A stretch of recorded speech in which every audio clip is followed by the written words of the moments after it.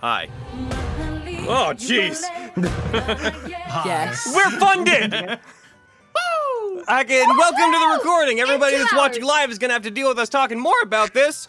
But the Kickstarter launched yesterday. The Kickstarter we've been talking about the entire... Please stop with the duck. The thing that's funny is that I'm muted for you, so you can only hear Cody.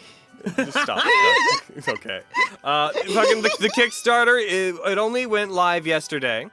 The funding goal was $30,000 Canadian, as we've been saying a whole bunch. And we currently, roughly 30 hours after launch, we're at $67,941 Canadian. We are funded! And we are $59 away, not $59, $2,059 away from breaking our next stretch goal, which, based on how it's been going up, almost feels like it might just happen over the course of the stream. But we did it! It's funded! The book is funded! And, gosh, the support is just a lot. And it's very hard to actually process and deal with, and at some point I'm going to make a video just talking about it alone. But I wanted to bring it up here. Heckin', does anyone else have Kickstarter thoughts? Or is it just going to be me yelling at the microphone? I could do that. It's really neat, and thank you.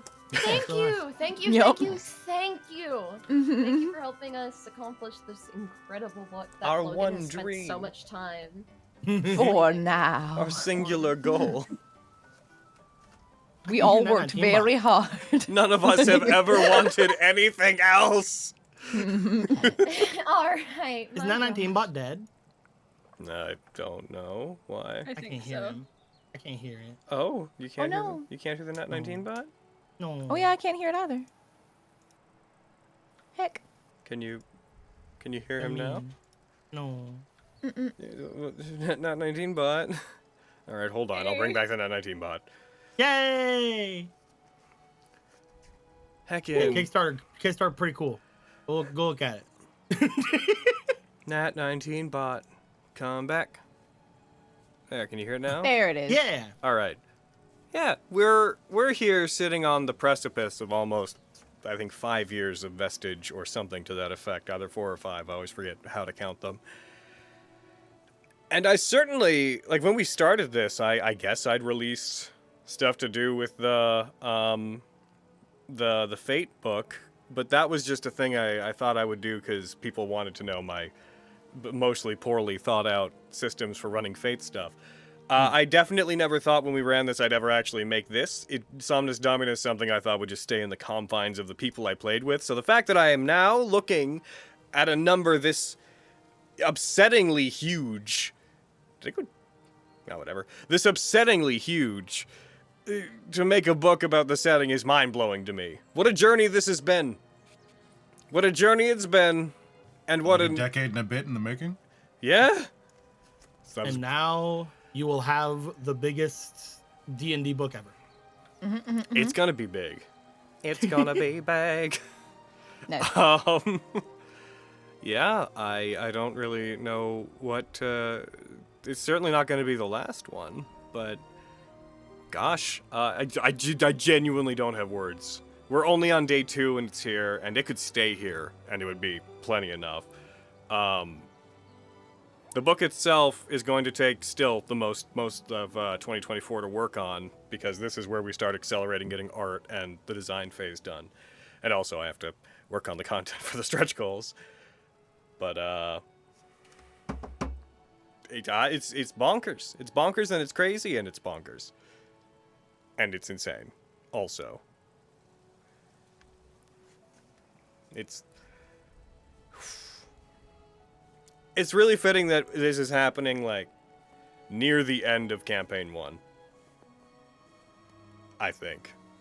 Yeah. Yeah. Mm-hmm. Yeah. Yeah. Logan's been working super hard on this. Like, my God. Yeah. Yeah. Yeah. I have. I wish What a we could do nerd. something in the vein of the... Y'all remember when Critical Role did theirs, and they got an absurd amount, and there was just the video of the slow pan of Marisha, Matt, and Travis, of them being just aghast. That's been my energy for the past day. We're just not, I don't have a couch I can sit down on and do that in a clean way because we don't have that kind of space, but that's been the energy. I mean, we could find a way, but you're right. We don't have like a studio couch. We have our living room couch, which is not quite the same thing. Oh. We can get some contractors, have them bring in a couch, about 5 of them. Yeah, but we just got a whole bunch of money. Let's do that, yeah. Then the 5 contractors. Oh, let's spend it all on a studio?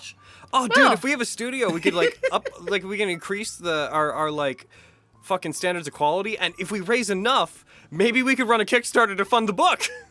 Oh my god! Ah! You know how much I've always wanted one of those? Yeah. But thank you. Thank you. You knuckleheads.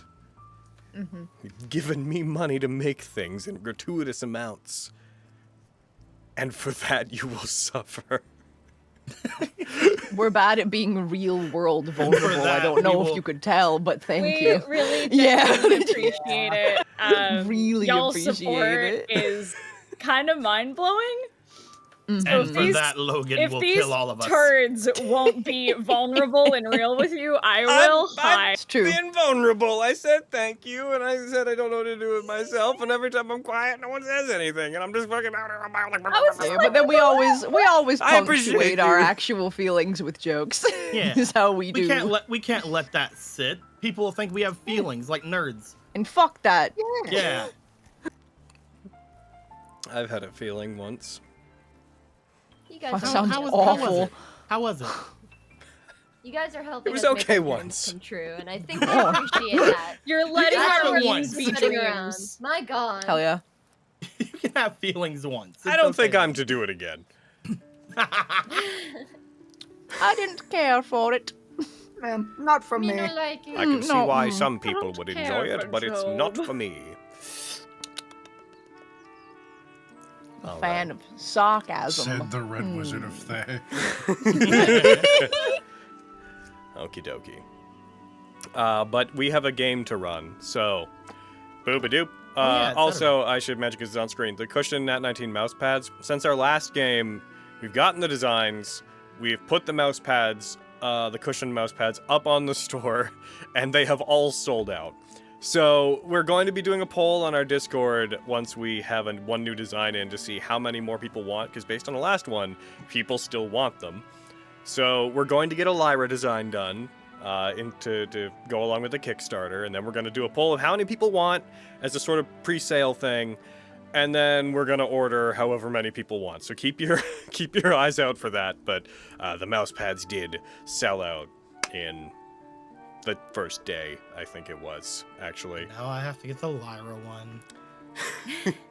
Oh no. All right. And with that said, let's do Nat19. Him. Him. Quack, quack, quack, quack, quack. Quack, quack, quack, quack, put a button. Quackity, quack, quack, quack, quack, quack, quack. Here I go doing the thing again, as if none of that ever happened. The stinger, what happens? It's gonna sound, and then pull out the wood space. Sort of Damocles, and he's big. Duck! Welcome back to Nat19, Vestige of Ophiuchus, Campaign 1, The Cauldron, Session 162. It's us. We're we. You're looking good. I see you got a new shirt. Your hair has never looked more silky and or bald, depending yeah. on which extreme you're at. Beautiful bald I hair. don't know if I Shaved can my look head yesterday. and bald. I just shaved my head yesterday, so your hair never looked so silky. Really? It depends on. You Beautiful. could be bald on maybe the top and then have like silky hair around the edges. Not too I sure. got Yeah, it. I got rid of it all. We stand So you that monks out there. Yeah. We see you people. Hair comes in all No, damn sorts, right. just like Yeah. shirts, shoes, people, ducks. Except I've only ever heard the Books. one kind of duck. Books. Go do the Kickstarter. Did you know we ran a Kickstarter? Welcome back to Nat19, Vestige of There Ophiuchus, you go. Campaign 1, The Cauldron, Session 162. We are, I think, circling the drain, if that is maybe an apt way to describe what's going on. I'm going to roll a die and see who wants to recap what happened last time. Looks like it's gonna be 1, 2, 3, 4. Carrie. Carrie. Don't make me do this. Carrie. I feel like you're the perfect person to It's do time it. for you to tell us what happened last time. Oh no. Okay. Okay. Okay, I have a lot of fucking notes, so I can't read through all of them, and they only make sense to me. Okay, we were separated, and heckin' fucking the boys went with Diane. Fucking who all went with Diane? Fucking Avi, Flux, Fenris, Good old Flux. Quinn. Good old Flux. Heckin', but they're dealing with stuff over there. It's a whole fucking time. And Lexi and Vogan and Miriam and Sunder were like, we'll just walk through the snow. And then a big fucking owl thing was like, caca. And we were like, oh shit, nobody move. And then we ran away. Fucking, and then Neil Patrick Harris showed up in a big old robot. And then another big old robot started fighting Neil Patrick Harris's robot. And we were like, uh-oh. I guess they're maybe on our side, and Miriam did a thing that made Neil Patrick Harris's robot, like, backfire on itself. I think. I'm trying to remember. Yeah. Fucking, yeah, okay. And fucking Diethair climbed out of the other robot and was like, sup. And we were like, oh shit, it's Diethair, hell yeah. Then we went back to the other group, and I missed a lot of shit, because I'm very bad at D&D. But there's a whole bunch of shit about Diane knowing secrets and that Quinn's mom might not be his mom, or he might have a sibling somewhere. There's also a fucking traitor on the Lions Council who isn't the family member. There's a family member in the Lions Council. Oh, fuck, I'm trying to fucking... What else is going on? You're doing a great job so far. Oh, thank you. Stop thinking about what you're not remembering and focus on what you do. Right. We're at a trial for a thing I don't understand, so that's something I don't remember. Same, yep. bro. Really relying on Aaron for this one. People's freedoms or whatever, I don't know. Dude, it's bad. Fucking Lexi and Dean there had a really, really nice, like, heckin' family discussion that was real nice, and fucking that's about all I've got. That's all I can Carrie. really remember. Yeah. The trial is really very simple. Oh, Jesus. The metaphysical source of information that is tethered to the god of magic I'm glad that you know your shit is that complicated, defines the Logan. existence of all Nephilim who've been and will be. It's complicated, and I need you to calm the fuck down. All I know is that we like freedom and they don't. It's very confusing. They're on the wrong side. We're coming in like America. You're gonna like freedom or else. Like, Oh Oh no! Wait a minute. That's a very American statement for you to make. You're gonna like freedom. It's what we're doing!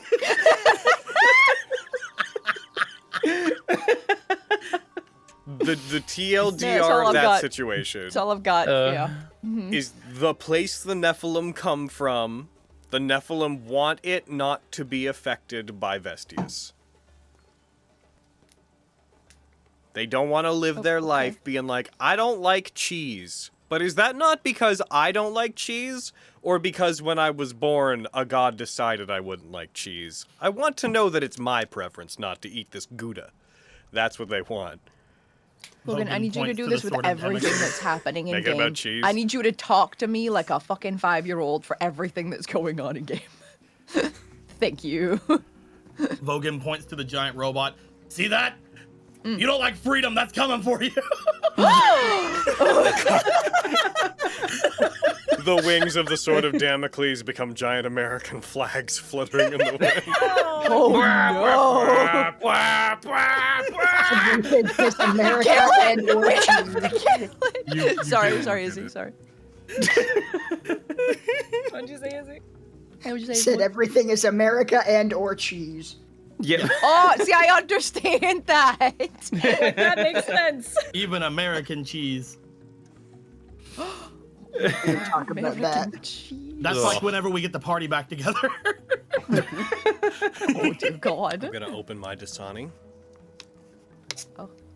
You mean you're America? So it's the. Everything's It's just just America. It's just that video I linked for those who are able to do it. So everyone but Logan. It's just that with the Sword of Damocles. Yes, you guys did all that stuff. The Valkyries brought the group that was outside back to Pezodromos, where they are now partaking in effectively what the trial has become. The trial of Colletes has shifted into sort of a cultural interrogation on the Valkyries' behalf of what they should do and what they should request Vestius do. And they're all at a bit of a standstill. Colletes is speaking on behalf of the Nephilim that want to be divested of Vestius's influence, but Miriam stepped in and spoke to Urder, one of the Valkyries that had come on Vestius's behalf before. In the meantime, the Sword of Damocles was charging itself, absorbing energy from the mid-spiral, while also rebuilding a star map so it could properly understand the cosmos around it, since it is an unknown amount of time old. While it was doing this, all of the inert DGRs in the cauldron formed a sort of perimeter around the mid-spiral. They all got up and flew to make sure that nothing would attempt to get near the Sword of Damocles. The morning came, and as the morning came, and Diane had been talked to, and Diane laid out a whole bunch of information mostly intended to confuse Quintus, and it did. As the morning came, the Sword of Damocles returned to operation, and invited the party to speak with Vanderbild if they wish to, because the Sword of Damocles has deemed that it is now time to begin. Both parties got a long rest in. It is now 6 a.m. on Monday, the 29th of September. The year is 758 of the Second Era. And as we enter into game, I'm just gonna real quick hit this button. Here we go, button time. I would like to start not with the group that is inside the Sword of Damocles. I would like to start with the group that is in Pezodromos. First of all, I would like to ask, what did you guys do during the night? Like, where did you stay? How did you rest? A good question. Ain't no mansion from Miriam. I don't know where they put us. If they have Well, you guys somewhere aren't for us prisoners to or anything. nap. You've been given full Yeah. freedom to do whatever you want. You could even leave if you wanted to. Is there a not cold place we could go? You guys could go to the House of Plenty if you wanted to. Let's see. Does it have blankets? Oh, plenty. Sorry. What was that? Does it have It's the House of Plenty. Plenty. Oh, I Yeah. see. You were answering yourself. I see. Okay. Does it have beds? No, there's just one. But this is the House of Plenty. Unfortunately, most things are in short supply here in the House of Plenty. It wasn't named today, okay? It wasn't named today. It was named when there was plenty.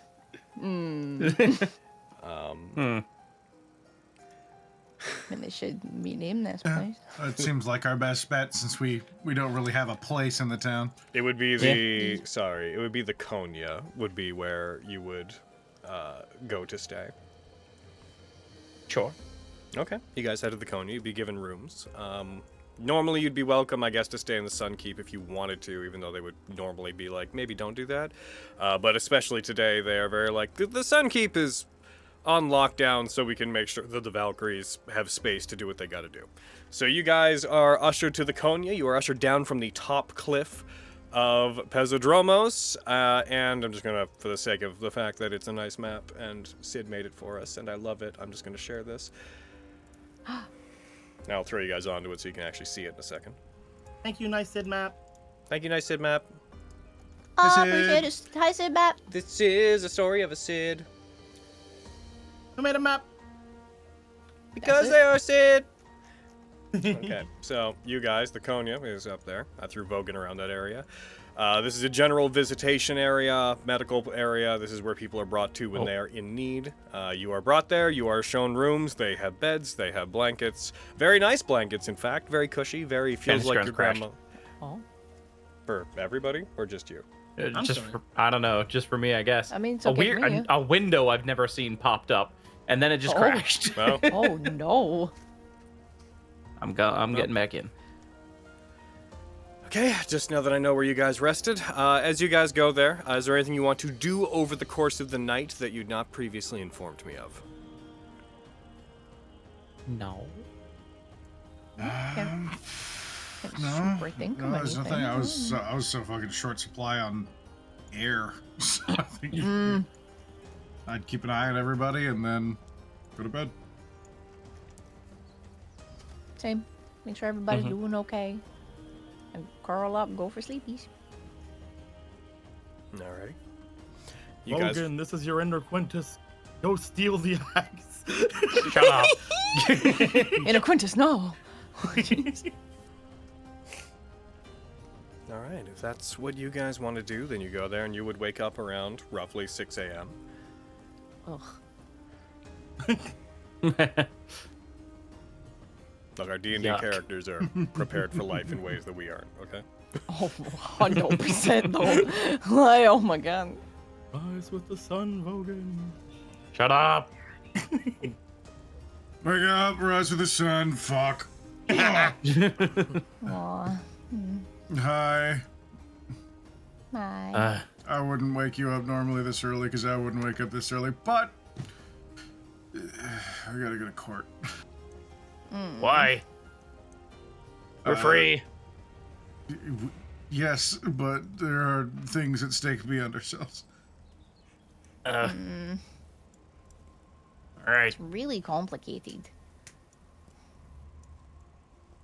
If you boil it down to the small estate, pretty simple. You do that right Kids now. want to move out. What? Kids want to move out. Mom says no, Heck. and they're like, "I'm gonna do it," and now they're having a fight about it. Okay, but the thing that Is it- I don't get, why would it be so bad for the kids to move out? For the mom, I don't understand their perspective. That's what I'm saying. It's complicated and I don't They understand might it. graffiti the mom's house. But what if they promise to not graffiti the mum's house? She's a paranoid delusional.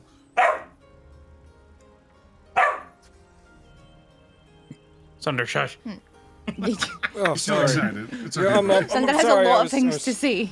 I was having a great dream. I could tell. Aw. Okay. Okay. I still find it very confusing, so you're probably going to do a lot of the talking. But if you need our help with anything, we're here for you. I've got a sword. I don't And think my it's gonna come to boo. violence. All right. And my sword. In my boo. You said that. But I like saying it because it just reminds me of fate. Like, if you had the chance to change your fate. Mom, it's just my boo. I'm in a weird mood today, y'all. I'm sorry. All right. Okay. Watching Lexi have a fucking breakdown. I'm having a stroke. I'll try to be better at Lexi roleplay. always gets a little silly when they found a sibling. Okay. Yeah, where's Diether? Where's Diether? Well, he's not in the room. He didn't Did he come come with rest us? with us? He came with you to sleep. Okay. Okay. Did we But wake he's him not up? here now. He's not in the room, so I would think you would have trouble waking him What? up. I'm gonna go find him. All right. I don't know, roll me I'll an go with investigation Miriam. check. That seems like the thing to do. Okay. He's And considerate. my He's probably bowl, pretty. says Lexi, walking out. Yep. Would you change your fate? Nah, I got a bow. What's that mean? Investigation, you said? Yes. Sick.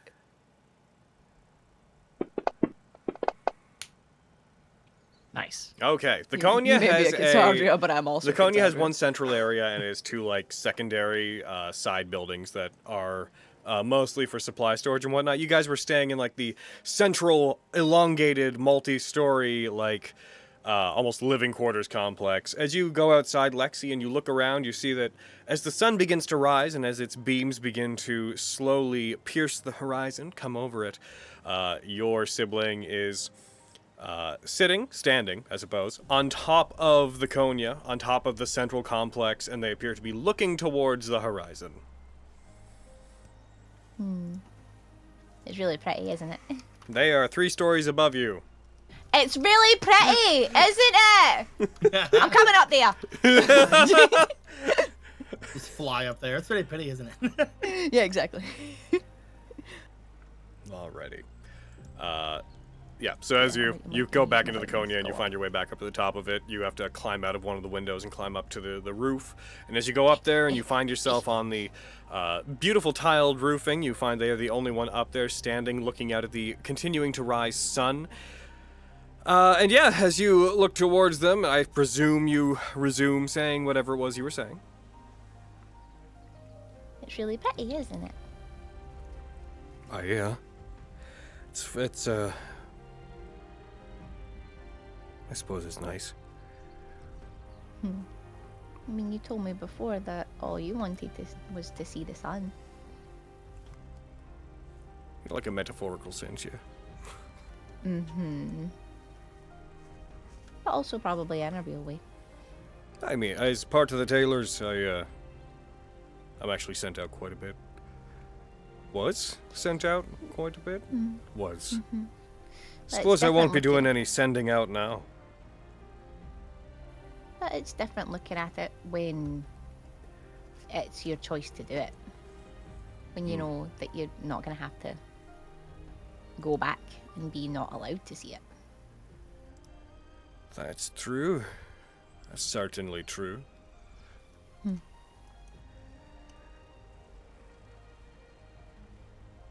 So, suppose Elzondi must be the only other sibling that you've found, huh? The only one that I know for sure. What does that mean? There's this one that's a little bit questionable, and I've just decided to accept it. What does that mean? Well, she liked joking about being my sister. But I wasn't super happy about the idea of her being my sister because she was kind of mean for a little while.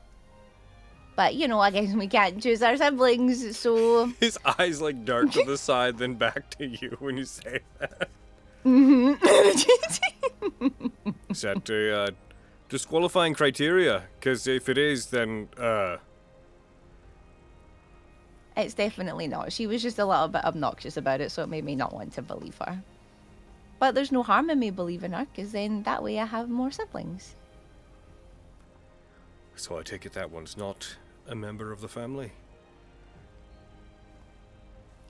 No. Must be one of the ones that didn't make it back then.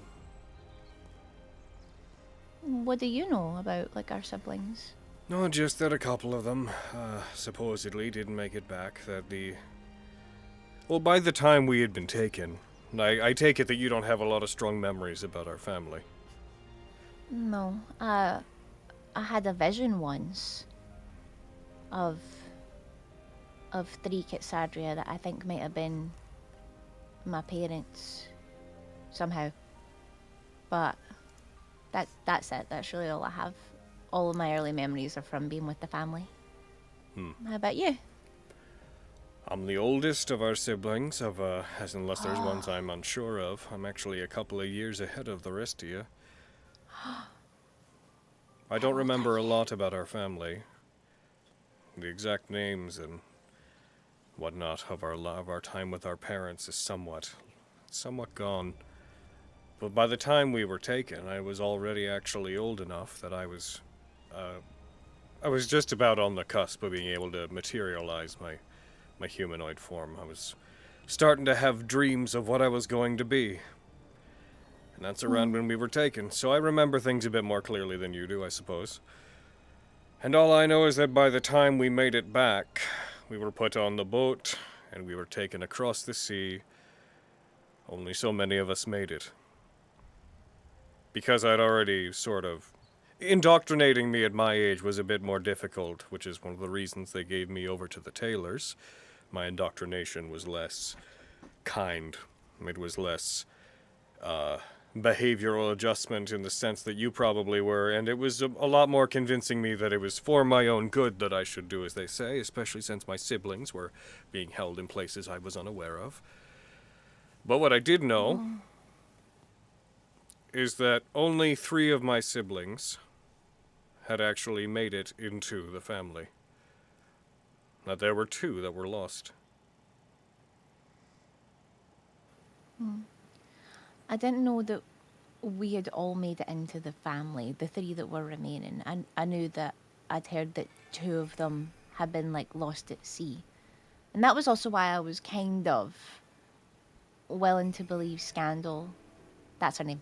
Our potential sister. Her name is Scandal. Mm-hmm. At least that's what they go by. That's an amazing name. Mm-hmm. It's a pretty good name. But yeah, they like washed up. Like that was how they found their like adoptive parent. So I don't know.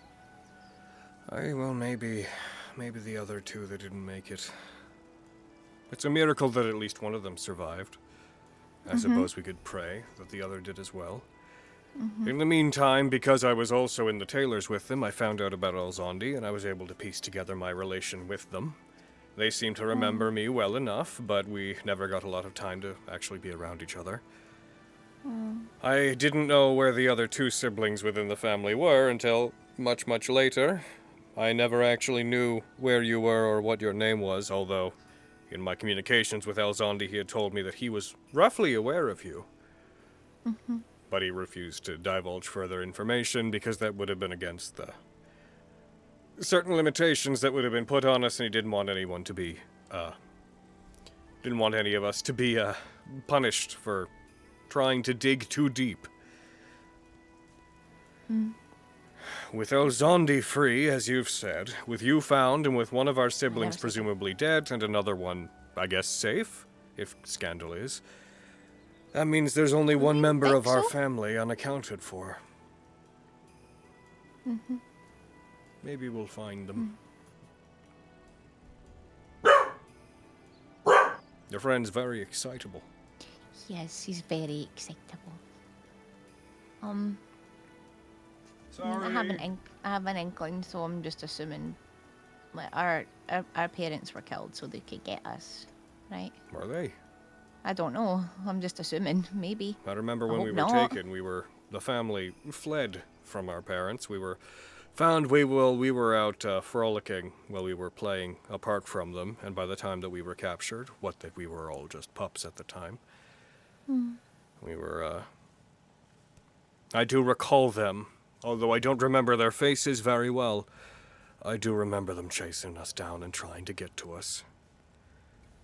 I don't think the family killed them. What do you think happened? Why do you think they haven't come looking for us? Well, we're on another continent. Yeah, but So I would if go we to another were, continent for my I'm not babies, I would assume. We're on another continent, and all of us spent the next 30 to 40 years of time being trained by the family, you know? If they did come to look for us, they could have been searching for us that entire time and not have had any luck about it. It's entirely possible they may have at some point assumed that we were simply gone and moved on. That's true. Or they could be out there looking for us. Breccia is a big place. And from their perspective, we just got on a boat. They might not even have known where we went. It's true. It's a very big world. We really could be anywhere. Who knows if our parents even had the resources to get a boat and get off of out of Cahoolis in the first place.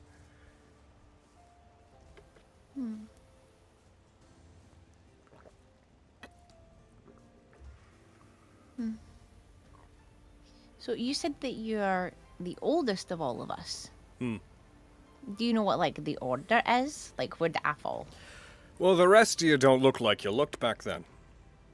Oh. All of our hard to siblings, tell. we were yet to imagine our bodies into existence. We were still in our young pup form, and we hadn't yet claimed our names, and even those of us who may have spoken of it at the time would have done so in, yips and yaps, as opposed to actual, common. So, identifying which of you are which would be it would be difficult. That's fair. I only remember that the two oldest of us were myself and my sister. You are all from a generation, another year down the road or so. Oh.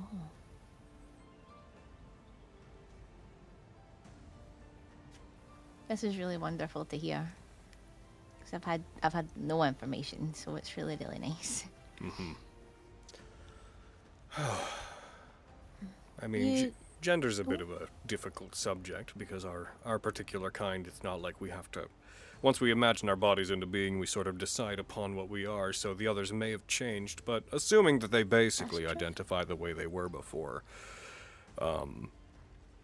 the only two siblings that we have yet to find, one would be... The sibling we lost would be a brother. Oh. And the sibling that I'm not sure where they are, but they're still with the family, would be a sister, if that helps you in your search. It really does, thank you.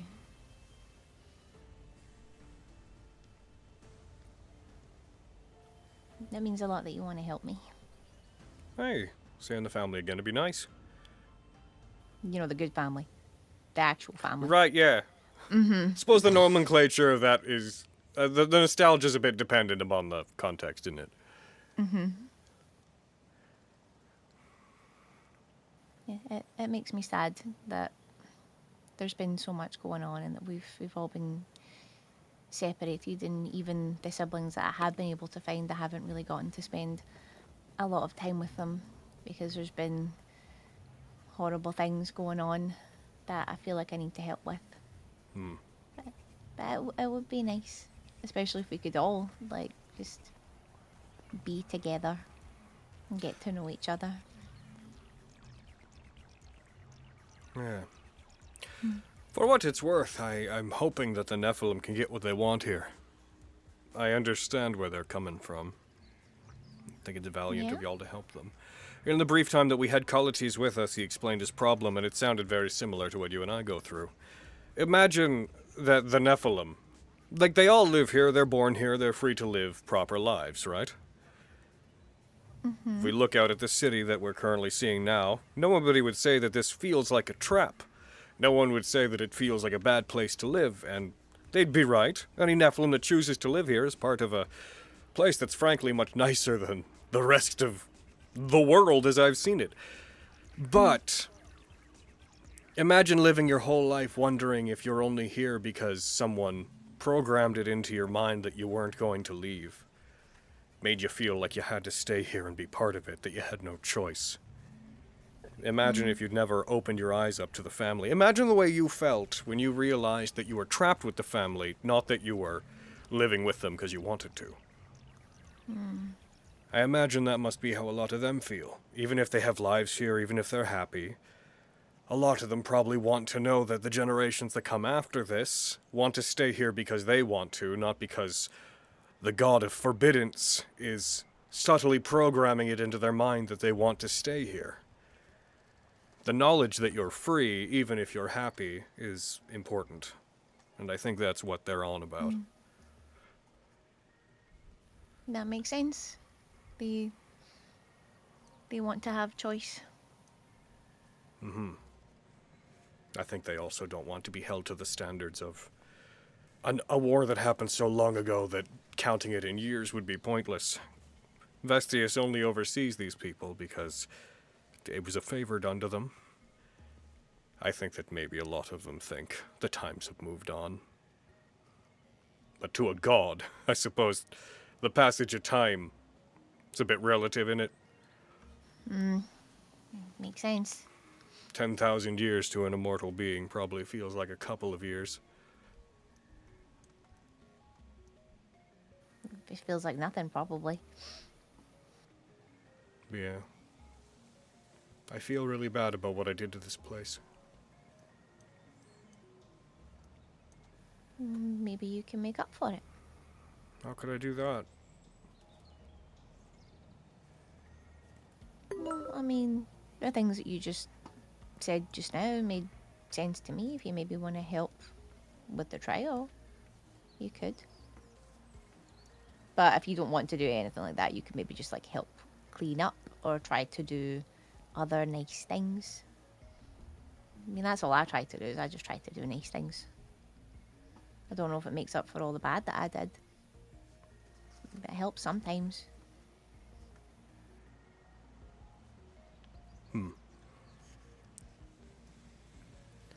I've also been learning that things aren't always good and bad. So it's complicated. All you can really do is your best.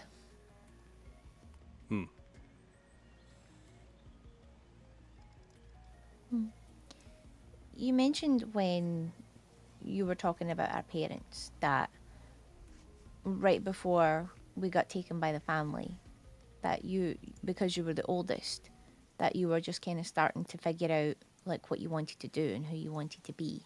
Do you remember any of that stuff? The process of remembering? Well, I mean, like who you wanted to be, what you wanted to do. Well, I mean, in regard to what I ended up becoming, not particularly. I mean, when our kind reaches a certain age, as I'm sure the family probably helped you with, we start to imagine and have dreams about what our true bodies, he like kind of tenses his hands, opens and closes his hands like in front of him, our actual forms are going to be, and we dream of an ideal self, and we have a little bit of control over that, and then once we go through that process, we change, and then we have the ability to revert back into our kit form and this form, and we have some control over that. But when I imagined what I wanted to be, I suppose it was probably something similar to what our father would have been. Someone who is capable of providing for those that are around him. I'm certainly a little bit taller than I know most Kitsadri end up being, so I must have had fucking high ambitions. But I was able to gain my form fairly shortly after arriving on Retian soil and being taken in by the family, and if I'm being totally honest, I think a lot of what I am, and the fact that I have a bit more of a scowl on my face than I find most Kitsadria do, and I think that might have to do with the fact that when I assumed this form, I was born from a certain desire to fight back against my situation. So I think that may have colored what I am, and colored what I became. But, I'm not sure. It's hard to know. It was a turbulent time in life. I'm sorry if talking about it is painful. No, it's absolutely fine. Honestly, the reason I sympathize with the Nephilim is living with the family was grating because I understood that it wasn't my choice. But after so many years of being in service, it was just a way of life. It's not like they beat me or mistreated me. After I'd learned to be compliant and learned to be like them, it was just life. I'd be lying to you if I didn't say that the prospect of freedom was a little bit daunting as a result. It's scary. The idea I always had somewhere to go back to, and there was always safe houses that I knew I could stay in, certain soldiers and friends that would stay with me, the knowing that not only are most of them dead, but the fact that if I were to find myself on the streets, I couldn't find the nearest family safe house, and find a warm bed is terrifying. But it is what it is. Freedom will come with its own benefits. It was really hard for me for a while to I didn't have anywhere to go, and I spent a lot of the time right after I left the family in my fox form just kind of scavenging and hiding and worried that they were going to come find me. And eventually I found Fenris. And she took really good care of me, and I learned how to take good care of her. She's on the robot, yeah? Yeah. Hmm. She's really cool. But yeah. Another big part of freedom is surrounding yourself with the people that you want to be surrounded by. It's nice having people who support you and who you can support. Well, I'm certainly excited to meet my siblings that you know of. I'm excited to meet Alzondi. And I'm excited to meet Scandal. She's a lot. You keep saying that. I know, I can't think of any other way Would you to say prefer it. she be little? Well, she's not a lot like big. She can be overwhelming I know what you sometimes. mean. Would you prefer she be not very much? Have you seen who you travel with? I know I travel with people who had a lot. She's okay. I just met her at a time in my life when I was very confused about things, and I was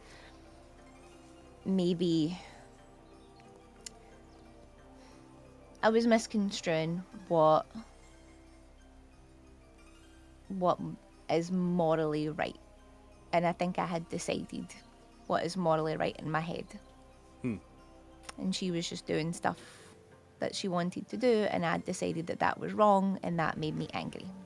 Aye, well. And it's unfair for me to put that on anybody because that's not my call to make. I'm sure she's not hurting anyone. She's a free Kitsadria at this point. I can't imagine she's in any position to cause anyone any undue harm.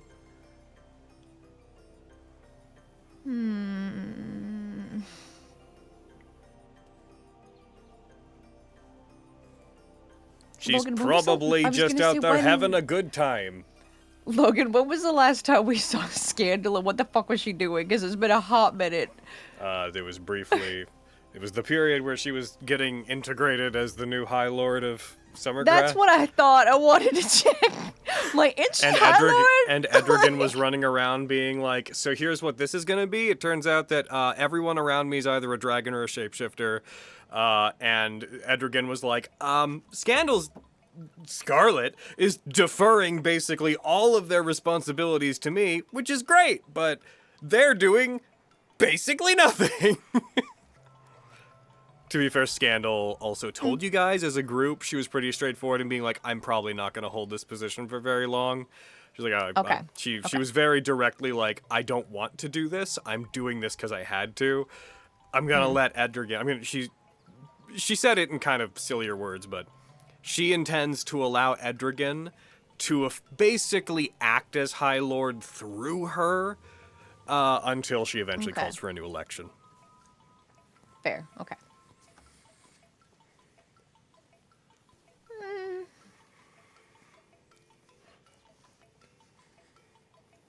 I'm gonna choose to trust that it'll be okay, and that she wouldn't harm anyone. But she is very good at getting what she wants, and she is in a sort of a position of power right now. Aye. What kind of position of power?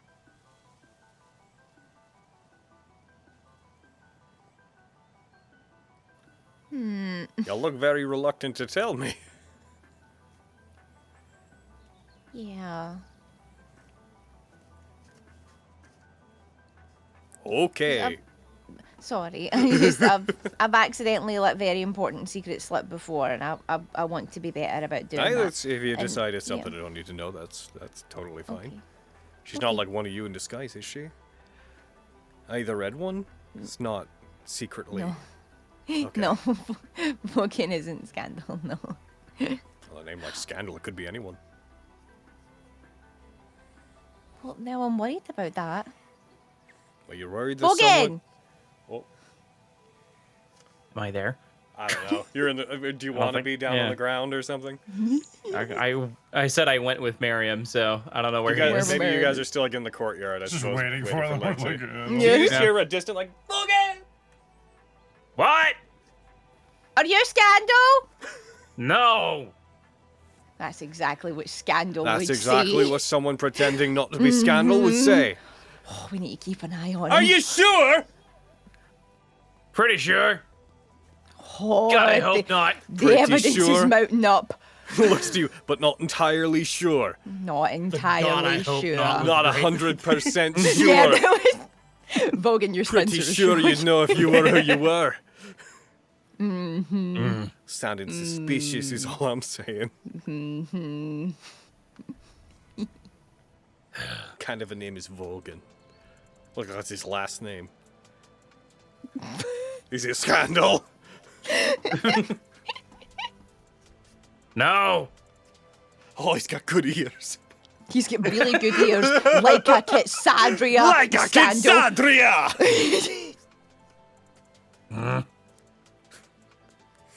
We're upsetting him. He's probably not Scandal. He's probably not Scandal because he's really upset about being called Scandal.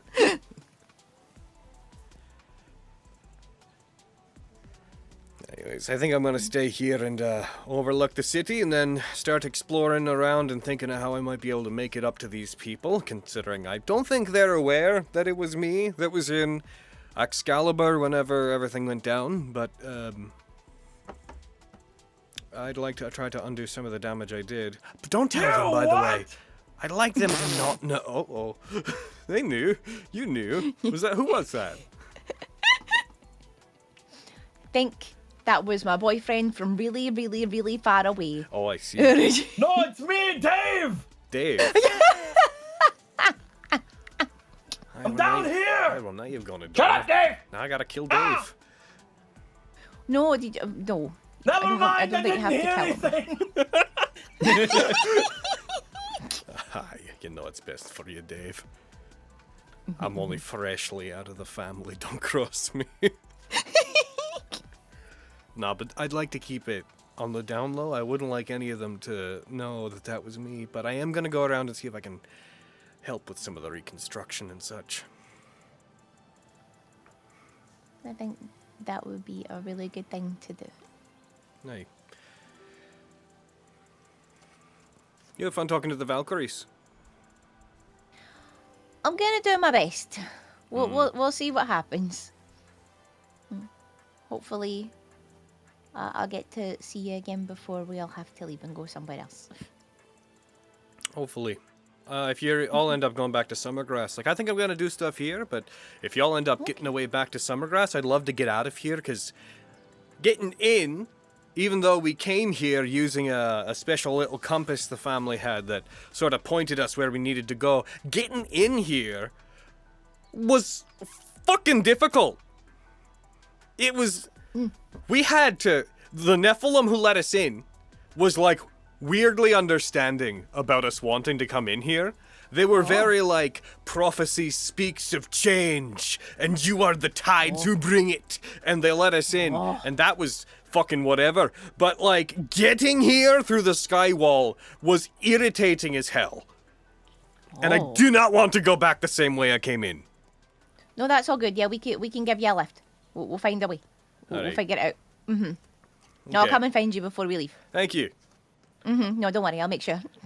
All right, there's a wisp of magical energy around him, and he turns into a fox. And he starts talking in fox. Yip, yip, yap. Yap, yap, yap, yap, yap.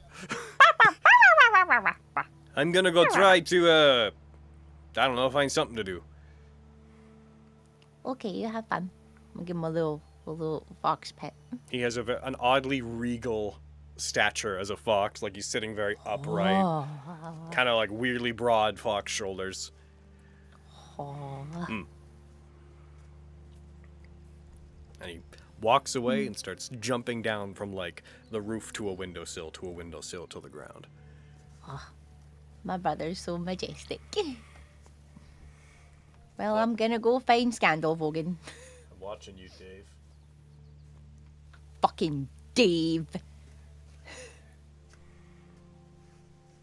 I return to my boys. Hi. Hi.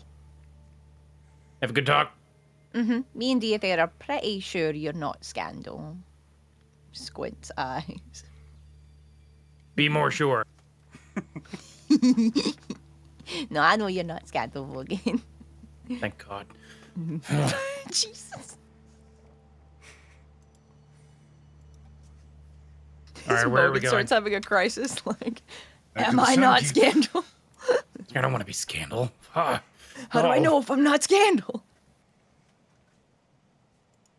Oh, okay. She could be anyone. Even me. You can be a boat.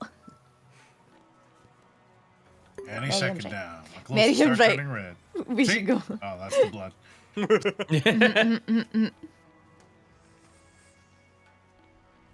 My brother's really nice. I'm glad. He told me a lot of stuff that I didn't know. Good. All right, well, I guess we're going to court or something.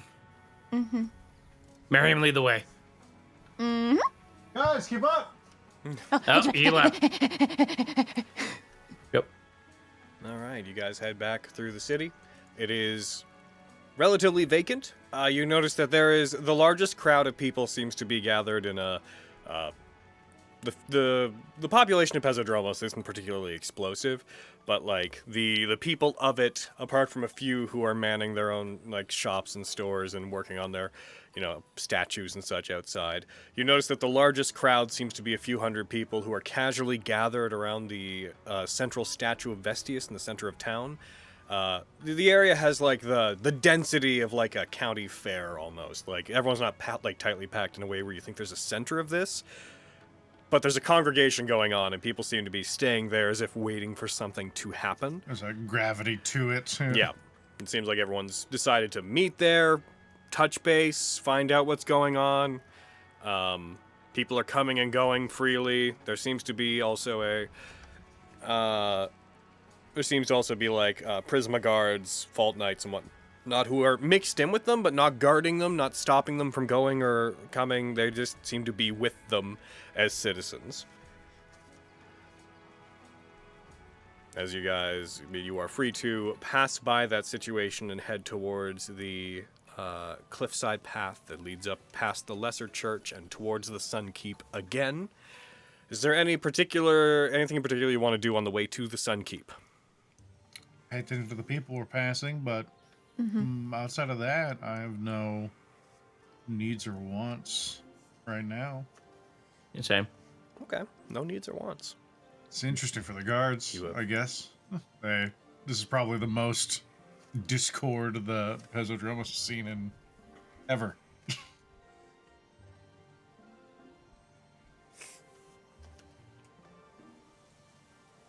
Yeah. Like I was thinking for like maybe 100 years, 200 years. I'm like, no, probably literally ever. Yeah, they all seemed so peaceful when we got here. They still seem peaceful. Just like chatty.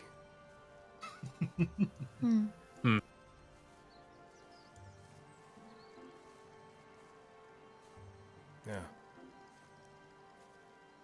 Keep walking. Scoodle boo bop boo da doo boo. Shoo bee Beep, doo bop, doo. beep, da, bo. Leedle leedle leedle leedle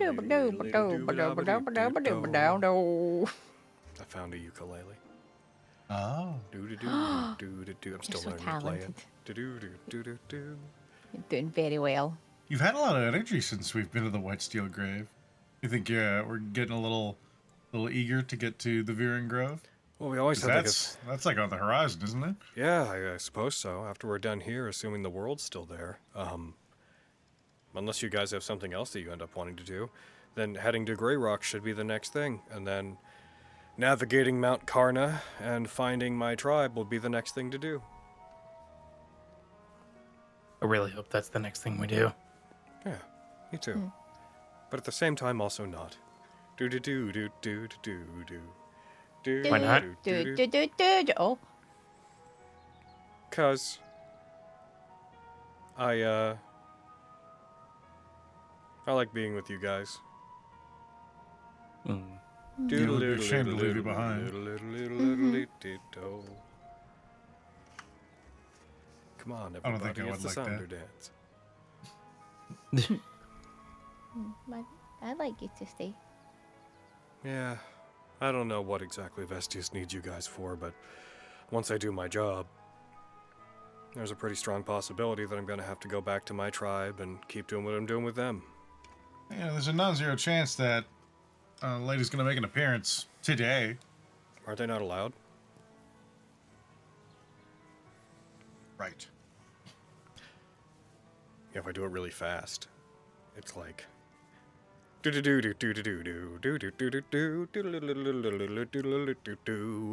would dance to that. I think there's a word for that. Dancing? I think it's dancing. Speeding a song up. Oh. Sounded just quietly, but like with the tone of an insight, yell, just like remix. You're getting so good at that, Sunder. Oh my gosh. You guys arrive at the gates to the Sun Keep. Nephilim are waiting out front. Thank you. These are the moments. These are the moments in life. Just the opening to Robin Hood. That's really all that was. Yep, that's all I want. Yep. I don't know what you want out of D&D if it's not that.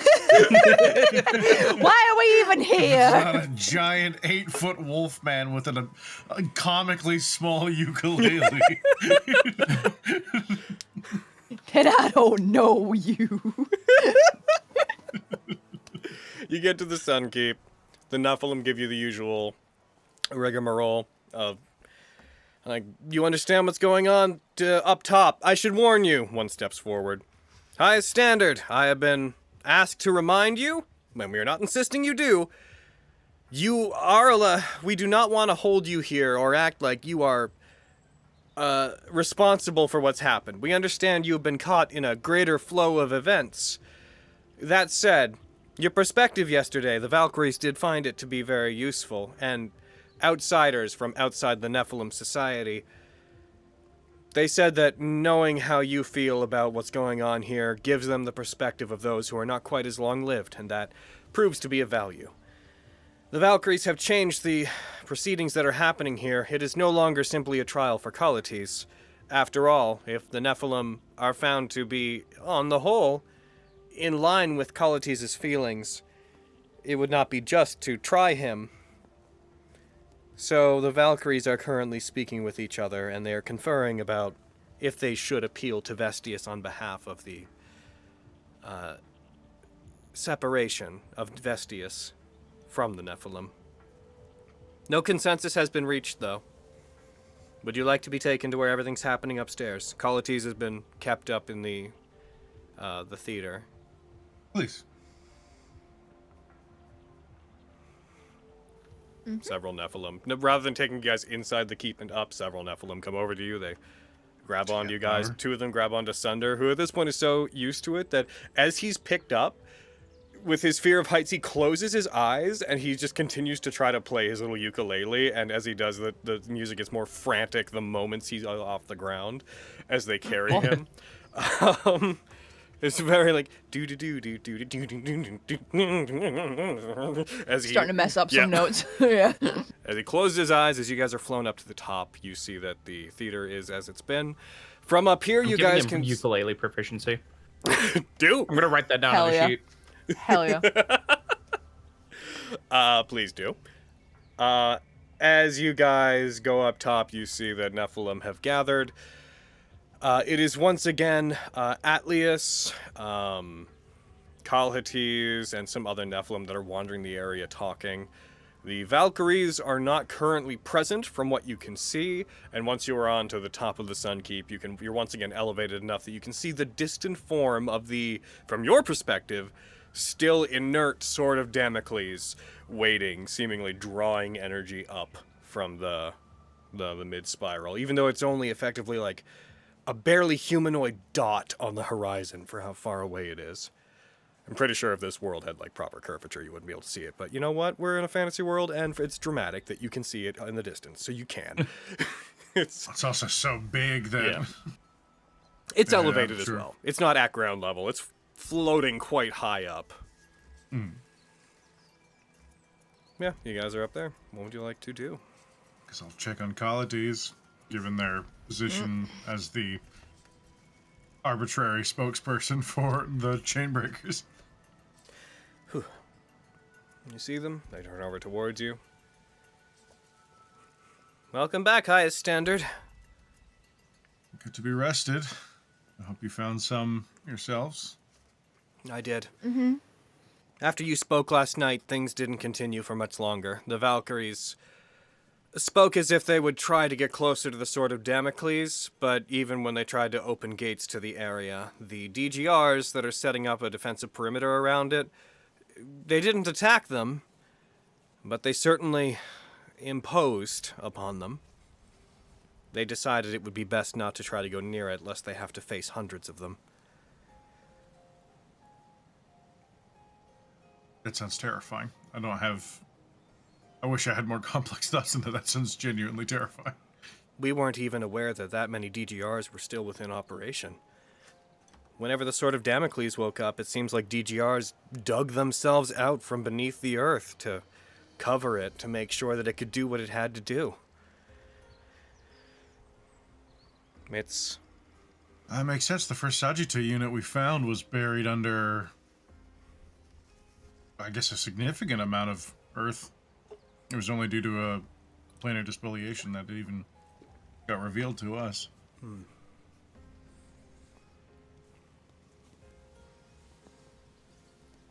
Indeed. So, you intend to stay to hear how things go today?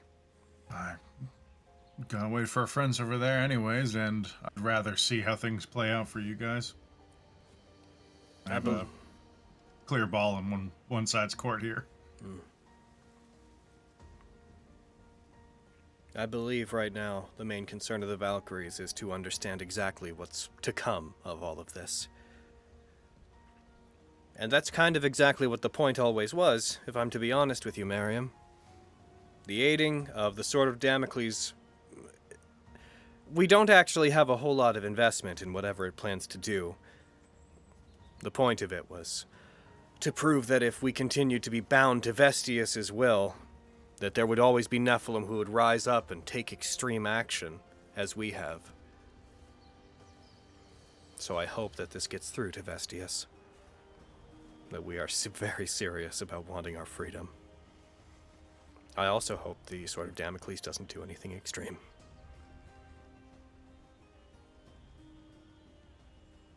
I mean, as far as I know, it should be fine. Everything we've heard has been that it's simply going to help the frame build. Yes, I wish the best for them as well. I really thought it was going to be kind of a, like, going and, I don't know, I thought it was going to be much less... He's going to sweep his arm across the horizon where it's floating in the sky. Yeah, I don't know why I thought it was going to be less grandiose. I was hoping my friends would be back by now, if I'm being honest. I'm really worried about them. Have any of you attempted to contact them? No, not yet. I could. If you have I the don't magic, know if I could get through. if you have the magic to do so, as long as the Sword of Damocles is within the cauldron, magic that can get through to them should be able to get through to them. Does being that far up count as being in the cauldron? The cauldron is It is another layer to the world. It's something we Nephilim don't even fully understand. But effectively, if you can see it, it means that it is within the cauldron. Although we don't quite understand the relationship between the cauldron's landmass and space, for example, we don't presume that, like Rothemia, there's only one space, and for some reason we can see the same one as the outside world. But our assumption is that if anyone were to make planetfall, with a strong enough knowledge of the cauldron, they could choose to enter this world layer if they wanted to, if they knew it was there. But if you can see it, if it's there, and we can, then it is within the cauldron. And even though it's high up, it is definitely still within the airspace of the mid-spiral. Oh. Do you have sending magic? Yeah, I can do it. Hey, Quintus. Anything going okay over there, buddy? Quintus, you wake up. I was gonna ask you to check in on Quinn. We're in Pezodromos. Tell me what's up. Hugs and kisses. From Lexi. Did you run out of words? Is he, To say that your hugs and kisses were from Lexi? I was muted on both. He's like, yeah. Maybe it ate them. I was muted on both. I'm sorry. All right. Friend the spell slot. What was the message again? Quintus, everything okay over there? We're in Pezodromos. Tell us what's going on. Hugs and kisses. Kitty, you're safe. Yeah, we are fine. Thinking about what to do about the moon.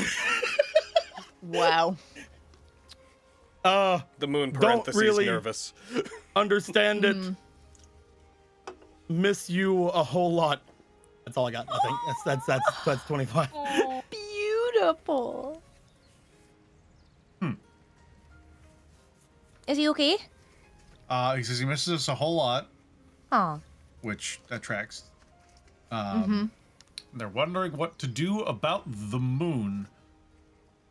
What's wrong with the moon? Boogie. It's like Grothemia. It's the source of Vestius's magic. In a sense, the moon is the reason that Vestius continues to hold position as a god.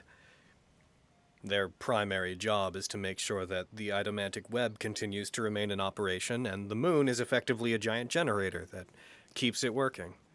Uh-oh. The Sword of Damocles, I can't imagine, is going to try to destroy Vestius. The frame build wouldn't really want that, and besides, invading its plane and going after the Tower of Binding would be effective suicide even for the Sword of Damocles. However, if it was going to get Vestius's attention, it would do something with Lycrothemia. They're not going to destroy it, are they? Hey, Quinn. I mean, what did he You guys say? are going to destroy it, are you? From Lexi. There we go. Hugs and kisses from Lexi. Oh, from... I'll get it on the next one. You had plenty of There, words. I got it. I did it. Counted. Yeah.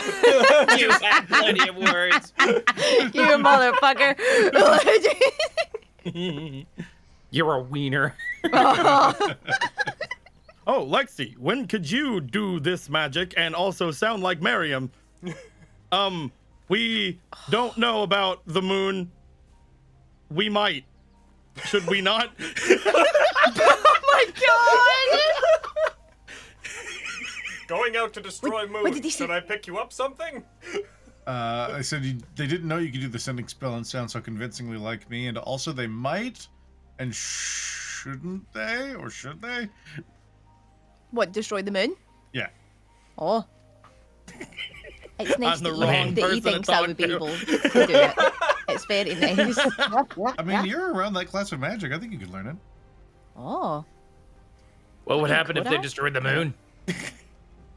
Mortals would lose their ability to cast magic. Only those that were capable of idomancy or those born naturally with magic would have access to it.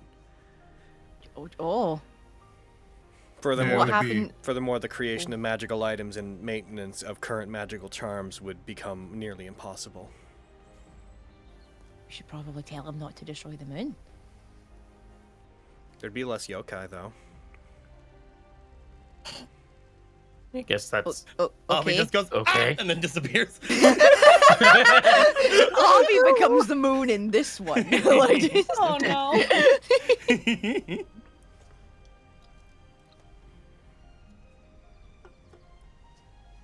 Am I supposed to tell him not to? I don't know. I could try. You think you can do anything to stop it? I mean, he could at least say that Miriam says to not do it, and then I feel like everyone will listen. Yeah. There you Also, go. he's supposed to be the leader of the highest standard. Everyone will listen to him. I am not. Vogan's the leader of the highest standard. Oh, I forgot. Sorry, I went back like 100 sessions. Bogan's the leader of the highest standard. Lexi, It's okay. could What's you this figure wrong? Vogan what's and going Argo are on the right leaders of the now? highest standard. Okay, so to my understanding, Scandal is the leader of the highest standard. And Yeah, my I'm bowl. cool with that. Tell him No, and I am my not bowl. cool with that. Okay, Miriam, you have to tell him, and my bowl. And my okay. My brain is malfunctioning today. We need to call an ambulance or something. Like, What is fuck, going on with dude. you? I don't know. Are you okay? I don't think so, I y'all. finally done it. So Someone's what's been- happening? What's happening is we're supposed to be off this week. This is what happens when I don't get the off week. I think being Brayden is contagious because you're Braydening right now. I'm braidening it up so much. Holy fuck. My I'm God. so sorry, everyone. Ignore me. So anyway, Anyway. losing the yokai is not too bad. For most cases. Yes, that's true. Although existing yokai wouldn't be affected. Oh, see? Yeah, it's even better. Did you think that was a possibility? I mean, I don't know, maybe. I would Maybe be they just upset. like turn off. Maybe they need the moon to function. Are they nocturnal? No. No. Then how would that affect them? Affect the creation of them. The Also, there would be Colleges looks at new you for a ones. second and like raises a finger. So there wouldn't be any the new ones. It's not like it TLDR, would destroy As I've the heard what? people say, is that yokai only came into existence after the Idomantic web exists, and there certain outspoken individuals from history have claimed that their understanding of yokai is that they are the result of an unfixable malfunction in the Idomantic web that turns strong feelings and cultural emotions into living creatures. So without the web to process them, they might not come into being. That sounds good. They're a glitch in magic, Okay. basically. Ah. Oh, I'd like magic to keep being a thing. That's like me too. I like magic. all I do. And if I leave here without magic, then I am just a very fashionable man who is going to get thrown through a mountain by a vampire. I was going to be like, we're not going to let that happen, but if there's no magic, then I also wouldn't have magic, and I don't know how useful that would be. At least you're like I mean, you could in shoot a bow shape, really well. You got like Yeah, but my bow is magic. Weapons and- I wouldn't be able to bring out my bow. Ah. most mean, magic you items. I which throw don't an work. arrow. Idomantic things wouldn't be affected. Things like your bow are they process Idomantic energy on their own. Oh, So you'd be fine. okay. Except for like, you know, your inherent magic stuff. Yeah, innate magical abilities would remain because they're not like... The Idomantic web helps you reach out and learn things that are beyond you. So yes, Easier. Miriam would be entirely fucked. I mean, is your magic innate? Lexi? You're shapeshifting. Not all of it. You're shapeshifting and that's about it. What? You're shapeshifting and that's about it. Oh, okay. I mean, probably my shape shifting. Like I can turn into a fox and other people. Okay. Well, I guess that is a bummer. You know, he hasn't responded Wizards in a would while. be- I guess I can. Devastated. Do we know any wizards? I mean, it doesn't matter if we know them. We still shouldn't do that to them. I guess. No, not really. They also don't tend to do super well in Retia. So there's not a lot. Or if they are, they're usually with the Academy. Hmm. All right. I This is a like the lot. moon. Moon's pretty too. good. I like I like that the it's moon. there, and you can Hey count on Quinn, it. so there seems to Why be a are they- strong pro-moon sentiment down here in Pezodromos. So if we could offer any advice, it would be that the moon is pretty great, and it should stay there. Why are they thinking about destroying the moon anyway? Why are you thinking about destroying the moon, Ant?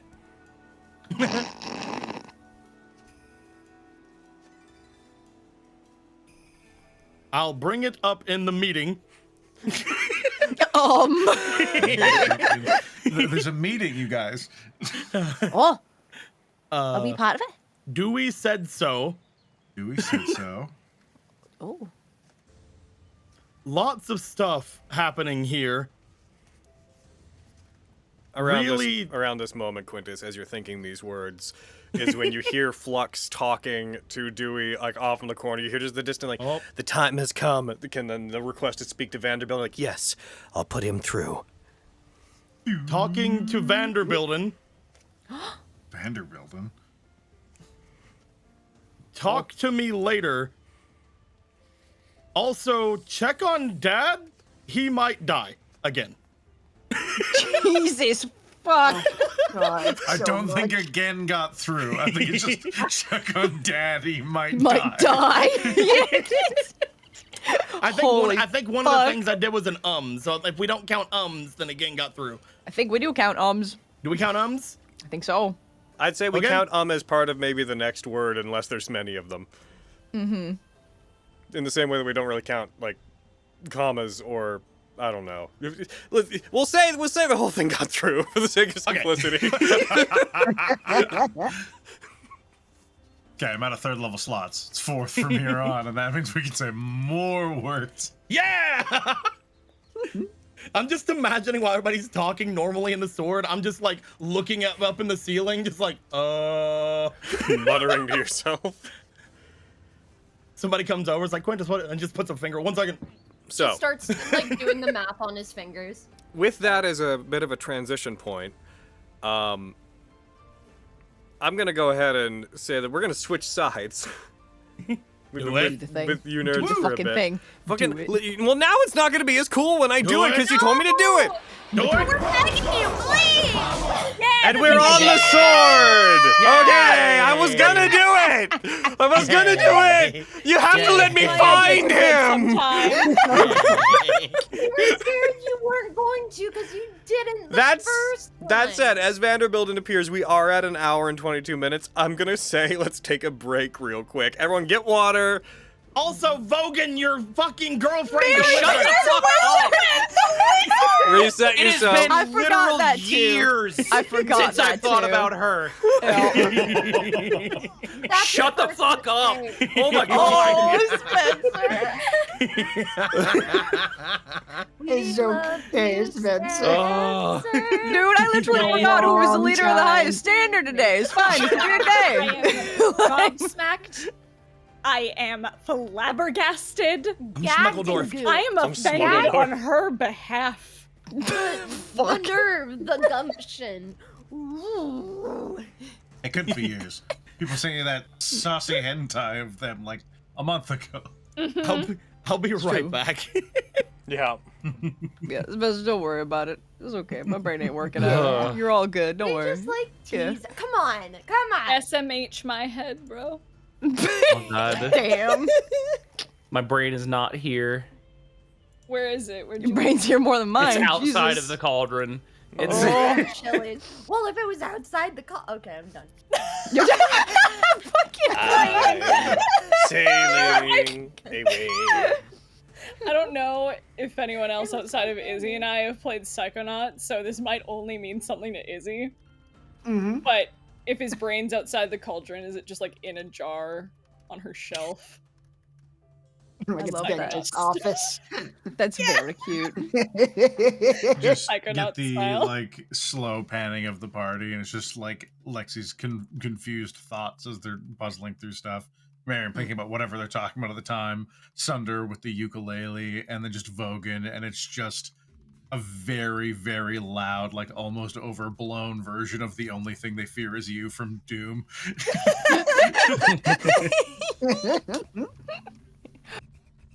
Oh, yeah, no, man, I do Lexi a disservice. She's way smarter than me. Like, poor girl. Like, fuck. So how many words do we have as a 4th level, Aaron? Like 50, I I think. just know we have more. Oh, nice. Okay. Because there's a lot going on this side. Yup. Y'all need to. Oh no. The amount I Bonesman. wish. The amount I wish I could cast sending, bro. I'm like, oh No. I'm looking up if I can take sending. The amount of understanding can. that you calling Quintus woke It's him up. Arcane Can Trickster either- spell. I want to check. Is it?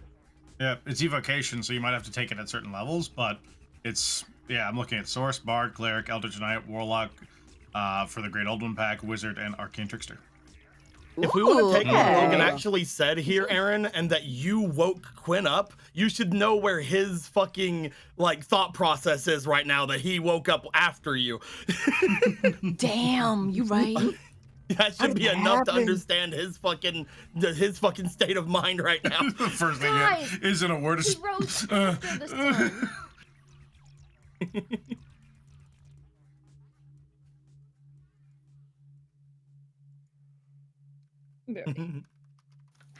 What level is sending, Aaron? Third. Third. Third. Yeah. Yeah, I you're also, like on the for a very precipice long of it, time, aren't you? forgot that heckin' Oh, not even. At this Clerics point, you can did Yeah, no, Exactly, I do should. sending. Just, it's not on the list that I'm looking at, like online right now. Well, if you just click spells in Fantasy Grounds and type send into the search bar, click Wait. it, and at the bottom, Source, Arcane Trickster. Yeah, I already have 3rd level spells, but probably not worth swapping out like Deadly Target or Haste for sending. Like, those are You pretty don't know. solid. We can talk. Coming from you, whom I've fucking hasted like twice in one fight. Sure, I I'll didn't swap it say out for sending. haste. Like, Let's not be hasty. let's not be hasty and get rid of Except haste. let's Is all I'm actually be hasty. saying. Draw. Just Let's comes not up be to hasty Venice. unless. I usually don't ask you, Oh shit! but my usual source ain't doing it anymore. Scratching his arm. I just don't Yep. feel it from Fenris anymore. Oh my god! I need a higher dosage. I know you got the 8th level spell slots, Fenris. She's just like, Quintus, it doesn't make any difference no matter how high I cast the spell at. And he's like, just use the 8th level spell slot. To me. I'm so sorry, Izzy, you were saying something. He's like, Roger, I will up the concentration. Yes. Jams needles into his neck. Oh my god! Yes. Increasing the MLs. So you can only learn sending at 8th, 14th, or 20th level. Well, shit dicks. It's fine. You're fine. How useful got is 'em. sending anyway? Useful, Garbage spell. honestly. Yeah, you Just can trash replace spell. spells that you've learned at 3rd, Worthless 8th, spell. 14th, or 20th. Because those are the ones Okay. where... Because you don't have, like, a unique spell list. Arcane Tricksters use the wizard spell list. And it's just you can only learn Like enchantment or illusion and illusion enchantment. spells. Yeah. By the except way, for 3rd, 8th, 14th, or 20th. we're in, by the way, Interesting. 69,611. I and we're saw just at that. 69,000. Nice. I was kind of Nice. keeping an eye on it, trying to see if I could catch it, to see if it would magically hit 69,420, but it didn't. My grandma Which is such a messaged shame. me asking me how they can pledge. Oh, that's so sweet. Your grandmama. They saw the link to the Kickstarter. They're like, "How do I use this?" How All do of a I sudden- give you money? That's like All of a kinda what I sudden, you had to explain do. it to your grandma. All of a sudden, they beat Tyne. I was Like, oh my god. I was going to give my money to a nice foreign prince, but I'll give it to this instead. Good. Oh, also, I'll be if right we back. kill Yes. the moon, This I get one bingo. Has such luscious locks. I'll be right back. Ah, If so, I'm kind of having an incentive of killing the moon right now. what do you have like filled out? Reality reasserts itself. The free space, barking or other noise in the background, and a sound board use a perfect comedic timing. And the last one is did/do kill the moon. So I need that one. Okay. Sorry, Miriam. I feel like I have to do this. I don't know what's compelling me, but it's strong.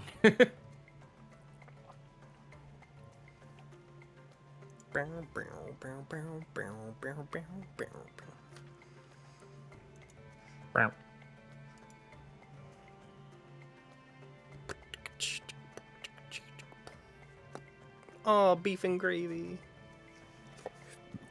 Yaw. I guess you can't see because one of our shirts is in there because they like our stuff. But heckin', it's a soup bowl. Oh. Also, Logan, was that new information today about Lexi's siblings? Which part? The fact that 3 other ones besides Diathair were in the family? Yes. That's very interesting. I believe previously Lexi had only accounted for a total of 5 siblings. So there are 6 siblings, maybe. Allegedly. That's interesting. All of the siblings know slightly different information based on what they can remember. This one's older. Yeah, he has the clearest memory of the events. Oh. So Lexi has 6 siblings, maybe. That's so interesting. Hey, you Big might have family. a sibling too. I mean, So, technically, he okay. said that one of them might have died. So technically, also just 5, but Yeah, Lexi, Alzandi, Scandal, Diathair, and then 2 others. oh, Which actually makes it there's 6 siblings total, I believe. Yeah. Yeah, unless I'm It's getting my not own your numbers. family. if one of them didn't explode. Yeah. And they are one from a generation where there was 2 siblings, and then the next litter was 4. Oh, because I was listening to Lexi. I'm like, does Lexi did Lexi not hear that? Wow. And yeah, Arcane, no, Kevin was never related to Lexi. Yeah, no, they're just a friend. Nah, yeah. They have other Kitsadria, right? Her best Yeah. friend. Yeah. Kevin was a buddy. Yeah. Just a little buddy. The one who actually helped her through transforming initially. Yep, Aw. yep, yep. A little buddy. Hello, little buddy. Just a That's little Kevin. buddy. Good little buddy. Kevin.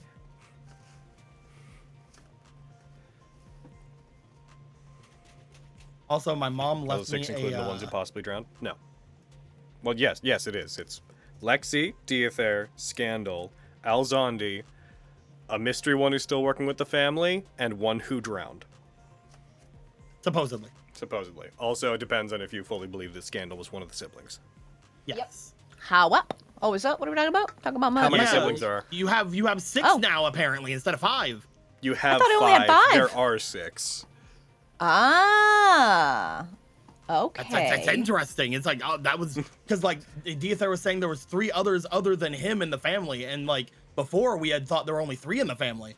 I thought he was including Lexi in there were 3 in the family total. No, 3 But other no, than him. yeah, 3 other than Lexi, him. Yeah. Alzandi, Diathair, a mystery one still in the family, one you believe to be Scandal, Scandal, and then one another one who that's lost. seems to have drowned. Maybe. Man, I always thought I only had 5 total. Oh my god! that's He's what we also were giving talking me about, hope because- about my parents. Oh my god. That's Sorry, what we were talking about Uncle- while you were gone, because it was Diathair as the oldest has the most information on this. Mm-hmm. Yeah. We It's had also a little wild mini because, again, conversation while you were role playing. In my brain, I also fully thought that it was just all of us from the one litter. I never thought about older siblings and ones that could know more than me. I assumed we were all just same age babies, remembered nothing. It's really cool. Yeah, I really love all of the Kitsadria stuff that we've learned about and is part of material. Right? The only I wanna kiss the Diathair. other Kitsadria we met is God, Flint. same. But nope. I don't like. What are the odds that every fucking Kitsadria I've met is a sibling? There's no, fucking way. Like, there's no way. Like, Flint's not. If it's Flint, it's gonna be hilarious. It'd be How come funny. all your family is hot? I would eat my words. Dude, it's true. Everyone in my Dude, family is very Diether's so attractive. fine. Like, oh my god. Like, Me and the Hayden were talking Hendricks about this family, the other day. hot as hell. Good fucking genes. Let's go. I think I said to Brayden, I was like, you know how you like fume? Like, Yeah. Yeah, I saw you say that. That's Diether. hey, yo, for what's me, baby. up, Diether? Hell yeah, good. Into it. Can you It's For imagine? the whole package too. Like you want to not only Right? do you want to look at them, you want to listen to them, you want to hear them because like they have the freaking the voice, the accents. It's great. It's not too late for each of y'all to end up with a Hendrix. I'm just saying. I am. Like, yeah, you're good. Like, mission accomplished for you. Like, Dude, I'm in so Get on deep my and level. I'm here for it. Can you imagine But- Fenris and Fume trying to talk? That would go I mean, nowhere. that's cute, but I said like a Hendrix, so you Yeah. need to pick Oh, that's fair. one Sorry. of the Kitsadria. Yeah. Excuse me. No, you're good. No. I could not No. imagine Avi wanting to actively smooch either of your brothers. Like, what's How dare. up, Diether? Well, what's wrong with my Listen. brothers? Oh my god. You You want to too fight? good for my brothers, Avi? No, he's just not my. They're just not my type. Diether literally only eats raspberries. That's That is not disgusting. what was No, that's what she's I'm deciding. okay. though. I'm presuming that it's just the same as Lexi. Excuse me, Forgive could I get a soup, but instead of the potatoes, could you make it raspberries? And instead of the other ingredients, could it be raspberries? And instead of a broth, raspberries. Also, I Holy don't need a shit. bowl. I just need raspberries. Could you just put a pile of Just raspberries pour them on the in table. front of me? Yeah, I can't do it. So Can't do it. funny. No, dude, he just is like a casual, like, I like raspberries. It's not as extreme as Lexi. Lexi's like, I fucking love strawberries, bro. I'll kill for Oh. strawberry. I'll kill you for strawberry. I want to eat tiny strawberries inside of a big strawberry bowl. You know, like a turducken, Strawberry. Oh, a Hendrix family Christmas would be raspberries stuffed inside of strawberries, turducken style. Oh my fucking god. Hope not. And Yes, then like whatever though. Scandal's favorite is, just like all three. Actually, That does sound raspberry kinda and great, though. Strawberry pie sounds really good. That does actually sound really good. Fuck yeah. Raspberries. Doing it. You know, maybe that's Oh. why I like Diether. He and I share a favorite fruit. That's Aw, that's found really it. cute. Hell yeah. If there's a sibling that likes blackberries, I'll be more interested. That'll be the one. It's very That'll be important. the Your one. berry preference is very important to my romantic interest. Like, I'm doing it. I'm collecting all the siblings. Soon I'll have all of them and it'll be like Exodia. Gotta catch him. It'll be so powerful. Hendrix I Mon. was thinking of Hell yeah. Voltron but together. go on. Let's go! Adria. Oh, Beef, please leave your sibling alone. You guys are sleeping so okay, well, No, get him. Fuck him up. that lasted so long. Oh, so sarcastically so, that lasted maybe 5 minutes. They're playing. Beef, no. Gravy must go on beef. They playing. Oh, that happened earlier today. I don't know if you Yeah. saw the photo. I saw the Cody. picture. Yeah. I was Gravy hoping that gravy was certainly going on top. of Beef. No. It's funny because Be right back. Gravy is the sweetheart and No. like the super shy one. But every once in a while he'll just be like, "No. I'm going to sit on you." Kylo does that. Kylo's like this sweet, shy boy, but occasionally he chooses violence and it never works out for him. He just gets fucking bullied by Aww. Liru. Apollo, not shocked because Apollo is like has always been really muscular. Like he's just a stocky Whoa, cat. whoa. jacked boy. swole. He is so Oh my god, jacked. we're as good as we're gonna get. We're at 69,691. Nice. 69691. Screenshot it Nice, quick. nice, nice, nice, nice. I'm Yeah, doing get it. I'm doing it before it changes. Here I go. So Alright. Chalian brings up a good point. If we know that there's a universe out there where Lexi is dressed up as a strawberry and nobody cares, right? Uh-huh. Does that Do you mean think all raspberry? of their Yep. all their siblings are also dressed up as berries? Yes. I'd like to choose so. All right. They're just all dressed up as berries for fucking Halloween or some shit. They're just like, we had a fruit salad. Here's the world I want to live in. Here's the world I want to live in, and it's not going to happen, but it's a small ask, so I hope we get to it. Okay. I hope our donations get to 696,969, and that's how funded we are. It's a lot of money, but that's not Jesus why. Christ. I want the number. Yes. I'm sad we missed 69,420. I know. Yeah. We don't Yeah, even we know just if it skipped hit over that. it. Yeah, Yeah. we did It's might not true, have might have just zoomed right past it. Yeah. because it tends to go up in increments of like 80. Which, hey. Huzzah. Holy motherforking shirt balls. so We've made much, that like, much goddamn. money. Yep. We're so close That's to fucking 70,000. insane. Money. We're less than 24 hours in. We I are. tried to do it. I couldn't No, do it. My we voice are at wouldn't this let me. point like around Aw. 32-ish hours in, which is still amazing. I was like, money! I couldn't. My throat would You not let couldn't me get do it. there. Oh No. no. Assuming, It's okay, I got you, assuming fam. everybody's back, Thank by you. the way, everyone get ready to go in like 3 minutes. Let's jump back in. Of course. Okay. I'm eating a cookie. What kind of Oh, cookie? you eating a cookie? It's a cookie that my bestie made me. It is an oatmeal chocolate chip cookie. Oh my Ooh. god, Rachel Hell yeah. told me That sounds about good. those. They're fucking delicious. I've just been slowly working through them, and they are God, yum, delicious yum, because yum. I am blessed with a best friend / wife. She's not actually my wife, Chad. That's just it's an in joke. Anyway, That's how we do. it's how we do. You're both married. Wife. We're both very married. We're both to married. To very men, Pause. unfortunately. And not to each other. Yeah. No, like just They're not it's my wife. We're clarified. both married is not necessarily a disqualifier. Yeah, That's after true, yeah, that's no, fair, wait. yeah. No. But yeah, no, I am blessed with a baking bestie.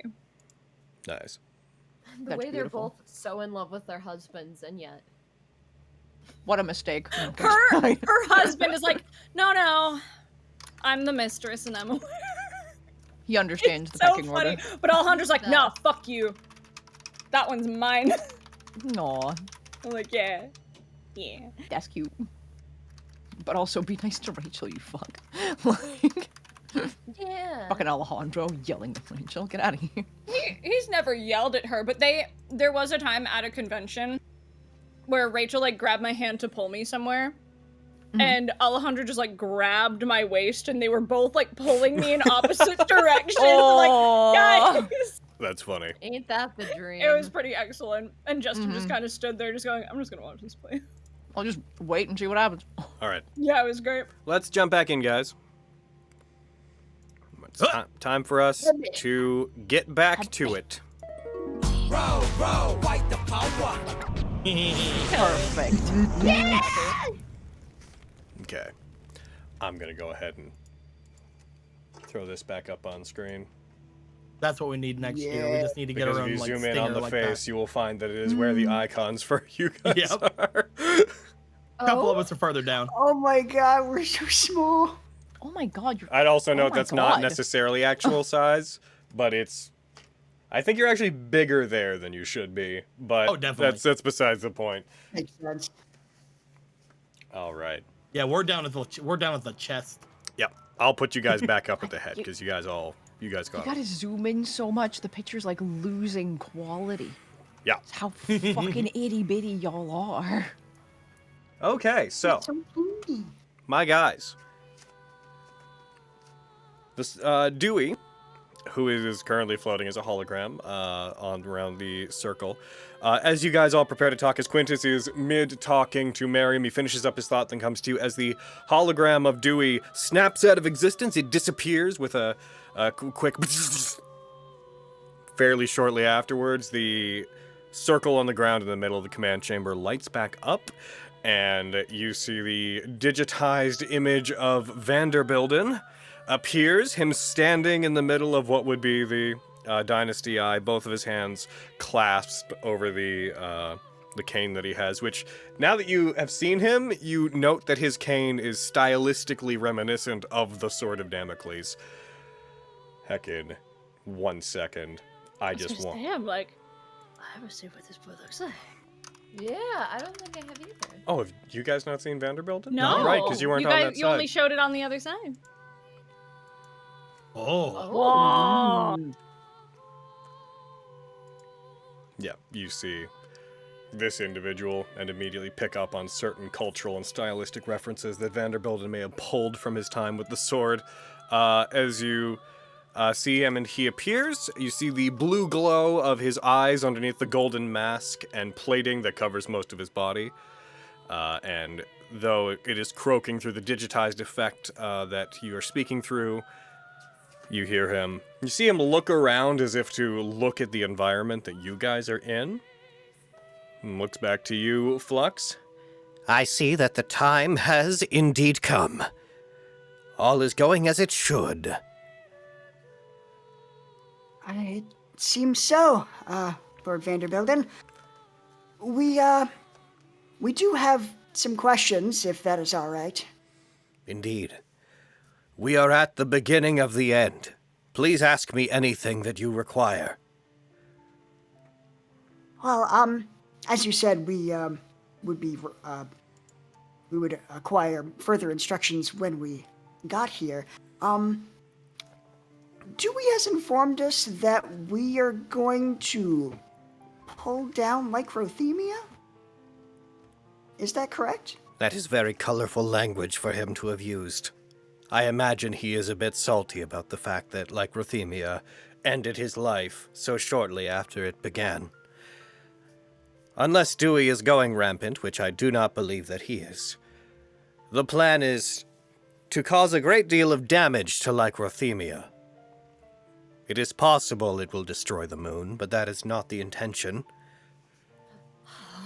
The Idomantic web, once it was put into place, it is something that can be connected. Imagine whatever generator is powering it needs to connect a certain amount of metaphorical strands, enough that it can process things through them. The goal is to do enough damage to Lycrothemia that it cannot handle the same amount of threads and strands, and that it needs something else to replace it for a time. The Sword of Damocles is equipped to hold onto the excess load that it would require to keep the Idomantic web functioning, and having the Idomantic web attach itself to the Sword of Damocles is what will put you into a position to begin the refurbishing. I see. Okay. So that is how they tie together. We're stealing a bit of Lycrothemia's processing power. Yes. Is that permanent? Would Dewey and Flux have to stay with Lycrothemia? No. Although, if the Idomantic web does not repair itself, if Lycrothemia is not capable of picking back up the processing power it would require, Dewey is prepared to remain in its place to keep the Idomantic web functioning. It is, after all, what he was originally built to do. I see. Also, hello to any of you who I have not previously met with, which is, Hello! It's Obvious not all saying of you. anything. She's Wave. just crossed arms, looking a little furious. Are your other friends okay? I think they have some understandable reservations about attacking the moon. Yeah, Miriam's talking in my head. He what? Yeah, They he's contacted you? yeah, just now, like right before this. Okay. They're fine. They're in fine? the city. Yeah. Probably talking with the probably doing the trials. Oh no. Just look at Quintus. Oh my god. Oh dear. I mean, Callus, They seem to be fine. he would have stood trial either way. Vanderbilden's eyes shift up and he looks past the group of you and to the back of the chamber near where the lifts are. You all note that his gaze seems to fall upon Diane, who is standing partially out of sight, not trying to hide herself, but just like behind like a bend in the chamber. You can see like her hair and like one of her legs and her arms as she's leaning against effectively the frame leading to this room. She looks over towards what's going on. Vanderbilden looks back. I see that you are still alive. In that case, I will intend to honor our deal. If you're still okay by the end of this, Diane. And as he says that, she takes a second of silence. She pushes herself off of the door frame and she walks over to one of the lifts and she puts 2 fingers up and gives him this oddly half-hearted salute and then leaves the chamber. She is gone. Logan. Could I follow her? If you want to. Logan. Hmm. I didn't know if you were going to come back to us during the time, like during the night or whatever, but I was going to attempt, if possible, to try to not only give back the gun that she had dropped, but also try to go and see if the sword had fallen that they had dropped and try to like put it somewhere they could. You could have collected the sword. At the end of last game, we did cover whether or not anyone was going to do stuff during the break, so we can handle that stuff moving forward. I just wanted to make sure that it might have been somewhere they could have grabbed it if they needed them, both of them. Well, we'll cover it moving forward just to keep things proceeding. But yeah, Avi, are you choosing to go and follow them? She was asking the group. Oh, I see. I mean, Just keep an eye on her, if you trust me to do so. I don't think she's going to do anything, but if she's better you than me, if you want to. If it would put your mind at ease, I think that would be all right. I'll let her do her thing. I need the info. I can also tell you what Miriam said when we're done here as well. Please do.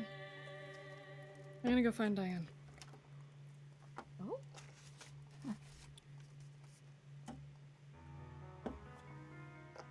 Mostly just gonna follow after her, but kind of try to keep a distance, just keeping an eye on her.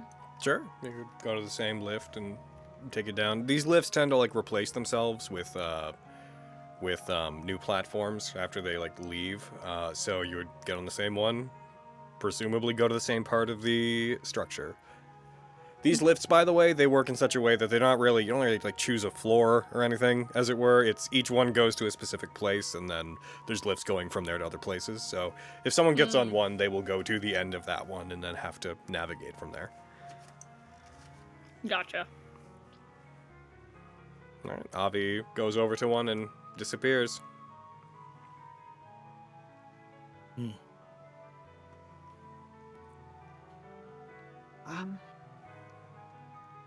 You said that it may destroy the moon.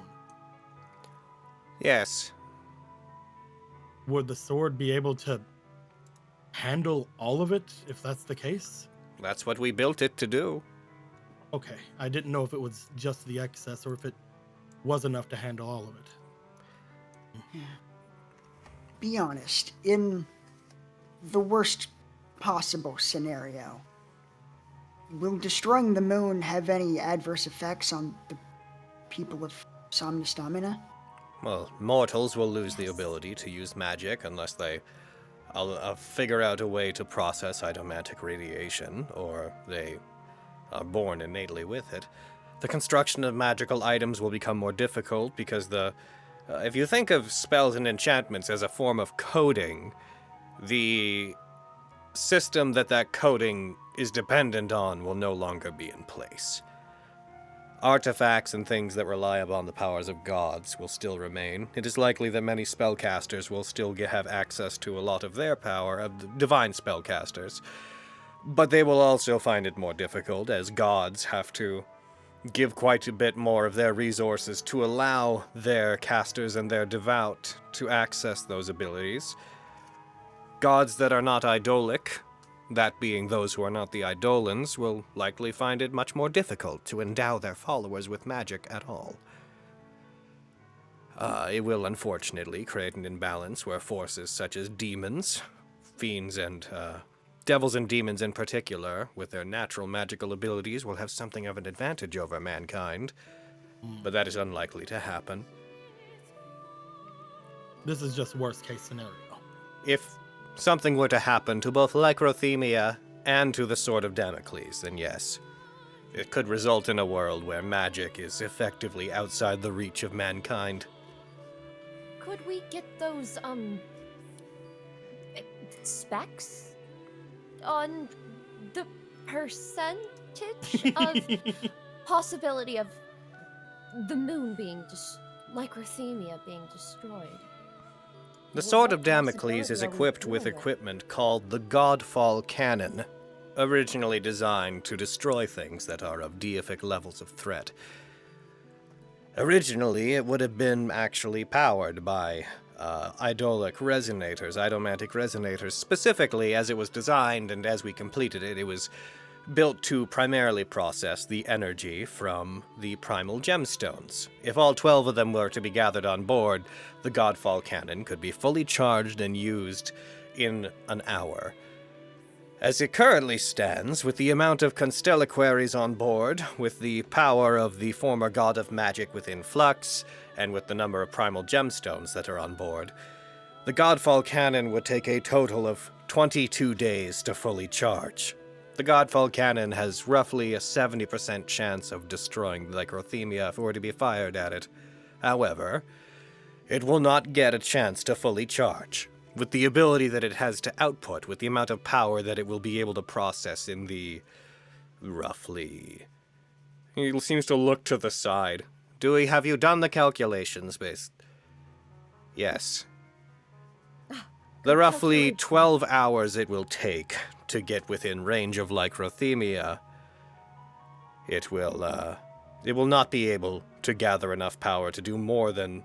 to do that much damage. The Godfall Cannon will, between the energy it has absorbed here, has ambiently retained over time, and the energy it has processing from all of you, it will only be at about 20% of its ability. That is not nearly enough to destroy Lycrothemia. And even if it was, the sword could take over in its place. Even if Lycrothemia was entirely destroyed, the Sword of Damocles is a complex machine that was made to process and overlook the web. In fact, I would contest that despite Vestius having made improvements to and being proud of Lycrothemia, I believe the Sword of Damocles, being an intelligent machine, is more appropriate as the source of the Idomantic web. It would be able to self-correct. However, to convince Vestius to change things now and to give up the resonator they spent 500 years tracing into the surface of the moon would likely be a matter of pride that they would be unwilling to budge on. And if I'm being transparent with you, there's a strong possibility that I, too, am perhaps a bit proud of my solution to the magic problem. So, we're just going to have to agree to disagree, Vestius and I. Okay. If it's like that, I looks over to Flux. It doesn't seem that bad, right? It does, yeah. Oh, Fantasy Grounds is crashing. Oh, No, well, no. maybe I was wrong. No, Fizzle in I'm our doing communication. notes. No. It's all right, though. Okay. We're not doing anything with stats right now, so... Communication Going through a tunnel. units. Yep. Dewey's doing some recalibration. It's fine. yeah. Next time Miriam talks to me, I'll just be like, "No, Miriam, don't worry. It's weird. fine. Dewey wasn't doing We have a anything. robot." No buttons were pressed. It's odd that this would happen at this time. Whatever. Dewey. He's So, with the amount of damage that this plan intends for Lycrothemia, how much time would it take to repair itself? That's a very good question. I had a strong understanding of Lycrothemia's construction a long, long time ago, and when we planned to do a similar assault back during the War in One Moment, I could have given you a more definite answer, but Lycrothemia has been modified and changed over the thousands and thousands of years since I was able to be granted information on it that I would consider accurate. As a result, its abilities might be greater than they were, and they may have also become lesser. So there's no way to know for sure. Back then, we assumed that if it was ever to be destroyed but still remain operational, it would take roughly 10 hours to restore itself. Oh, And from Oh, what okay. There is an Vanderbilt abjurative said- field that surrounds Lycrothemia for about 18,000 kilometers that prevents things from, with the exception of certain things granted permission by Vestius, prevents bodies from teleporting within range of it, warns Vestius that they are within range of it, and also controls magic to a degree within that area. And as long as it is destroyed in such a way that the remnants of Lycrothemia remain within that 18,000 kilometer radius, it should be able to reassemble and reassert itself. It will go as far as to invert time and undo the event itself, if it must. Don't worry, though, you will not be subjected to that effect. It will be limited only to the materials that comprise the moon. Vestius has gone to great lengths to ensure that Lycrothemia is safe. And Okay. even then, while it is repairing, it said that Dewey was planning on staying until it is, correct? No. Oh. If it is beyond repair, Dewey will remain in its place. Oh, right.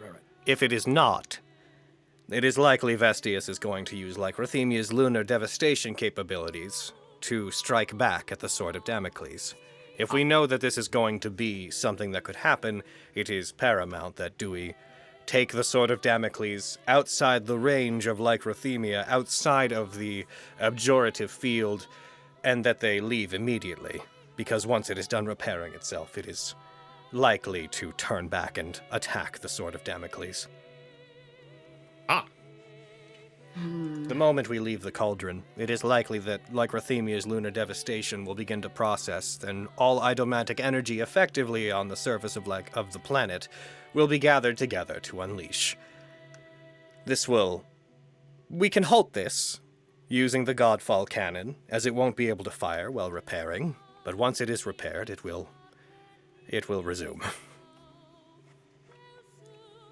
If Lycrothemia were to fire on us and miss, how bad would that be for the people below? You are aware of the fact that the rising peak is in the middle of a section of islands referred to as a myriad of things, but the crumbled coast, the islands that constitute where we live. Last time, when the Sword of Damocles was already located outside of the Somnus Domina's atmosphere, and Lycrothemia's lunar devastation was unleashed upon it, the energy that came from it, the shockwave and destruction that came from it, reduced what was once an expansive mainland to a sparse few islands. Indeed. It is possible it could destroy as much as 1/5 of the entirety of Retia if it were to fire too close to the planet. We cannot allow that to happen. If we are fired upon, do we have any means of blocking or deflecting a blast like that? This is going to sound very silly to you. And it is perhaps a juvenile solution. We Assuming once it is certain that Lycrothemia is going to restore itself and fire, the Sword of Damocles is going to leave the abjurative interference range of Lycrothemia. It is going to create a sympathetic astral gate, and it is going to go onto the other side of the planet and remain in orbit always on the other side of the planet, where Lycrothemia is unable to target it. And then we'll figure out what to do from there. And I suppose if it misses us on our way there, is that why we are over top of this hole down there? Vestius will not allow it to fire upon the planet unless it is certain to strike the Sword of Damocles. Got it. Good. Additionally, the Sword of Damocles will not allow itself to come close enough to the planet that if it were to fire upon it, the devastation would continue on to it. It would have to be much closer to Somnus Domina. Dewey will not allow themselves to get any closer than outside the abjurative range, which is, again, only 18,000 kilometers from the moon, but compared to the incredible distance, the 284,000 kilometers that constitute the entirety of that distance, even if it were to fire on it at that point, we'd feel something akin to an earthquake, likely, but the destructive energy would not be the same as what created the islands. Thank goodness. See, Flux, worst comes to worst, we'll just be vaporized. That won't happen. Well, within the observative field, Dewey will likely be able to provide an escape route by means of teleportation for those that are on board.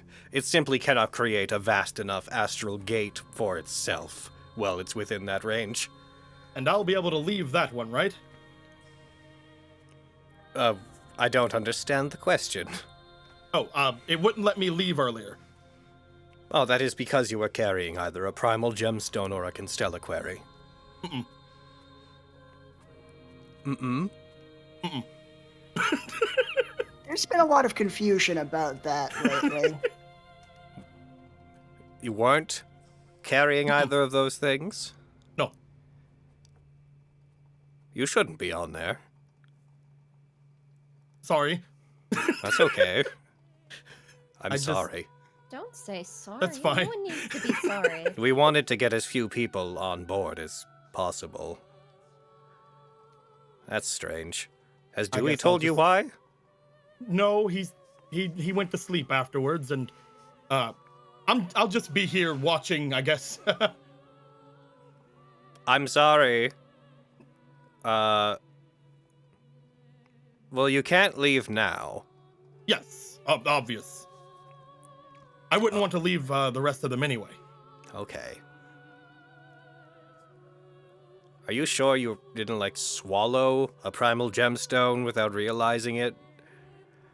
Well, I have a big mouth, but I'm pretty sure I would have noticed. Only idomantic resonators on the level of the constelliquaries or gemstones should have been able to make it on. I have this halberd. No. Okay. This may be a silly question, but is there any equipment on board that could scan for the presence of a primal gemstone? Not particularly. Oh. That's the kind of thing that would have been handled before getting on board. I mean, technically, the barrier that you passed through is exactly that. And it said he was, I guess. You can all sign back in, by the way. Thank you. Probably just one of those just an error. Can I do like a medical once over on my friend? Can you explain to me what you'd be looking for? I don't know, weirdness. Outside of Quintus's normal weirdness. You can roll it, Okay. and then I'll give you an answer appropriate to your roll. I mean, I know what Fenris will probably say whether the I went no back in matter time what and the touched a gemstone once. Does that count? I think we all did that. Strange sentence, but no. Do primal gemstones, like, glow or anything when they're close to each other? They all Are you asking that, or is Flux asking that? I am Izzy. You guys have noticed that primal gemstones tend to have this, like, captured starlight look inside of them. Like, when light refracts through them, they tend to look like there's tiny little stars and like a little cosmos in them that's faint, but it's there. But they don't ever seem to glow unless close to, like, a source of, like, an adamantic deity. The only time you've seen one glow like that is when the primal gemstone of Vestius thought that Miriam was Vestius. Gotcha, so I can't wave my gemstone over him like a metal detector. No. What type of role would looking him over be? Medicine. Well, it could be arcane. I don't know what the fuck this is. You asked me to do a medical thing. I could be looking for the sparkle of a gemstone in his eye or something. Who knows? Twinkle, twinkle, twinkle. Could be investigation. Ooh. Okay. That's pretty good. A He 27. definitely seems like he's Quintus, and there's nothing else going on. So definitely not scandal. Got it. Yes. Was that a possibility? Mm. Is that why she But said you didn't like me? You seem pretty normal to me. I mean, we know that you're. I'm sure it was just an error or something. It's been underground or Gods something work for a in long funny time. ways. Dewey The doesn't gods make work- errors. And the gods make funny choices. This is the single most sophisticated piece of technology that has ever been created. With perhaps the exception of the Crown Galacta, but, What? that's the Capitol building here in the Rising Peak. Oh. So perhaps Spoiler there's some tag. unknown reason that you're There's here. stuff here. Oh. Can't wait to come and see it. No, I don't. We'll talk about that later. I don't know, Quintus, but it's I'm fine. sure it's fine. In We'll any take case, at this time. point, the Sword of Damocles is prepared to begin doing what it must do. We are simply awaiting your understanding of the events. I I see. believe our side of Flux, you take this. This is your thing. Sorry. No, That's no, obvious. no. What were you going to say? Do we all feel? I mean, Aviana walked away before it was explained that we're not destroying the moon, but I'm sure she'll get that. But how are we on the understanding? Is there? This seems like the way to get the frame built their knowledge back. Is there And- anything we can do? As long as we aren't going to actually be doing everything, and worst case scenario being worst case scenario, as long as we aren't planning on it, then I feel that this should be something we attempt. I shall try to communicate. This is the only this time. to the others, and Fenris will cast Sending at 3rd level Okay. to Lexi. To Lexi! Ah! Mayhem talks to me, you talk to Lexi. Makes sense. That's cute. Before sending a message, you receive back an initial sending. Just end my bowl. Just all day with it. And my boo. What do you say? What's your message? A little weird. Okay. Lex, all is well. Here. Exploding moon. Oh man, this is not part of my. Hold on. You're at 7. Overzealous. No.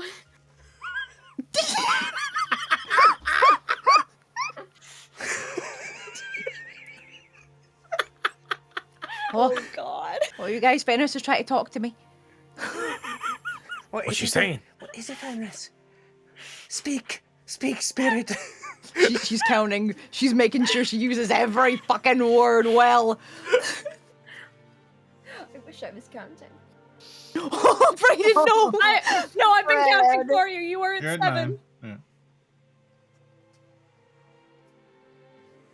Will hopefully not happen.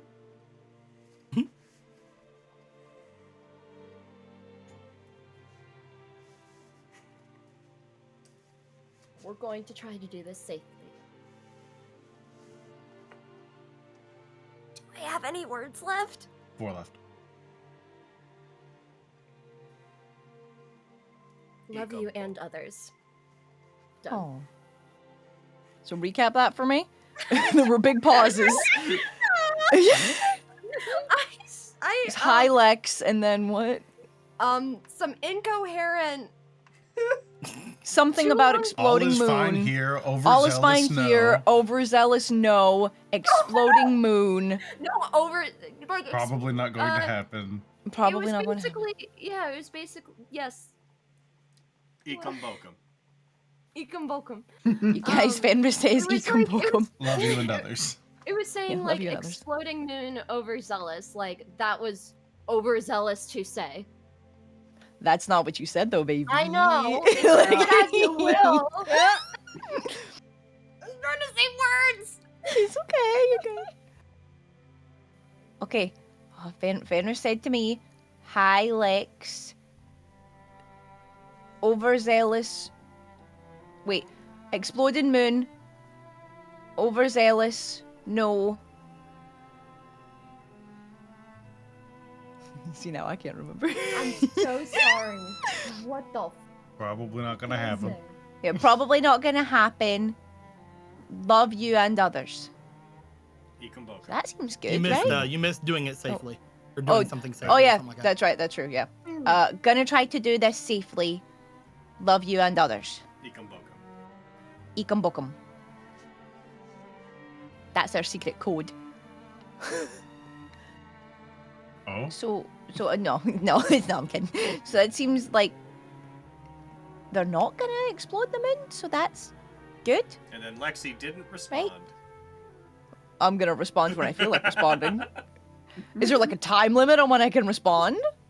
Oh my god, you guys, Lexi isn't answering. I never really think thought she's about dead. it. I would presume it has I to don't be think very it- quickly afterwards. Yeah, you wouldn't be able to like do something else, but like let me finish these chores, then I'll respond. Oh, okay, that's fair. It's, okay. it's like pretty Okay. pretty right away. I'd say like you have to start intending to respond like within, let's say, a minute. Fair. Okay. So I should just tell her that's good and that we're all okay. If you want, we already said we're okay, but if you want to tell That's someone true. else. That's true. Okay. Hi, Fenris. Glad you're not exploding the moon and are fine. Come back safely. Love you guys too. Do do do. Ikumboka. Doot-doo-doos 3 of 4 doot-doo-doos left.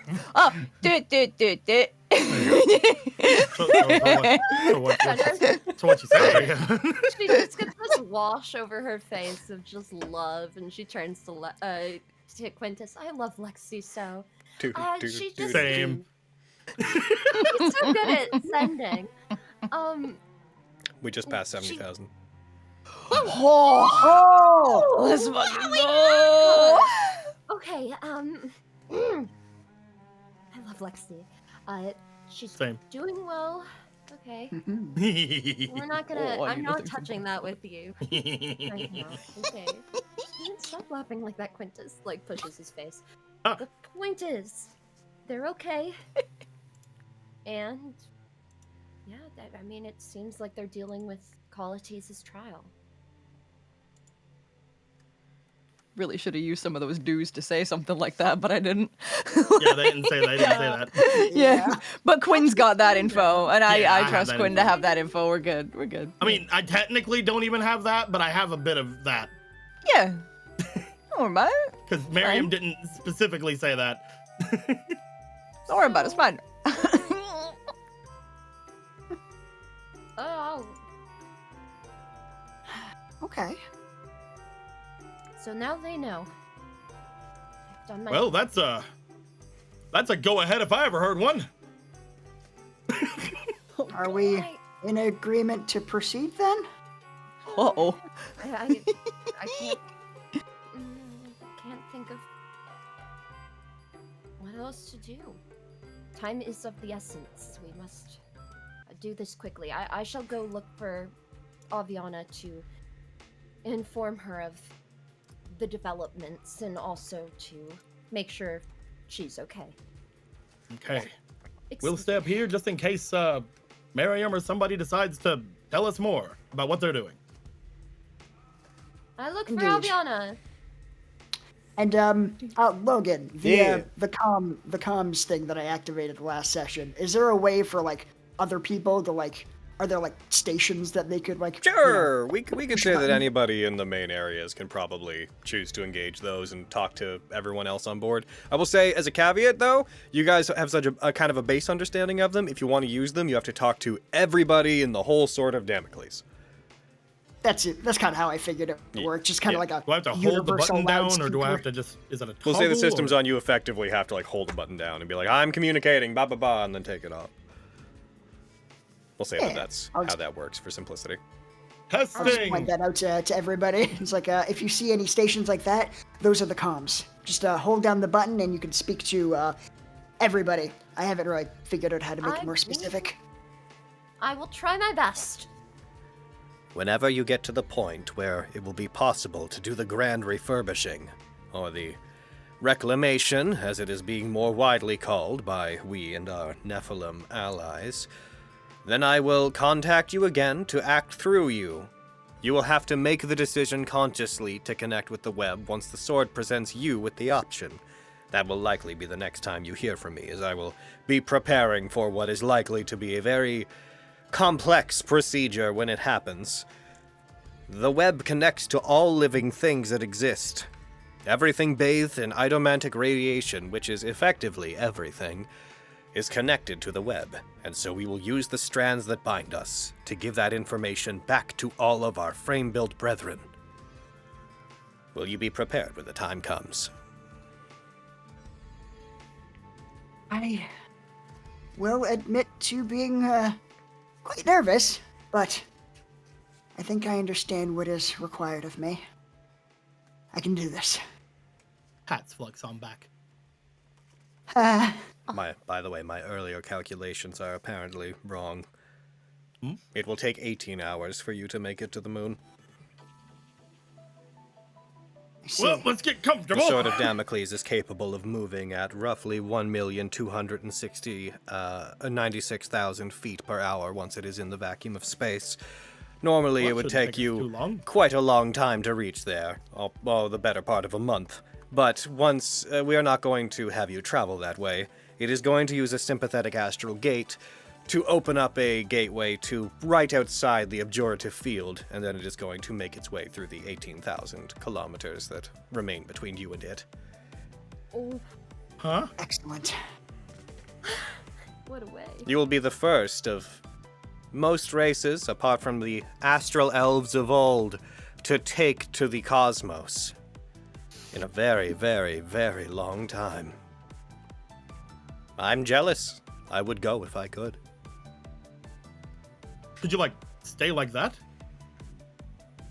What do you mean? I was like, could you, stay like you are now and take it from there? Oh, I'm afraid You can that see it all? seeing it for myself would be a much different experience than this. Ah, yes. Once this is done, we plan to pursue the ancient astral elves into the cosmos. The frame-build wish to seek a higher level of living than what is available to us here. We're not going to abandon Somnus Domina, but we believe there is much to be found beyond the reach of our terrestrial gods. But that is to come later. For now, everything rests on your shoulders, Flux. Oh, I pray that these shoulders are strong enough for the task at hand. Indeed. I will see you when you arrive. Indeed. Good luck. As to you, Vanderbild and out, as he disappears. So it's not actually that far away, right, Flux? I mean, yeah, he said we're going really fast. We should get there. It's right there, right? No, it's actually quite a considerable distance away. We could still see it, right? It's because it is very large. We're going so fast. That is also true. But it is very large and very far away. You just see eyes go cross-eyed for a minute. Ugh. It's okay. I'm sure I'll notice when I'm sure I'll see it in the this here. Yes, it'll make more sense once you see it up close. But interstellar distances are far more vast than anything we usually need to deal with. You guys feel the raucous feeling of movement? You can feel the ground shifting and parts of the Sword of Damocles beginning to move around you. Although gravity stays centered, you don't feel yourselves being pulled or jostled, the vibrations and the visual momentum of the movement as the previously inert body begins to shift, stretch, once again move its limbs as if making sure that they're not gummed up, making sure that it's able to fully articulate all of its points of articulation. And you see that its massive tail, a tail that is longer than the height of its body, swings out in front of it, moves up, and you see the incredibly long blade, the some 150-meter long blade at the end of its tail, turns, and slowly this bluish energy that looks like it is filled with starlight begins to fill the edges of it. It's not quick. It begins to, like, from the base of it, go along the gemstone-like surface of the blade, slowly moving towards the tip of it. And as that happens, I want to know what's being done circa Avi and Diane. Avi was mostly just wanting to follow after Diane, not making like a concerted effort to hide herself. And she's like, if Diane sees me following her, I don't really care. Just mostly just seeing if like she's up to anything or if she's just not wanting to be part of the conversation. Mostly just following after her casually. She appears to return to the same secondary observation deck she was in before, by which now, with the screens on, it almost looks like this place is filled with a semicircular sphere of what feel like glass windows that give the same sort of view as outside, like a 180-degree view of everything kind of in the front of the Sword of Damocles, including as you arrive there and you see her standing on the central platform, this massive control platform, with her hands in her pockets, looking forward out at the screens. You see the same giant crystal blade in front of the Sword of Damocles slowly filling with starlight, might be the best way to describe it. Well, damn. Yeah, this is the part I wanted to see. Did you have much of an idea of what was going to happen beyond getting aboard? The plan was explained to me in general terms. The Sword of Damocles would take to the sky, would do something to Lycrothemia. The specifics of the plan as far as the refurbishing goes, that all never really mattered much to me, and whether it works, it's for Vanderbild to figure out. But when I was told that we would be taking this thing beyond the reaches of anyone who is on Somnus Domina, going to the depths of the cosmos, and doing something that nobody else will ever have a front row seat to again, part of my deal was that I wanted to be there for that. If I was ever going to feel like I was out of the reach of those who had power over me or were going to hurt me, the surface of Lycrothemia is about as far away from those people as I could get, maybe just for a short amount of time. Maybe I could feel like I could imagine what it would be like to be untethered. I get that. I mean, it's as far away as you can get. Do you mind if I ask you something strange? Or it might seem strange. We deal in strange now, I think. Go ahead. I suppose that's true. In a world where you hadn't ended up as part of the family and doing what you did, what would you have wanted to do? Who might Diane Kanslinger have been? I wasn't really ever given a chance to think about it.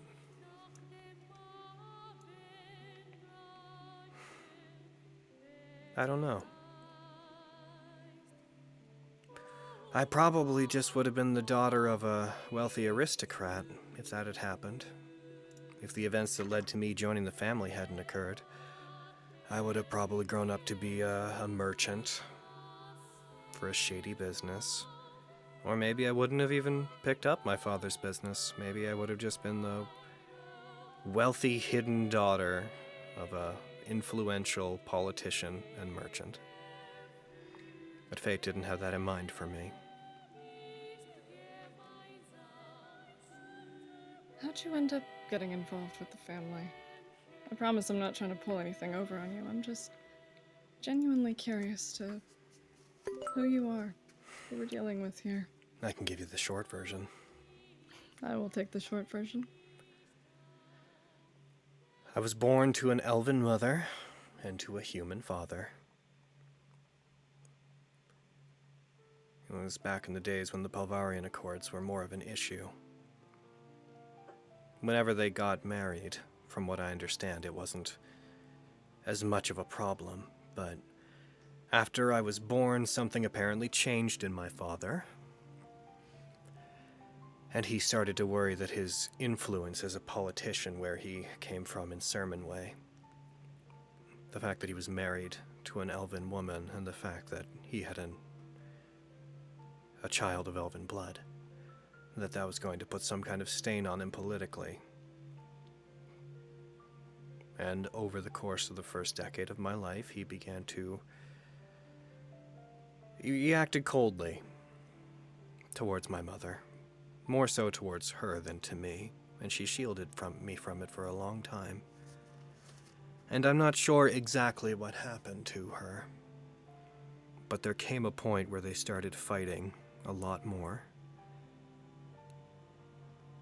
She gave me this, to which Diane kind of faintly, almost cautiously touches the emerald brooch that she has. Something that had been passed down through her family for a long time. And she told me that I should do whatever I have to do to survive. And then started telling me some things of less than favorable. Some things my father had done that were less than favorable. Deals that he had made, associates that he had. He wasn't a criminal necessarily, but he had had some dealings that could be twisted. And after my mother told me that I should do whatever I have to do to survive in a world that would never care if I vanished, shortly afterwards, she disappeared and no one made any attempt to find her. So I suspected I knew what my father had done. And knowing that it was going to happen to me soon, I began to reach out. I sought out a mentor that my family had known. He was more inquisitive about what happened to her than anybody had been. And eventually I confided in him what I had been told. And when we started to fear about what would happen to me if my father came to see me as a blight upon his reputation, that friend of my family, they used the information that I had told them to blackmail my father and to start controlling them politically, and taught me how I could do the same. They were the previous empty promise of the family, even though I didn't know that.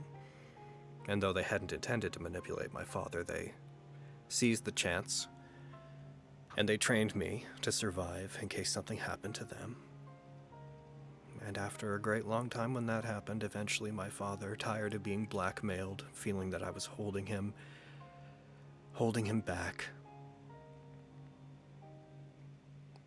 he brought my mentor and I to what we thought was a meeting, and he attempted to kill him. And he inflicted a fatal wound upon him. And my mentor died, but killed my father in the process, took him with him. I fled, and I used the training I had gotten to join the family, to tell them what had happened, to tell them the relationship I'd had with one of their godchildren. And because I felt like if I was left out on the streets, I would be blamed for what happened to my father, I left. I was reassigned. And I started using everything I was taught to work my way up to the position of being a godchild to replace my previous mentor. And because I knew that my position would be unstable, because there would be eyes on me, I had to make a pretty grandiose promise to the principal whenever I became a godchild. And that would be that I would secure power for them.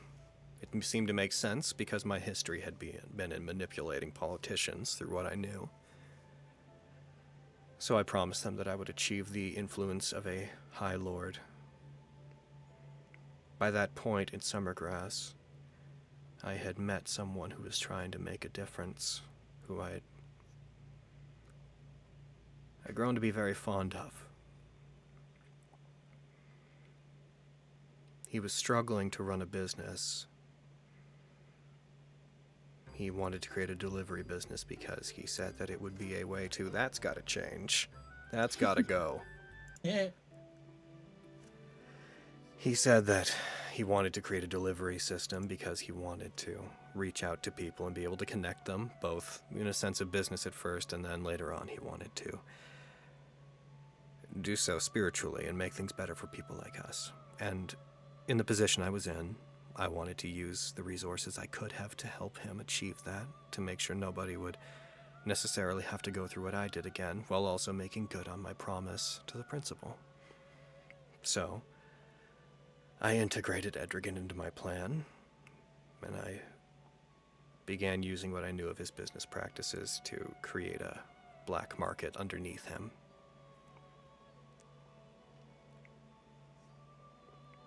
And then tried to secure additional power whenever I found out what had happened with Contabile.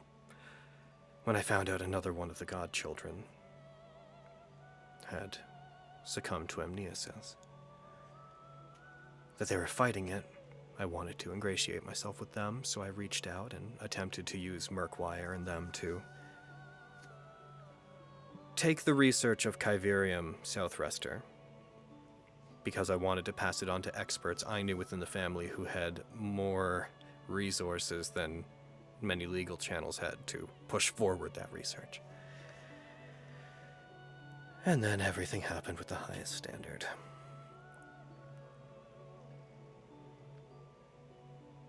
At every stage, I always knew that when I was a lowly member of the family, when I was being cared for by my mentor, I always got the feeling that my usefulness to them went as far as how much they could use me to control my father.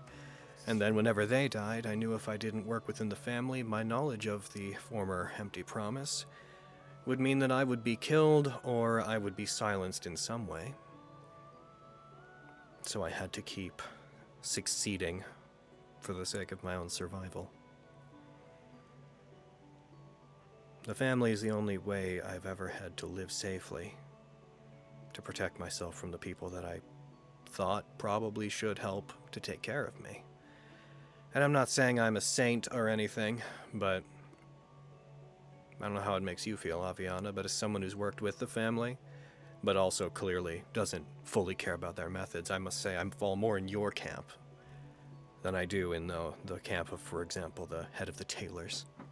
The family is simply something I've always needed to survive. And along the way, they became a way to support Edrigan, and for a time,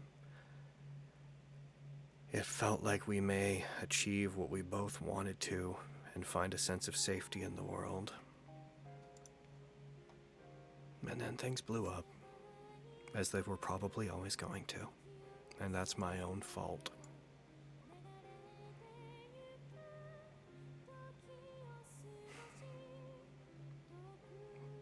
That's my story.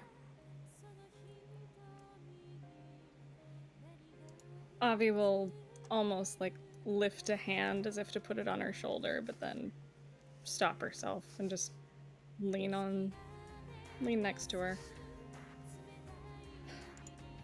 I'm sorry. You went through hell.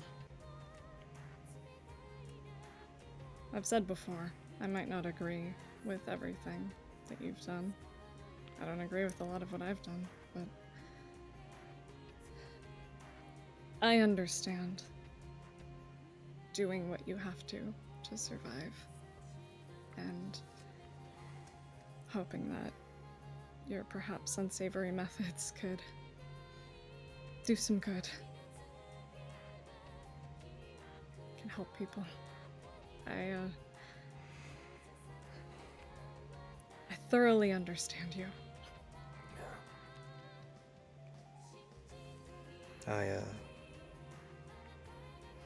I know there's really no place that can offer me sanctuary, and I really don't deserve it. Whenever I found out what was going on here and I realized that it would be entirely futile to try to use the resources of the cauldron to protect myself, when I realized that the only thing that could be accomplished here is pushing Vanderbilden's plan forward. When I found the sword, I briefly thought maybe I could use it to seize a position where I was more of a threat than the family was. But as ludicrous as it is to stand up to the principal and to begin with, The moment I encountered Dewey and realized that I would never have control of this thing, I realized I was at the end. That there was nothing left. There's no more up. There's no further way to succeed. So I thought maybe I could get swept up in all of this and become a part of something bigger, I guess. It's not really rooted in logic, if I'm going to be honest. I mean, if you think about it, it might not be exactly how you pictured, but if this really is going to give the frame built back their histories, it is helping someone. I'll be happy to go out knowing that I did some kind of good. At least I'll be associated with both a terrible evil and an immeasurably good act, and I'll let people see if they can balance whether or not those made me an okay person. It's beyond my control at this point.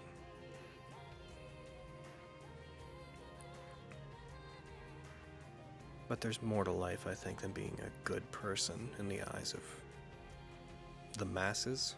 I don't know. My father thought less of me because of my heritage, because I was spawned of a woman that he loved.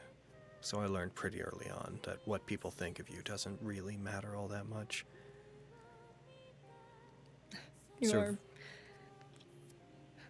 Go ahead. preaching to the choir.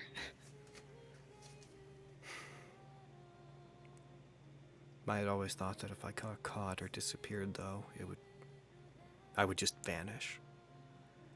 I had left instructions with people that if something ever happened to me, a certain level of business would remain with Edrigan, that his business would continue to flourish for a time as the family would artificially continue to pump funds into it so that it didn't look like it had been associated with anything. But with the way things are now, the family's just going to cut it off. And Edrigan's business can stand on its own now, but he's going to have to recover from what happened. I had dreamed I would vanish and he would think something happened to me. I never thought he would find out who I was. And then when I was forced to tell him who I was, I realized I was ashamed of who I was. And I lost control past that.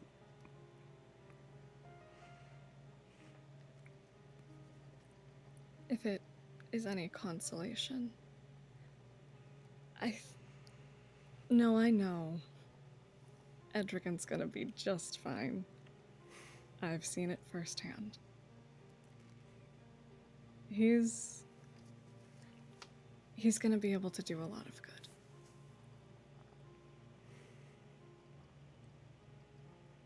He was definitely broken up after myself and a few others rescued him.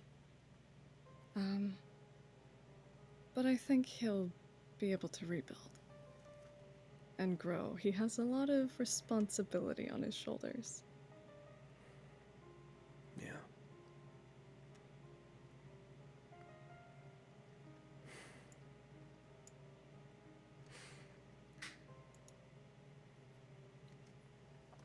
I'm not proud of who I am either. What I've had to do to survive. And I'm kind of doubtful that I'll ever see my son again. My sunshine.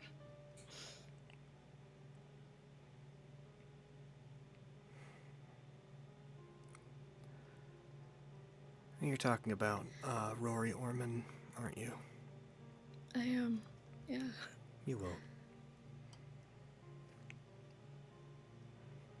We're sitting inside of a living fortress, the likes of which the world has never been allowed to see again, that the gods have prevented from waking up and becoming active.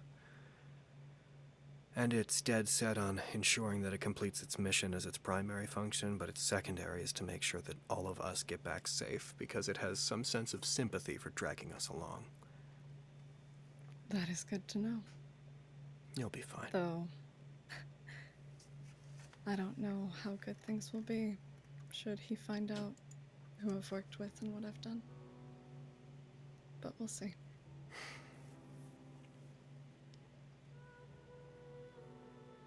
I don't know why I'm telling you all this.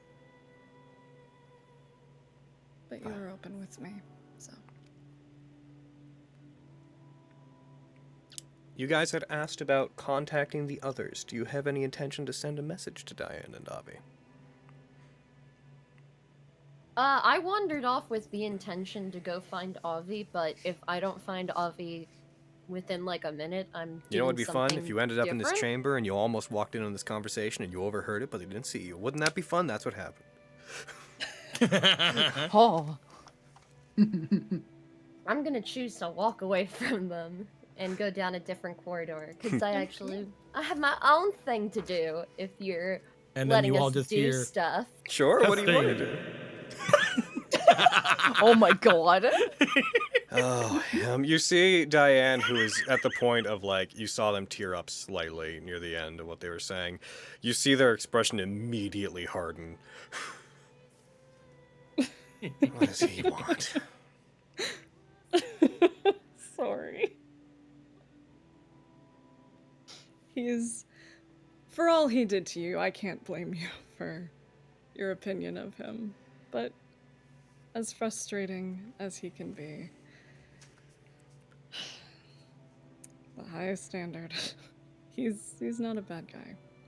But he did make you do something that kind of ruined your life, so I can't blame you. Yeah.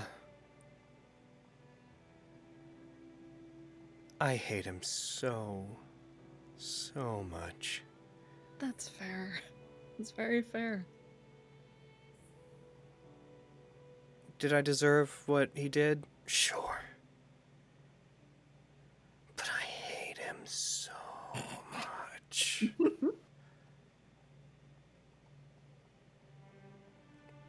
I've gone out of my way as I've lived to make sure that I don't make mistakes where I can help it. I don't try things and then see how they go. I put as much thought into what I'm doing and remain hidden for as long as I can until I'm safe, and he just does things. He just does Under the guise of making things better. He thinks that everything is a matter of pontification towards the righteous and slaying the beast. Mm-hmm. And I hate him for it. The world is so much more nuanced than that. To be fair, I've seen where the world is rotten. I know a lot of places where things are much worse than people seem to think they are. But it takes all sorts of people to make the world work. Not everyone is sunshine and rainbows. Look at how many people have been helped by you, the highest standard, and you're not exactly pleasant. No offense. None but taken. I prefer you to him, because if the world was full of hims, all it would take is a stern disagreement to prevent things from getting better. People would have to politely agree that they live different lives, but because they're going about it the right way, it's fine, and we should leave people to their own. Tribes would be indestructible. People couldn't make things better for other people.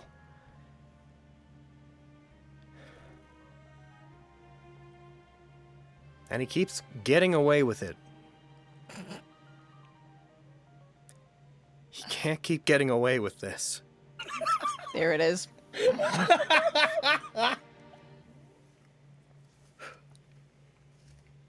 I have tried, and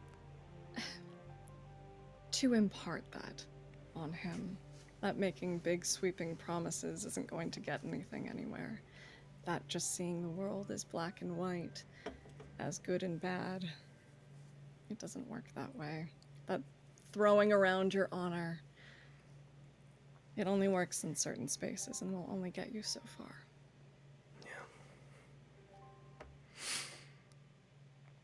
I'm gonna stay here. I mostly just want to observe. Just so you know, in case it becomes something that matters to your group. When we came here, The primal gemstone of Kopeter was already here. It was a long time ago they had tried to attach it into the Idomantic circuit, effectively, that allows the Sword of Damocles to run. There is a chamber, and it's well sealed and protected, and the sword likely won't let you into it. But that gemstone is what is keeping this place running. It is acting as the central fuse that allows the Sword of Damocles to process energy and information. Whenever you leave, you'll likely, if the Sword of Damocles doesn't have to stay in operation, you should likely take it with you. I know that you all have been gathering constelliquaries and such. But, it's in the core of the Sword of Damocles. You should know that, in case it becomes relevant. Thanks for the information. It was also the most difficult thing to repair. The ability to create that fuse system was almost impossible. It was one of the main things damaged when the Sword of Damocles was blown from the sky, and it required theosite to repair it, and there's simply not enough of that to go around. So it is haphazard, to say the least.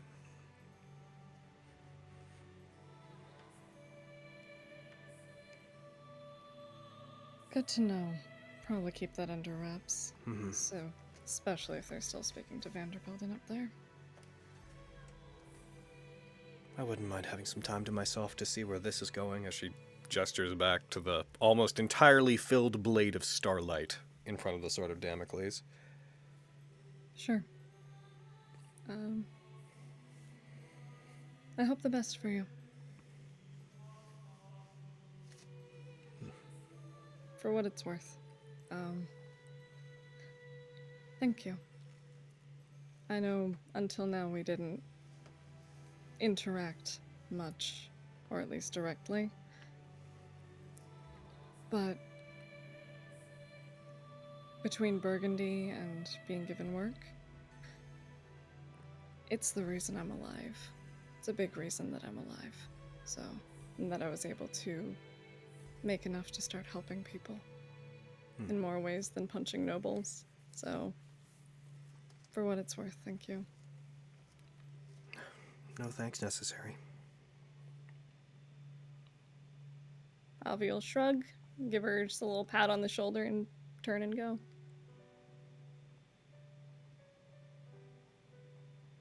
Fenris, what are you doing? Okay. So I got the spell Commune, right? You do? But if I were... Could I pray with the intention of just like... You know how people pray to God and... Well, she's praying. I don't know praying. if Nemesis... Yeah, she's praying. I don't know if the person would be able to hear her, but... I would like to burn a spell slot, but I don't know if that's You can cast like... Commune as a ritual. Okay, then I will do that in the time. I think that this is both Fenris collecting herself and rolling all of the thoughts in her head of everything that's the heavy information that we've been given. And eventually she determines that she's going to pray. And there's almost like embarrassment in it as she... Nemesine, I do not know if you can hear me. I fear that this is the first time that I'm speaking to you.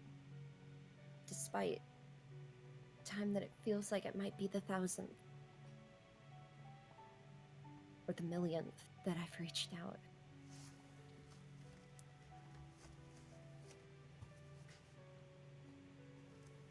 We are about to embark on something very dangerous.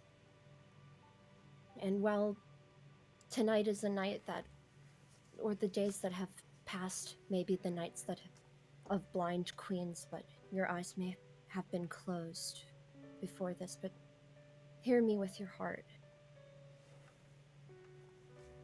In the next day or so, a chance for you to reinstate,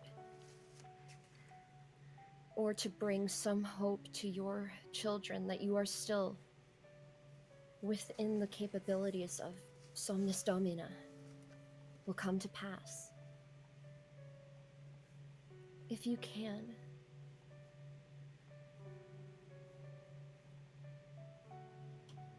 please lend your hope in our journeys,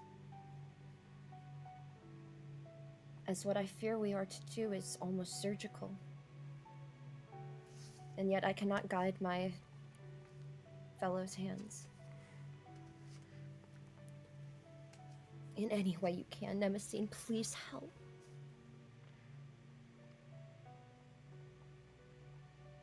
Okay. See, you're not asking questions. No. Okay, it's so don't worry about kind commune of, yeah. then. You are praying. You do this. As you do, you feel... For just a moment, you feel weightless. You feel like there's nothing around you. The warm, but also vacant feeling of the inside of the Sword of Damocles kind of disappears for a sec as you feel for just a moment like you're floating. As you do. Those of you that are back in Pesadromos, you see all the Nephilim around you briefly. None of them seem to have any idea really what it is, but they all seem to stop for just a second. There is a vacant look in all of their eyes, as if they all become, for just a moment, breathless. And they all seem to, not dramatically, but you see all their gazes seem to shift and turn in the same direction, out towards the Sword of Damocles, and they remain there for just a moment, and then they all seem to shake it off and return to acting how they were, as if they don't even recognize they did it. And Flux, there is a striking pain in the back of your head, real front of the eyes headache for just a moment, just a split migraine that causes you to like put your hand in your head, your head in your hand for just a moment, as you hear in the back of your mind, and then I can't overstate how brief this is, and then it's gone. You hear this distant, as if reverberating through a cave. It doesn't even seem like you can't tell what it's directed to. You hear the sound of what sounds like crystal cracking. And then you just hear a distant but clear, "Oh, look at that! It cracked! That's gotta be a good sign!" And then it's gone. I kind of like double over on like one knee. I won't touch it again! Joe, no. So cute, my god. Flux, I'm sorry! What? No, I'll get you up. I'll get you up. Oh, thank you. I know my voice is loud. I shouldn't have even tried. I'll leave that to you. What cracked? Who was that? Huh?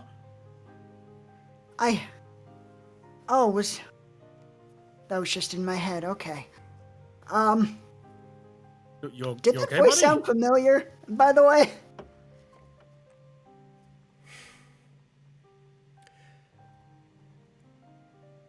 Not to you. Okay. You've never heard that voice before. No, I don't. Roll me insight. This is a weird thing. Roll me insight. Sure. Regular insight or like ancient insight? Just regular insight. Ooh. Gotcha. Anciently insightful. Oh. That's a nat 20. Let's go! So, as you hear it, and you hear just this, "Oh, it cracked! That's gotta be a good sign, right?" This weird, something about the tone of the voice. You haven't heard the voice before, but as it bounces around in your mind, because of the sensation of like your mind being pulled somewhere else for this to happen, it immediately butts heads with another sensation you felt when you saw that vision through the eyes before they'd been in your head. Something about the cadence and expression behind the voice reminds you of Raleigh Olivelis when you heard him proposing the use of the eyes to Vanderbild. Oh, that's... Anyone but him! Uh-oh. No! He gets like that gut feeling, like just making that intuitive connections, like, No, that's a crazy intrusive thought. There's no way. But like, it's so similar. You okay, buddy? What? Snap, snap, snap, snap. Sorry. Where did I go just now? Somewhere. I'm guessing this Okay. wasn't me. No. What did you do? Did you do this? I touched the thing. I touched the thing. I was testing it. Okay, what did you touch? The communication, that descending thing Okay. over there. Okay, which button? That button. Okay, don't push that I'm gonna button. carry him. That's I'm the gonna wrong carry him to the button. button. That one. Oh, all right. I thought I sounded no. a lot more deep and echoey. No, that is irrelevant. I'm sorry. I think I had my first headache. Oh my god. Congratulations. Is that what other people go through? Oh my god, it's terrible. Oh yeah. I've been told I cause a lot of those. Sorry, getting Are you okay? back to- I think so. I thought my eyes cracked for a second, but I think it was something else. What happened? I got what I believe is a headache, and then I heard a voice, which said it cracked. That's gotta be a good sign, right? Dewey. And, Dewey, wait, is that you? It was you. A hologram of Dewey appears in front of you. Yes, what is it? Dewey, did you talk in Flux's mind and say something cracked and that was a good thing? I did not, and there was no form of communication leaving or entering this place. Flux, I think was that you? There's something that's kind of eating at me, and it sounds crazy, but hear me out. The voice that I heard just now, the voice didn't sound familiar, but the way they spoke, their cadence, their mannerisms, it sounded very similar to that other vision I had, where Vanderbild was speaking to your friend Raleigh, or rather, Velis, in Raleigh's body. Oh, that asshole. I think he may still have a connection to these eyes. Would you like me to do something about that? Oh? Can you? What do you have in mind? I hadn't paid a particularly close amount of attention to it, but now that you are within here, I could take a moment to probably scan over, and if there is any kind of external feed going to or from those eyes, I could probably sever it. My ability to understand the kind of technology that went into creating them is far beyond what Vanderbild would have been able to use and the people of the Rising Peak would have been able to use. If there is some kind of malignant programming inside of them that is a risk to you, I could purge it. Would that have any adverse effects on the mission? Would Vanderbilt still be able to, take control? I would have to scan it to see if those effects are intertwined, but I could probably isolate the systems that would allow you to connect to my systems, and I could retain those. That might be something you should think about, Flux. Indeed, this is very alarming. Everything I've ever been told about this Velis character, I don't think they're someone I want in my head. Yes, absolutely. If you could scan me, that would be excellent. Will do. I will commence that immediately. It will likely take a very small amount of time. We're going to continue launching in the meantime, if that's okay with you. Of course, yes. I wouldn't want to delay things. Flux, it wasn't me. We all understand that, right? As far as I'm aware, yes, I Okay, think 1 you second. are- He's gonna walk over. Everybody, Flux had a headache, so it's weird. Anyway, just thought I'd let you know. Keep on whatever you're doing. Why does that button what make did I people's do? voices deeper? Was there a purpose to that button? Why did we need that? The last one was really loud, so I went to a different one. You see the Sword of Damocles' eyes. The blue dots that are their eyes sort of shift into an almost like gremlin-y sort of like, don't suspect me sort of squint, and then it vanishes. Baby. Adorable. There is a shift. The blade entirely ignites. Those of you who are back in Pezodromos, this is enough that you feel a strange distortion in the air. Like, you almost feel as if gravity, wind, pulls in towards the mid-spiral and causes everyone to sort of buckle by a step. As if you're pulled very briefly in that direction. As you look over towards there, and as you that are in the Sword of Damocles see it beginning to move, the tail wildly shifts off to the side. This massive mechanical clanking moving as it does. Its tail whips around its body, stops enough that a small wind current causes distortion in the air, and you start to see heat waves. You start to see distortion of the scenery as it begins to move.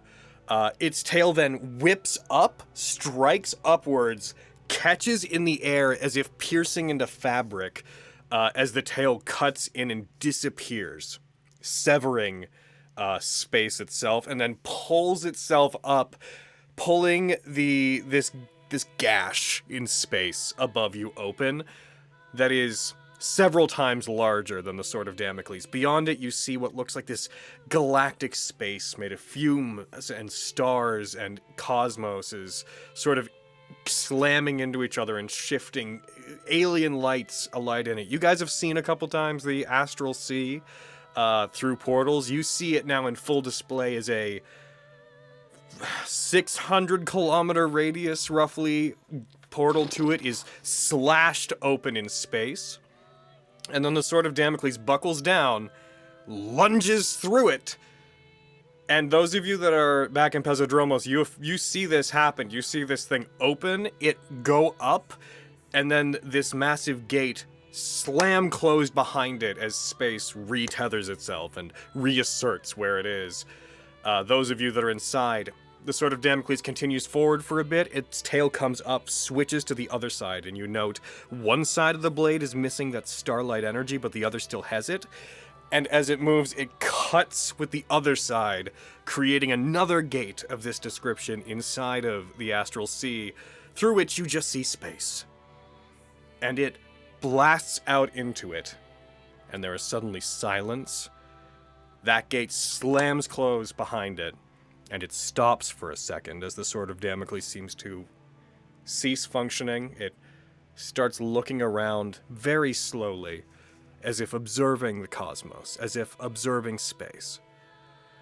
And its vision turns back, and in the distance, you guys see a small blue dot so far away that it's about the size the moon would normally be. And then you hear just coming from around you, Dewey's voice. We are currently roughly 18,000 kilometers away from the surface of Lycrothemia. Or rather, we are roughly the point in space where if we continue moving, we will intercept it in that distance. We had to move somewhat into its path to make sure we are where it's going to be when it gets here. That is Somnis Domina. I see. There's no stopping from here. As long as we are within space, we are within range for Lycrothemia to target us. Vestius will begin doing so immediately. And so, it turns, energy fluctuates across its body, and it starts rocketing out into what just seems like blank space. We must make haste and reach Lycrothemia within 18 hours' time. Once we're there, we must do our damage, complete our mission, and we must flee. Understood. What is required of us? I merely need to move. All of my systems will be geared towards it. If I require anything in the meantime, I will tell you. Understood. It's so small.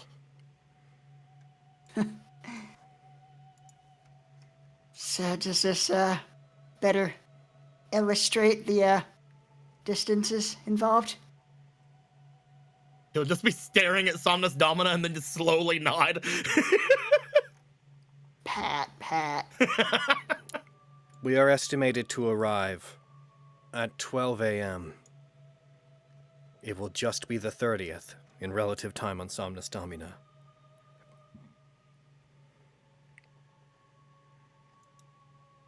Okay. Is there anything we can do to prepare? I need only be sure that you are all safe, and if anything goes wrong, I will tell you. As long as the systems we have repaired stay in place, there is no chance of failure. Lycrothemia will likely have defense systems. There are likely certain constructs that have been put in place to intercept anything that attempts to attack the moon. But those systems will not have been built for something on the same scale as me. I will dispatch them with ease, and I will continue towards my mission. And finally, after tens of thousands of years of dormancy, I will take the fight to the god that I was pointed at. I will take my place in the sky, and I will protect a people who have given me life. This is what I was created for, and I am overjoyed to finally complete my mission. I thank you for giving me this chance. Of course, old friend. I'm happy that we could help you with something that means so much.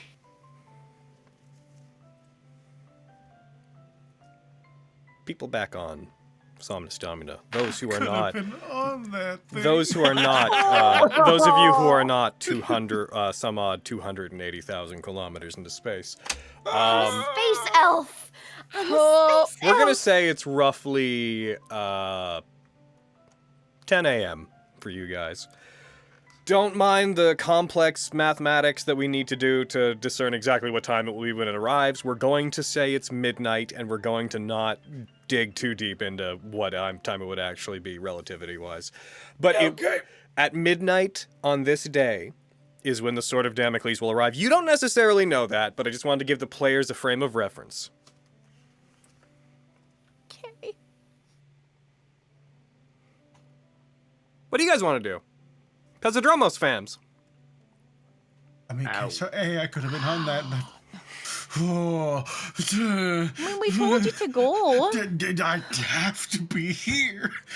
It's true, really kind of do need you here. It would have been so cool.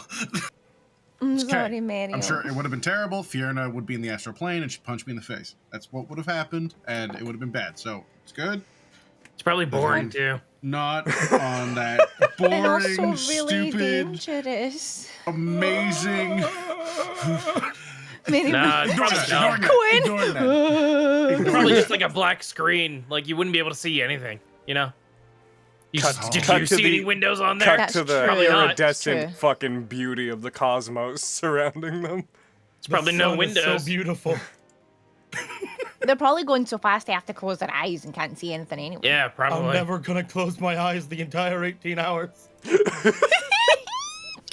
It's glorious. It's probably dumb. No, there's way better things to look at here. Yeah. Right over the Sunder playing his ukulele. Nothing will be the Exciting same. stuff. You never really think about what you're going to be doing when Sunder history is just made. Sunder just walks over towards her, disappears. All you hear is, "Bow, bow, bow, bow, Nothing will ever be the same. Anyways, bow, bow, did- bow, bow, bow, bow."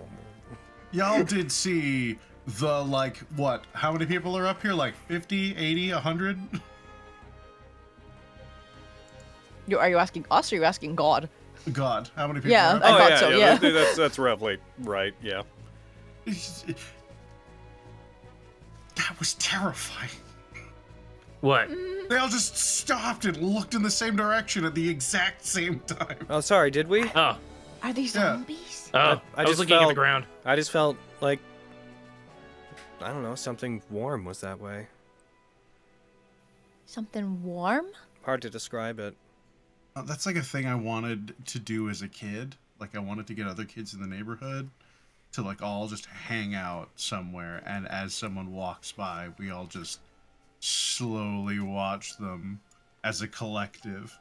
Have you ever gotten the impression right? you're waiting for someone to like come join you for dinner, for a date or something? You don't know when they're going to show up, but like when they arrive, you sort of know that they have before you even go to check. No. I guess.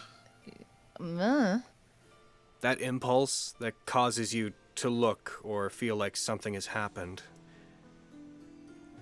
I don't know, it was kind of like that. Like I got the feeling that someone was visiting. It's hard to describe. Just took me off guard, is all. Did everyone do it? I didn't notice. Yeah, literally everybody. Except us. Well, except us. Outside of us. All the Nephilim. Huh. Probably just some boring stuff up in space. There is nothing boring in space. Manny, I think the he's just majority trying of it to is make you empty. feel better. He's just trying to make you feel better.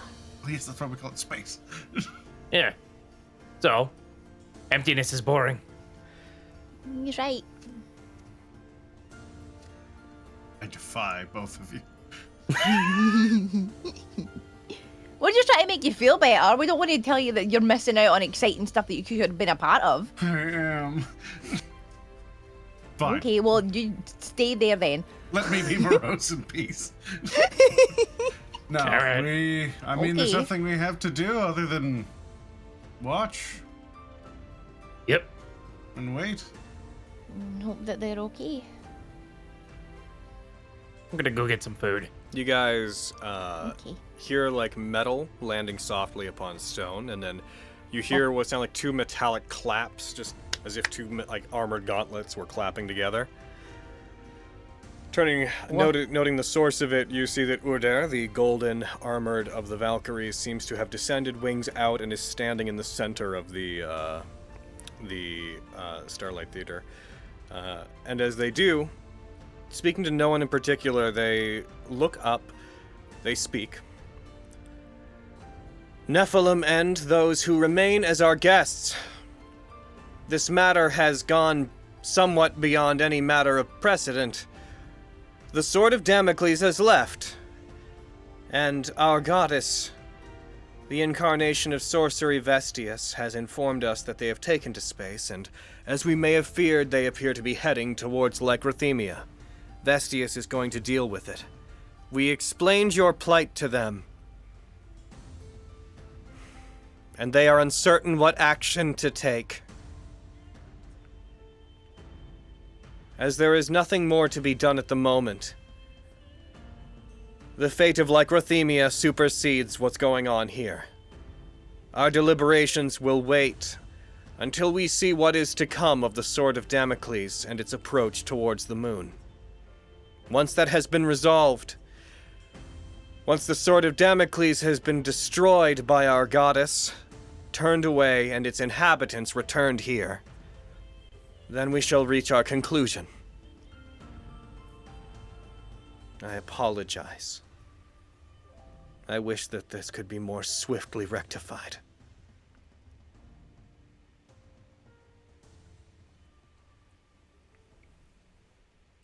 They then turn, and they seem to go back up into the air, and they fly off to another part of the Sun Keep without giving it regard to any particular Nephilim.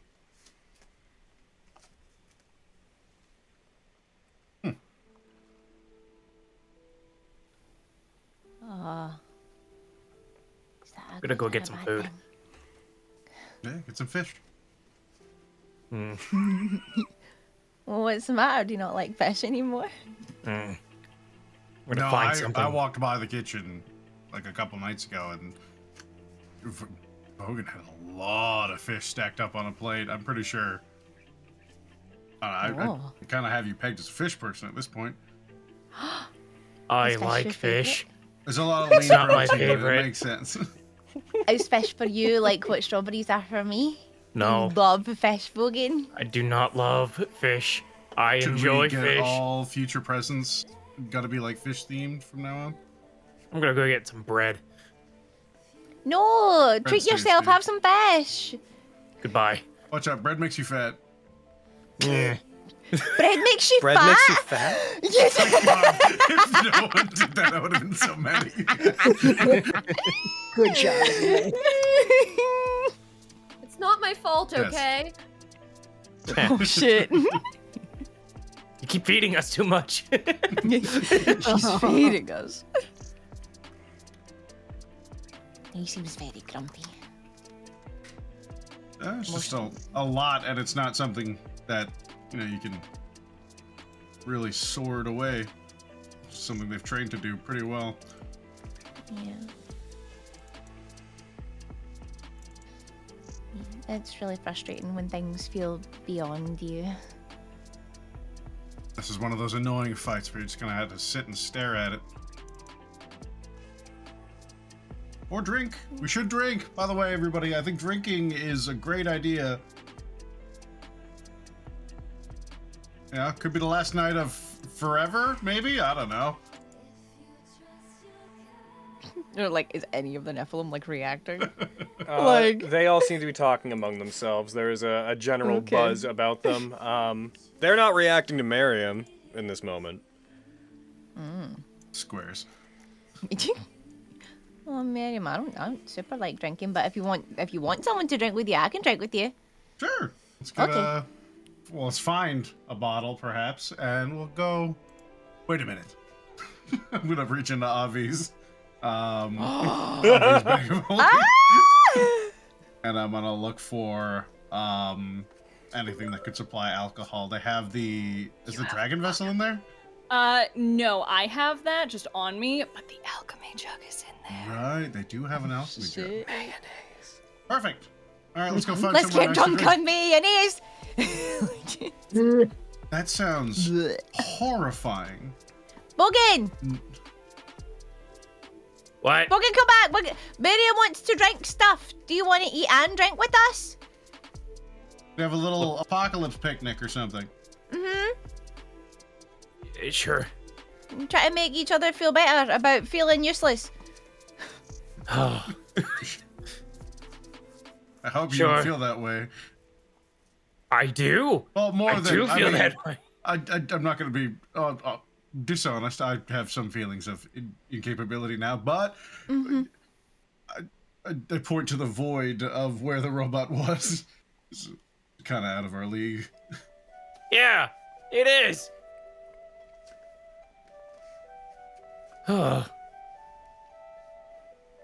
I mean, I just wanted to help Fenris with amnesis, and Bogan just wanted to go on a pilgrimage. This is a lot. This is out of my fucking league, man. I have sword. Lightning It's sword my and boy. magma sword. Yeah, swords. The stuff that you have is really, really useful when it I'm not is equipped useful. for space. I'm not equipped to deal with the Vestius. I don't think we're going to I space. mean, we gotta talk to Vestige in like a month? No, So you gotta you prep for have that. no. That's you the next you thing have we're to do doing. it. I'm gonna be honest. I think that if they have an opinion of anyone in our group, they probably have the lowest of me. Yeah, but you're good at talking. Actually, Vogan, I was sent to take you to them. To talk to Vestige, right? No, I have to talk to her. You're also going on like a pilgrimage where you got to go to the shrine and like commune. I think you're gonna talk to like. So you might have to be all of really them, nice Vogan. to her. You're gonna have to talk Yeah, I to think them. you're gonna have to talk to them, Vogan. I didn't know communing meant like physically talking to them.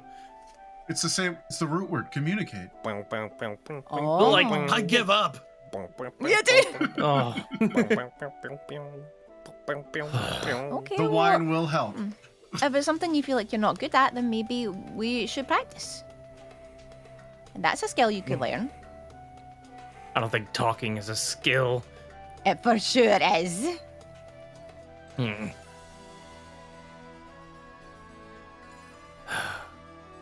I believe in you, Vogan. I believe in you, Hogan. Just go get Silence. a drink. That's good. Silence from Yeah. Miriam. Miriam doesn't believe in He's Vogan. just wide mouth, like big mouth, wide Silence. mouth smile, looking from person to person, like Just rifling through the bag like alchemy jug.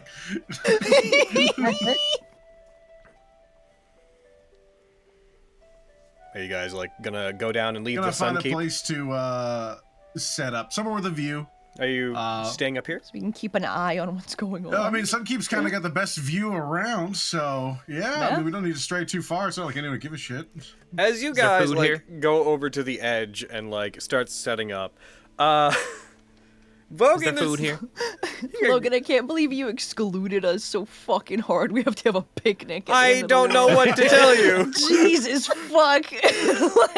I think this is awesome. It's very cute. You guys Silly. could get food. There's like trees up here, but there's no real like fruit trees. But you guys could go and get food, I guess. Yeah, well, Great. take some time, get something tasty. As, Get so some are you takeout. guys gonna head into town and try to get some food? Yeah. Okay. Yeah. As you guys do that, as you head back down, you get Nephilim to escort you back down through the central shaft, and then you head outside. As you go to the main entry hall to the Sun Keep, the first thing that catches your eye is, as you're walking, you see Valkyrie Alias, the one that wears the black helmet that doesn't speak very much, that was one of the most aggressive when they were attacking you. You see them, they're large, they're golden armor and flowy black dress. They seem to be standing facing outward towards the entrance, as if guarding, and then as you guys get closer and you see around them, you see that there is a young eel-like gentleman with a fish strewn over their back, standing at the entrance, kind of hunched over, their lazy eyes looking up at the Valkyrie, then looking away, and then looking at the Valkyrie, and then just going...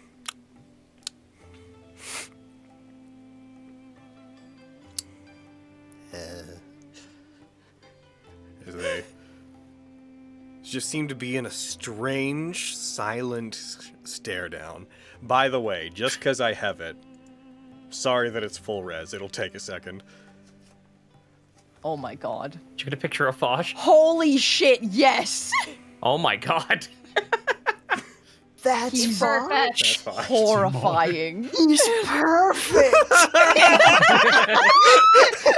There are two kinds of people in the world.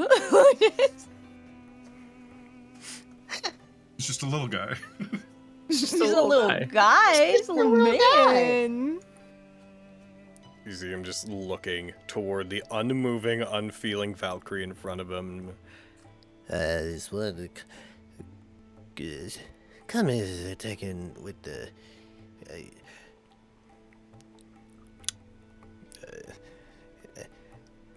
I'll come back. Bosh! He raises a hand Buddy! towards. Hey, Waves man. a hand kind of enthusiastically. You hear like a wet kind of slapping sound as he waves his hand at you. We're actually thinking about coming to visit and grab some food. I haven't met him, right?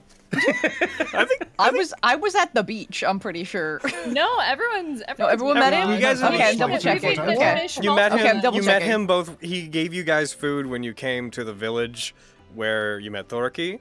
You were like Right! in his yes, little restaurant. that's how we met him. Cool, Yeah. cool. Yeah, yeah. Okay. I don't think Quinn met him. Nope. And he still hasn't. Incredible. That's funny as hell. And he Yeah, never that's really will. funny. Because Nimric was there for the other things. Nice. Oh my god. Valkyrie friend. I'm just take my friends and I'm gonna take it. What? She like looks away from the Valkyrie and looks to you guys and starts wetly plodding out of the Sun Keep. Well, okay. Bye, Fosh, I guess. I mean, we can go pick up some fish at his place and then come back. Would you like that, Vogan? Would you like us I'd rather to go get pick some up bread. some fish? I mean, there's probably bread around, on the way. We can get some bread and fish. We put the You need fish something. in the bread. That's what I was gonna say. You should make like a Gross. sandwich or something. You don't want to just eat. You don't want to just eat bread. You want to put something on it. Bread, that's fine. Bread is fine. It's all carbs. You need to treat yourself better, Vogan. Looks down at his physique like. Yeah, dude. Fucking think it'd be Baki fine. style animation as you were just a twisting mess of muscle. Gonna go You're straight to really your letting thighs. yourself go. I swear, there's like a bit of you that's not less granite-like than normal. Uh huh. But also, I just mean like, give yourself some joy in life. Like, why would you Find just joy have... in bread. Okay, but if you put I I actually- don't know, strawberry jam on bread, maybe you would feel a lot happier. I also find joy in bread. I can't really take that away from him. I mean, okay, you guys can enjoy your bread however you want to enjoy your bread. I'm just saying. I mean, I can't Right. as much anymore. Oh. It's too hot for me. You see, It was What's easier Too Yeah. when- hot for you? Fosh's head Bread. peeks back in through the entrance hall, like from outside the door, just like looks at you, like, ugh. Coming. Nods, disappears back behind the door. Okay. You Did just you say hear him bread is too spicy for you? You just hear him outside. Spicy. It's spicy bread. I thought I heard. We fall a flush. You guys go outside. You see him sort of Stupid. waddling towards the path down, or towards the lesser church. And as he does, he turns. He's like,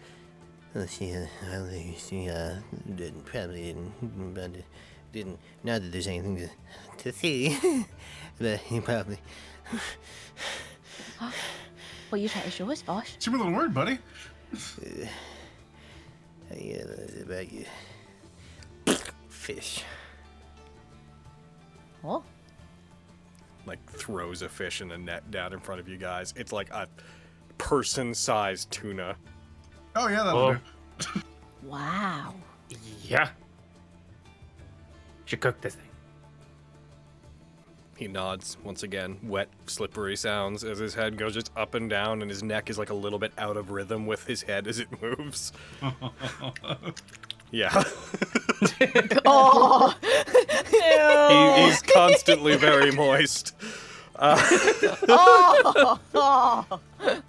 You could take it to my shop. Have one, move one into town. I mean, can we see like a a pretty good view? It's not quite the top of the Sun Keep, but we can still see a lot from here, right? Fate will not come to its conclusion until midnight. Oh yeah. So there me some fish. And he starts wandering towards the city. I was. All right, lead the way. That's interesting enough for me to fall. I was gonna just be like, I could make a kitchen, but this is way cooler. He wanders back to you. Maybe, yeah. Draws a door with his fingers. Oh, okay, we can't do it here. Oh. I'm going to make my magnificent mansion. Huh.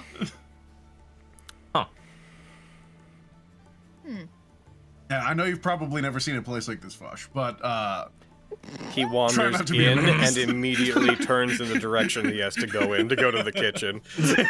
Oh, he really knows his way around. good sense for home decor. Mm-hmm.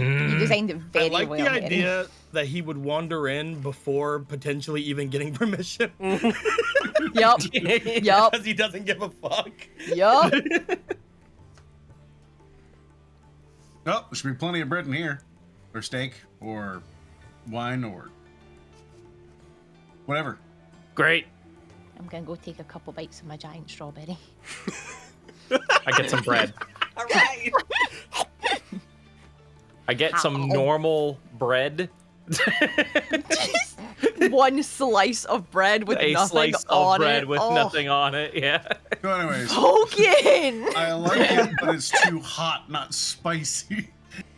Because Well, I we used to thought like you it meant like spicy. straight out of the oven, but Oh. my Okay. tongue has become significantly less capable of handling those Oh. temperatures. Okay, Oh, so I you see. have to be more patient with your freshly baked bread. Yeah. Okay. It's unfortunate. You think you can handle spicy food? We've had spicy food here before, haven't we? Yeah, Seems like but with your new like, do you tongue. like it as much? Oh, there's tons up in Grey Rock. That's like one of the kind of, I guess it's like one of the appeals of the cuisine up there. I guess like with your new tongue. Yeah, your new do tongue. do Can you it think you'll handle it? like it as much? Probably, maybe less spicy than before, but yeah, it should be fine. Mm. Can we make Good. you something spicy right now to try it out? I'm trying to find a way to make that into a joke. Because I'm asking you to try out your new tongue. Yeah, like there's something there. There's a grain, but I can't quite get there. So I'll just say yes, and we'll move on. I guess. Okay. Well, I don't really know how to cook because usually Fenris does all the cooking for me. So Vogan, you should make him something spicy, and I will help and do things that you need me to do. I'm gonna find like a ghost pepper. You sick fuck. I would abuse the fuck out of like fucking having the mansion make me like just Yeah. unattainable fucking peppers. Yeah, you I would would. so do that. Yeah. Spicier mansion. Make it spicy. I'm gonna make some like I'm gonna make some like spicy ramen for him. Hell yeah. All right. While they're cooking that, I'll also just be eating whatever Fosh is preparing. Fosh 'cause will that's what I'm prepare some vegetables and the tuna that he brought in here. He brings out a perfectly cooked, just immaculately prepared bit of tuna, takes it over to you, like puts a plate in front of each of you. Keep it. The guy Huh? has been really turbulent around here, and you've got to keep it. His strength. And he like flexes his muscles a little bit. He's like, "Ip." And he gives each of you one, and then he sits down, puts one in front of himself, and he's like, I know this is a very trying time for all of you. his face then just sort of slams into the table and comes up, and the tuna's gone. It's just a very dramatic. Oh, that Ugh. sound, Logan. Oh. It was that with a lot of that. It was almost too sudden for there to be a moist, slippery sound. You just see just a bulge go down his throat and disappear into his torso. Oh. That was sick. Oh. You should maybe chew a little more. I have a big throat. Looks at Meru. Says anything. He just smiles at you. I'm proud of you, Lexi. He's gonna take a bite.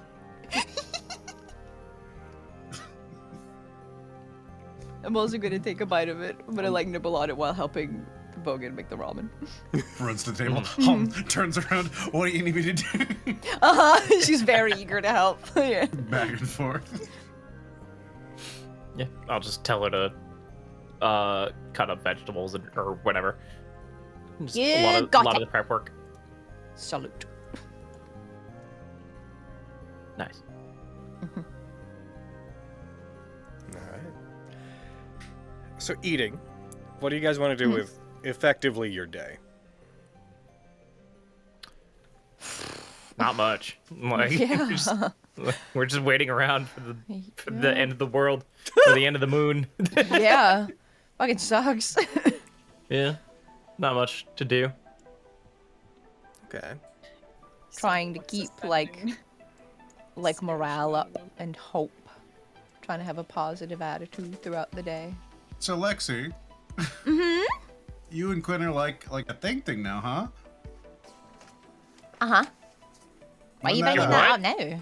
I don't know. You guys were yelling some weird stuff on the way into the White Steel Grave, and it just kind of got me. It got me a little curious. I heard a lot of L words being thrown around. What do you mean a lot of L words? I don't know. You guys are being little 10s. No, not lame. That would be really weird for a couple to say. Lust. I feel like I Good, know but what you're trying to get unlikely. me to talk about. You probably do. You're very smart. Aw, thank you. It's true. Aw, thank you. Quinn said a thing, and it's really awkward because I'm not really sure how to deal with it. And I was going to talk to Avi and Venris about it, but there hasn't really been any time to do it. So, right as I got into the DGR for like the first time, and I was going to fight Diather, Quinn kind of jumped up on it, and he was like, "Be safe," and then he was like, "I love you," and then I was like, Ah. That word. mm-hmm. And I don't really know what that... Like what I'm supposed to do with that. Because I'm just really not sure. So I don't know what the difference between, like, you know, like loving you guys is and being in love with someone. Then don't say it. Don't say it back And until that's sure. why I didn't say anything, but I'm trying to figure Okay. out if I do, because like I like him like a lot. You've been I'd be in love really, the really once. sad if he wasn't Granted, it around. was with a giant. That's true. That was weird though. I mean, That didn't like feel that. nice. That was like against my will. That didn't feel nice.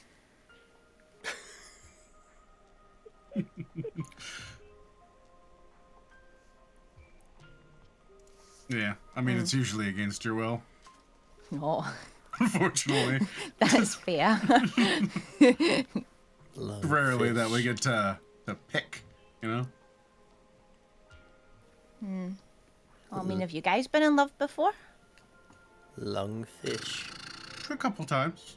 Some more than others, I would say. Wow. It's a author I read a long time ago talks about falling half in love with people. I do that a lot more than I just fall in love with people. Half in love with someone. What does that mean? It's hard to describe. Did they describe it in the book? They give an example, and it's kind of, I guess, the only useful way I can describe it. It's when you're in those early stages of kind of finding someone interesting or attractive, and they just have like, it's like a moment where they can do something almost entirely ordinary, you know, a little smile, or it could be cleaning off a table, and in that moment, right then and there, you are absolutely in love with them. But it's these flashes of the same thing, and you know, you can be half in love with someone and eventually just be in love with them, or you can be half in love with someone forever.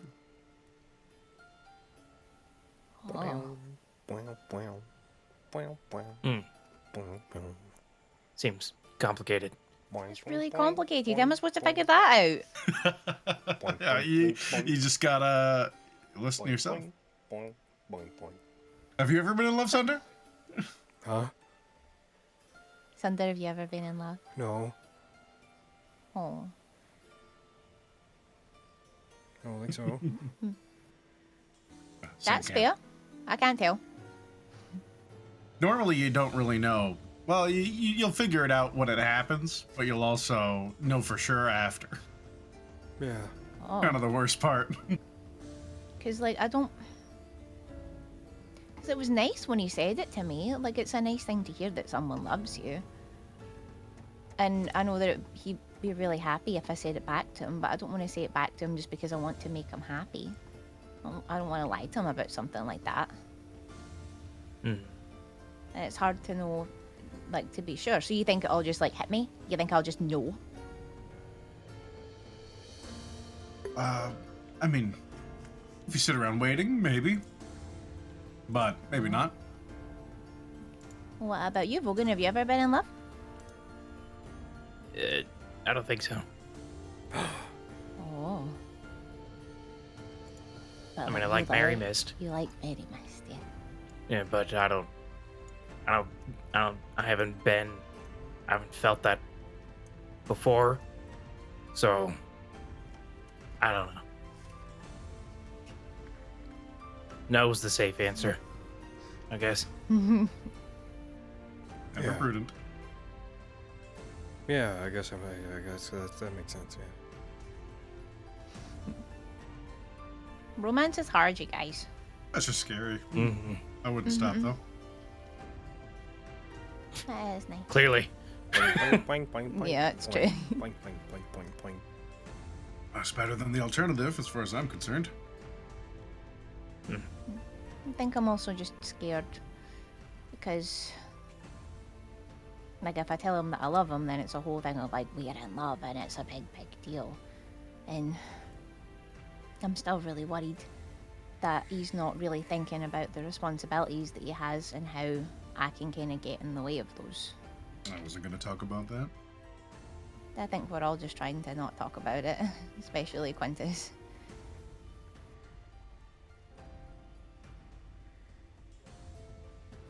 I'd like to be happy while we can, though, but that doesn't mean I'm not worried about it. You just basically spoke my entire romantic philosophy in a sentence.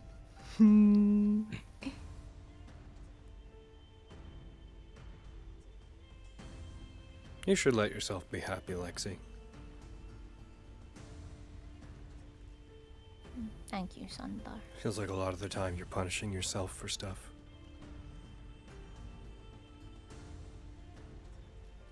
Yeah. Pling, pling, plong, pling, It's plong, also just... plong, pling. It's also really hard figuring out what does make me happy. Because I was told what to do for so long, so I'm trying to deprogram my brain. But I know that being around you guys makes me happy. I know that hugging and kissing Quinn makes me happy. So I'll just keep doing that. Well, there you go. Good. You know, back before I put on the glasses, I never thought about it, but I never thought about, like most things that make me happy were simple things. Tiny stuff. Like strawberries. And sometimes that's all you need. Is sometimes it's the simple things. Mm-hmm. Like that I found this ukulele Yeah. Where did you find it? on the ground. Someone just dropped that ukulele? I guess so. Oh, It was weird. in the middle of a street. Lucky. I know. I'm so happy. This is going to be most of my personality now. Boing, boing, I boing, also boing, know boing, that boing, when boing, you boing. play the ukulele, that also makes me happy because you're very good at it. Oh, I'm getting better. Hold on. I'm trying to do a thing. Hold on. Hold on. Hold on. Hold on. This proceeds for like 10 minutes. Yeah, it goes on for way too long. But we're all silent, holding on for him, like, you'll get it, bud. I eventually just give him a bardic inspiration. Oh! Gotta put your finger like this. There you go. All right. I'm just gonna. Vogan. Roll a d12. Uh-oh. Oh. It's a 2. Now put it in your modifier window. Okay. Now roll for ukulele. Oh my It's god. a Roll performance uke. check. He doesn't have proficiency. It's a charisma-based check. Okay. The 10. Oh. Hey, that's not bad. Nailed It's okay, it. it's Average. not bad. I thought you said earlier he did have ukulele proficiency. I just put it on He there. added it as a skill. Yeah. Boing.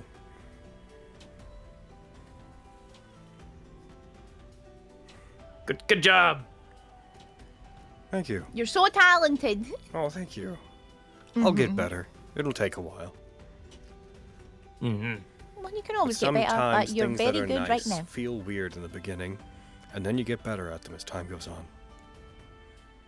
Oh, I see what you're trying to say. He looks at you with like big eyes and kind of a partial smile, then like taps his like the temple. I see what you're saying. Me and Sunder are the smartest people here. It's true.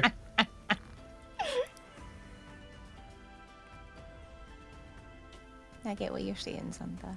Yeah. I'll just try to let myself sit in the feelings. And then maybe I'll get used to them, and they won't feel so weird. And I'll play the ukulele. And it'll be wonderful. Oh no. Oh, that was a terrible sound. This was a really good talk, you guys. Thank you. Glad we could help. Yeah. Also might be better that I brought it up with you guys, because maybe if I brought it up with Aviana, she would get really angry at Quinn for it. Yeah, it doesn't take much. It doesn't take much. What did I do, Avi? You upset Lexi. Do we not? She said do we not maybe. know that for a fact? But I will probably bring it up with her at some point in time. Because she's very, very much in love with the Rory. It's true. I wonder if Venus is in love with Tantia. Oh. Well, see, now I'm going to ask just more to find out that than for actual help. I mean, your easy litmus test is if someone's smooching somebody and they don't want to smooch anyone else. That'll work for most people. Most people. Not everybody.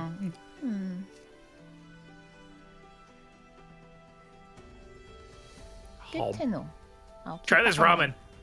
mind. I'm going to try the ramen. How dangerous is this ramen? Pretty dangerous, I think. Do we need to roll anything to eat this for normal ramen? people? Spicy, or Lexi's palate is pretty mild, right? So, roll me a Constitution save. Let's get save and let's go. You know, we don't get to do these often. Do a check. Do a Constitution check. Okay. Well, I have no modifier. Let's go. You are willfully constitutioning. Ooh. I handle Doing it pretty good, okay. Lexi. Yeah. Oh, it's just it's spicier than I would normally choose. But good it's though, also right? delicious. Yeah. Right? Yeah. She's sweating. Like fucking. As you guys eat and burn the day away, Sword of Damocles, friends. I can sense that my friends hate me. You guys continue on. My eyes are hurting. You guys continue on through the depths of space for several hours. By this point, you've been traveling for at least like 12 or 13, but keeping time is difficult. There have been some instances where what seem like pieces of space debris, because you can see from here, there's like the debris belt that surrounds Somnus Domini. You can see just a ring of stones and space debris that's far off, and you see little chunks of space debris as you move, but every once in a while, one of them will seem to move and almost get animated like a construct, and swarms of these things will come at the Sword of Damocles, but they are so small in comparison that it mostly just stops and either bats them away and destroys them readily, or unleashes just barrages of energy, little bolts firing from various weapon ports on its body. It has no difficulty dealing with any of these things as it continues moving through space. You can see Lycrothemia at this point. It is on the horizon and it is slowly growing much larger, but due to you being in deep space, scaling and distance are super hard. Quintus, you would probably become convinced that you are at it a couple of times, to which the sword would very much be like, no, it is currently roughly 6 hours away. Once my eyes are starting to hurt, what do I do? Stop staring at it for a few seconds. Just close. Just blink. As you approach it, Oh, thank you. you do start to notice that red patterns are beginning to form on it that just make it look like it has this not blood red glow. It doesn't remind you of Honokuni, but this arcane ruby red glow seems to slowly be rushing around it, and at some point Dewey will confirm That is Lycrothemia's lunar devastation, gathering up all uncommitted idomantic radiation onto its surface. Vestius definitely intends to combat us. Uncommitted? Oh. Vestius will be certain not to pull it out of places that it is invested, such as magical items, ongoing spells. All radiation in the air will be drawn together, fired as an attack, and then redispersed back to the surface. Idomantic radiation... Go ahead, sorry. Oh, no, sorry, I didn't realize you were still going. I apologize. You continue. Idomantic radiation is never properly consumed. It is moved around. Lycrothemia's lunar devastation will redistribute it back to the planet after it's been fired. And if we disrupt it, it will also be pulled back towards the planet. The cosmic teardrops, crash sites, serve as sort of magnets to draw the radiation back to the surface of the planet. That's rather considerate of them. To not take anything that's already being in use. That would cause untold disruptions. Arcane prisons would cease to function. Spells keeping creatures alive would stop momentarily. It would. Though it would amplify it by a considerable amount, the actual output change between taking all uncommitted and all committed idomantic radiation is actually fairly negligible when talking about the scale of conflict between with something like me. It's just, from everything I usually hear, the more and more I hear about them, they seem somewhat reasonable. They are. It is a pity that we are enemies. The amount of committed idomantic radiation on the surface of the planet at any one time is less than 0.05% of the total amount available. There's no point in them trying to wrestle for that small amount. Makes sense. How much Avi time spoke will it earlier. take? Are Avi and Fenris back up here? I don't know if Fen is, but Avi left Diane and came back up. So Yeah. Okay, Fenris so would we're- probably have eventually found Avi / just sending Avi. Not blowing up the moon. Or we're gonna try not to. You just get a series of messages through the day. Not blowing up the moon. Still not blowing up the moon. Didn't blow up the moon yet. Not blowing up the moon. with the time as well. It's also 6:33. By the But way. Flux, what have you been trying to say? I've been trying to ask, how long will it take to charge the giant death laser pointed at us? With the changes to Lycrothemia, it's impossible for me to give you an accurate answer, but it will likely not be charged by the time we get there. If we stop it, we will probably divert it by a matter of anywhere from 4 to 10 hours worth of charging. Assuming we get there when we need to and we destroy it, it will have to resume that charging period once it is restored, and that will give us plenty of time, roughly a full day, to get out of the range of the abjurative field before we make our way to the other side of the planet. Although I will deposit you back on Somnus Domina before I do that. Excellent. Okay. Understood. So we have some time. Yes. The hologram of Dewey appears once again in the cockpit, but when it appears, it is like cross-legged and like on kind of in front of Flux at eye level but floating. The path from here to it is relatively safe. I was wondering if you might indulge me. As it puts its hand up and you see a virtual deck of cards that are just blue holograms on the back appears. I would not mind engaging in a form of pastime as we're approaching it. Not those again. Oh. Certainly, I know I would appreciate a distraction. How about you? I don't see why not, if we're not doing anything else. Oh, are you not good at math, Quintus? Oh, those are Quintus, just they are regular not- cards? They are regular cards. Valak. Okay. It's a game called High Link that the Framebuilt used to play. It is... I can explain the rules to you, but it is a game about coming up with matching integers using the cards in your hands. Oh, I could try that out. We'll see. Last time I engaged in a game of cards. You know what? Never mind. Never mind. Well, never mind. Hmm? I think Fantasy Grounds might be crashing. Avi. Uh-oh. You did start the sentence, Avi. I'm just gonna force it to close because again, we're not really doing anything directly. So remember that we're friends, is my preface. Mm-hmm. Sure. Uh-oh. I might have used a game of cards to get some information out of someone with threat of cutting off fingers. Oh. Oh. Okay. Rather Was it an vicious game. effective threat? So the way that you play this Yes. game is you're attempting to make integers in your hand. And when you want to get additional cards, Says he doesn't seem to react to what you just said and just immediately starts trying to explain the game in a not childish way.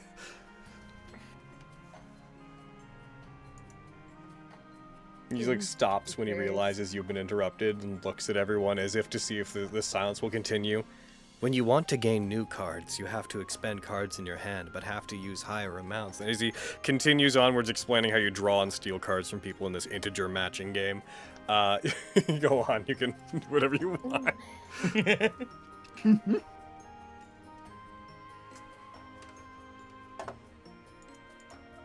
Obvious listening to the instructions. You are instructed on how to play it. Cool.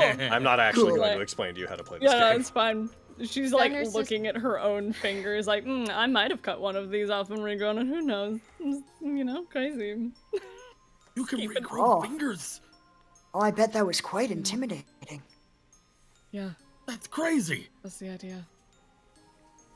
Yeah, I don't think I can regrow fingers. I don't, unless you No. are Don't. somehow a being like You can myself. log back in. I may highly be doubt able it, to- Quinta. I may be able to fix it, but that's strong magic unless you're akin to Aviana. You can fix cut off fingers. Well, now, yes. I actually have a suppose. question, Fenris. Just out of pure curiosity, because your powers have grown so much. Do you have the Shoot. ability to reincarnate somebody? Mm-hmm. No. Yes. Or do you? Do you have reincarnate? I do. You do? Oh, you have it through your time yeah. split up, right? Yeah, no, sorry. saying. I was thinking general cleric stuff. Sorry, go ahead. Yes. Yes, I can, Aviana. I can do that. I recently learned how to do that. My god is amazing. Wow. Yes, I can. Aviana. Her eyebrows will go up. She clearly has an idea, and she'll just nod. Excuse me. I was able to read more passages in my text of DeQuinn. Yes, I should be able to guide someone through the act of reincarnation.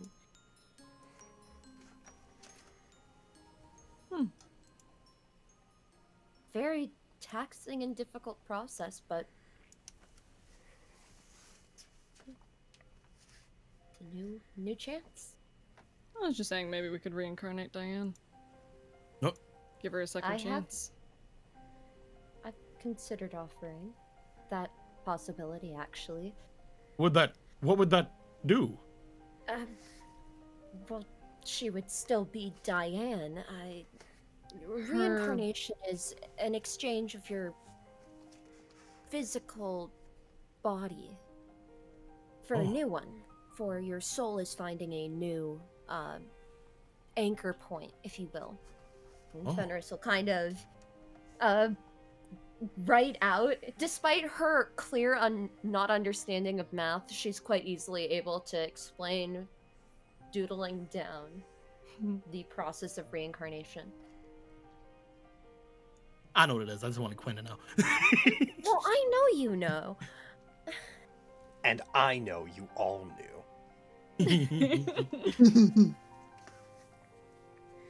So, Would that be? Could that be something that would work? well, I don't know. Would that be something she even wanted? I don't know. Believe me, I understand resenting your... and she'll kind of reach and touch her neck, but there's a moment where she's regarding her horn. Your heritage. But who's to say that she wants to depart from being an elf in the first place? I My- didn't think it was because of that. A change Her of story's face would not be mine good. to tell. That's fair. I will say she disclosed a lot. She disclosed her history to me. And she's had a shitty lot in life. And if I was in her shoes at the end of my rope, with years ahead of me and no way to spend them because of mistakes, because of who you've had to be, who you've worked for, who you've been. I don't know. Reincarnation is the spell of second chances. It would be up to her, and you especially, because it is your magic. Perhaps this is something we discuss when we've reunited with the group. Forgive my prudence. No. I wish to discuss that with Lexi as well. Hey, everybody. Roll me an intelligence check. Oh no! Okay. Diane's Sure. in the room. And she's right behind me, isn't she? I mean, I would never go in there. Hold Damn! Quintus I wins the re-rolled. card game. I re-rolled, but fuck Oh, you, Quintus. Damn, baby, get it! I'm really good at this game. Apparently. I'm not able to. Well move done, my- sir. Quintus realizes that despite the terminology Oh, being boy. used, you are effectively being asked to play Go Fish. Oh, wonderful.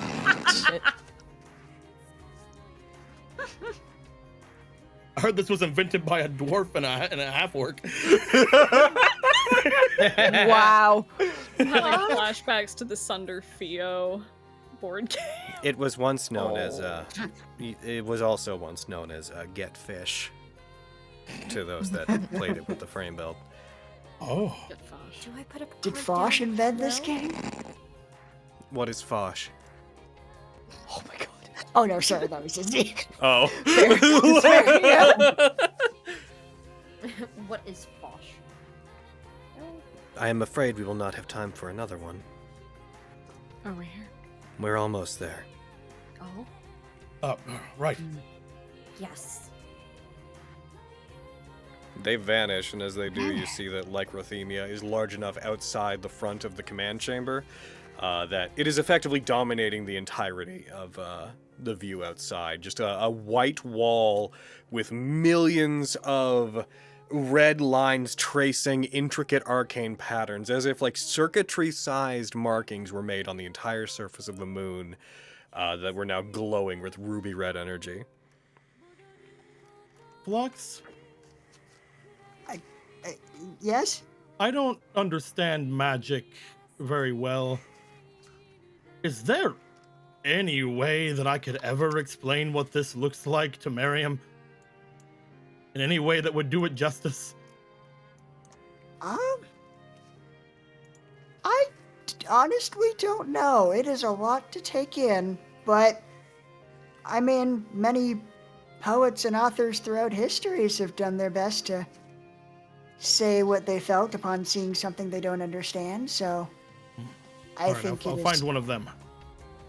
That's... No, I meant... I am going to I- begin. That's good. Excellent, thank you. Oh my god. Okay, we're doing this. There's a sudden series of noises. You hear almost that sound like locking as you hear just coming from everywhere within the Sword of Damocles. As plates on its body begin to shift and change, the massive energy wings that are behind it disappear suddenly. And it puts one of its hands forward.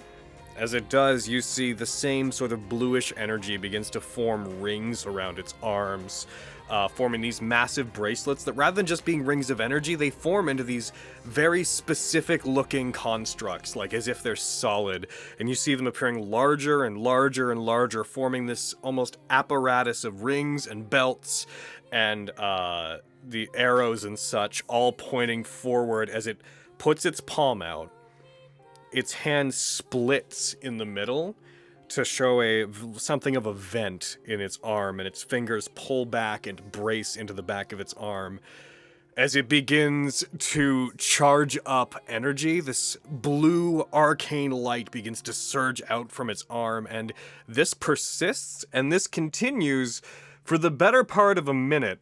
You all feel a tingling sensation on your skin, as if massive amounts of static electricity were running through the area, and you hear a hum that, though dull at first, becomes so loud that it's almost deafening, until finally, outside, there is a burst of energy, large enough that as it fires, as a bolt flies towards the moon, the Sword of Damocles is thrown back in space, hundreds of feet, hundreds of meters at once.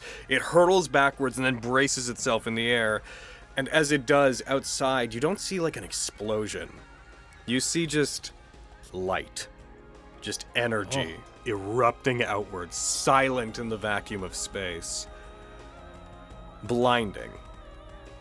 And as it begins to subside, you see debris, you see chunks of rock, you see dust, and you see that there is a hole that has been blasted through Lycrothemia that is large enough that it is hundreds upon hundreds of meters in diameter. Just a hole surging through it, leaving it not as like a circle around it, but you do see on the other end, it appears to have gone out the other side of the moon, and you can see space on the other side.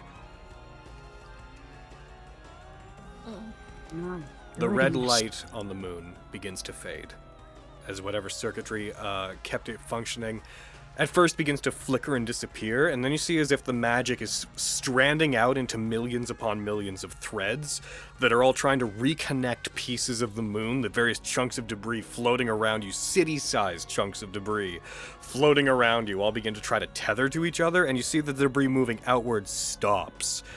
And then these threads begin to sever.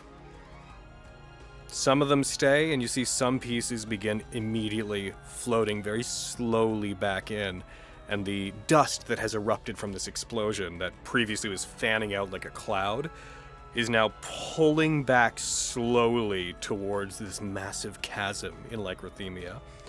Those of you on the surface, back in Pezodromos, there is a moment where, with it being the night, so close to the Night of Blind Queens, you can't properly see the moon, but you do suddenly see it erupt with light as this blue flash overtakes it, and even from the planet's surface, you see a surge, a flash, chunks of the moon being blown apart as if a nuclear warhead effectively had struck it, and then it disappears back into the darkness of space. As this happens, the Sword of Damocles puts its hands together, clenches its fists, reels back, and it starts letting out a roar. You hear Dewey's voice erupting as it seems to begin. You see tethering strands of energy, red energy from Lycrothemia, begin shifting and binding to it. Like they seem to be binding into the chunks of plating on the Sword of Damocles, as it almost seems to be literally tethering itself to the magic that the moon was tethered to. You see millions of these strands binding to it, and then suddenly there is just this colossal and it stops, and you see all those strands vanish and the glow of the moon effectively disappear. And then you see the massive form of the Sword of Damocles, because you can see what it sees. You see it like looking down at its arms, and one of its hands moves over and begins inspecting and like dragging its hands along its body. And then you just hear a mild confused, "Why did it stop?" That wasn't supposed to happen? Something's interfering with it. The processes are being split. The idomantic web is trying to tether to something else at the same time. But Lycrothemia shouldn't be able to support it. It's not enough for us to initiate what we're trying to do, but I'm uncertain exactly what it is it's trying to tether to. Could it be Vestius herself? Even Vestius is incapable of moving here. And Vestius, short of entirely forming here, which the Eidolons wouldn't allow them to do, they wouldn't be able to stop me with just an aspect. Which leads me to think that with everything that we've seen, it's likely that... The Sword of Damocles stops. Right. Vanderbild did warn us. There is one entity that's capable of bypassing the obdurative field. We didn't know if it would be able to properly deploy itself here, and I apologize. What would that be? What is it? You see a purple flash of energy cut through space, much the same way the Sword of Damocles had before when it moved. You see this incredibly large blade puncture through space around where the hole in the moon is, and begin pulling itself and tearing open a gate to the Astral Sea, just as the sword had done. After we were decommissioned, after the frame built was subjected, let's say, a replacement for me was built. Something that was meant to stand up against things like me. A shield where I was a sword. Oh no. After it was completed, it vanished. At least the frame-built's knowledge of where it ended up was limited. Vanderbild suspected that Vestius may have made it into an aspect of herself and placed it here. This coincides with knowledge that Vestius has a lunar gatekeeper, something meant to protect the moon. I had thought maybe we were lucky enough that it would simply have been a myth.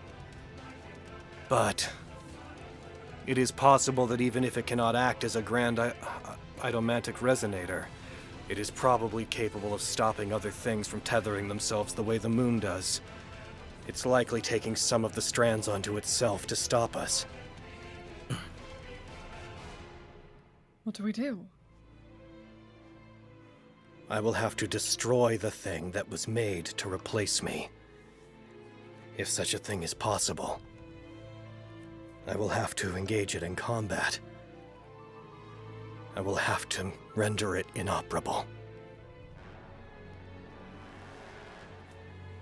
But if it was designed to protect Lycrothemia, it is likely stronger here than anywhere else.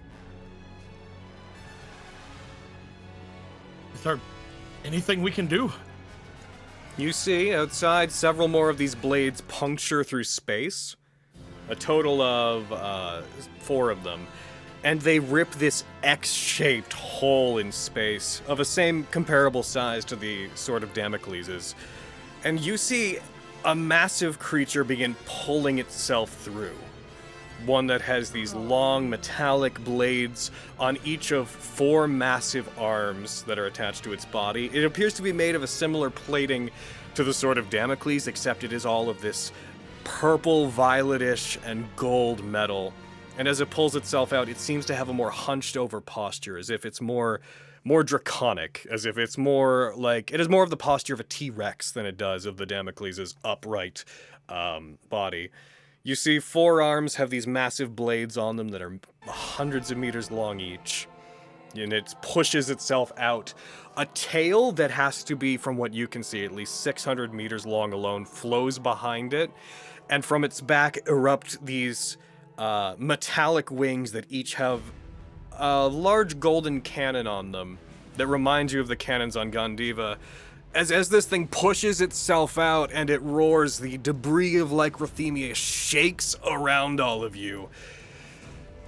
You feel this resonance inside of the Sword of Damocles, and Flux, this feeling feels to you, and it's hard to describe why you feel this way. This feeling to you feels similar and reminds you of what it must have felt like to face Lycrothemia when it was shot out of the sky the first time. There's a metallic clanking that you almost for a second recognize as fear from the Sword of Damocles, as if it was shaking. As you guys see, this boy pulling itself out Oh my god! through space. Holy fuck. This is not Vestige itself, but it is an aspect that was imbued with a small amount of her divine power. We must think of what faces us now as being piloted by Vestige, the goddess of sorcery. If you wish, I can send you back now. I think I have that power. Can you face it alone? Is there anything we can do to help? I have to. My purpose is to be here. But don't you need our gemstones? The damage is already done. If I can defeat this, its connection to the Idomantic web will sever, and I can complete what needs to be done. Is there anything we'd be able to do from the ground? Anything to help? Or are we just screwed either way? There's nothing we can do. Flux is capable of acting as a secondary pilot. But in the state that I am in, the rest of you wouldn't be able to help me in combat. But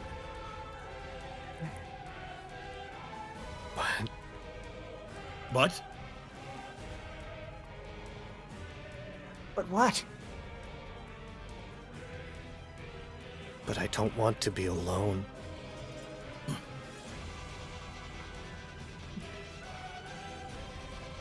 I'm sorry.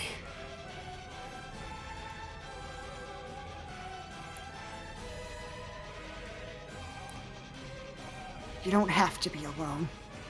Oh, Flux will put his hand out to Dewey's hologram. I can act as that secondary pilot. But send the rest home. Make sure my friends are safe. It will take me a moment to create a gate that can pierce through the field. Aviana, Quintus, and Diane. I will allow you to return. What about Fenris? Fenris as well. I'm sorry, I forgot Fenris. Oh no. It is okay. I don't hold that against you.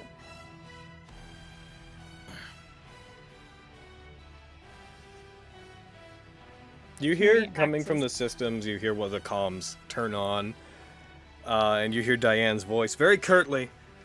I came here to see what was going to happen, and I'm not leaving, so don't worry about me. If I die with the Sword of Damocles, it's as good as going back. You guys can go. Are you sure? Mm-hmm.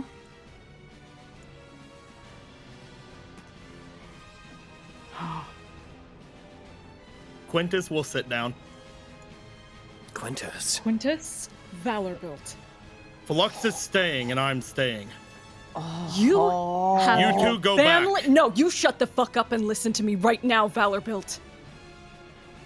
You have your family, you have Lexi, and you have Miriam down there. Miriam fought and fucking died for you. Miriam gave everything for you to get you out of hell, so no fucking way am I letting you stay here and be pig-headed about this. Flux is capable. Flux is needed here. Not capable alone. He's not alone. He's here with Dewey. I don't want to abandon him, but what are we going to do? There's Really, nothing we can do down there. Flux, what do you want us to do? This is your ball game. It always has been. Decide quickly. Vestius is not going to give us I time. might be able to help. Sir, If I leave without knowing that if I leave and know that I was left without knowing that I was able to help, that will kill me, Aviana. but if I get all of you killed, I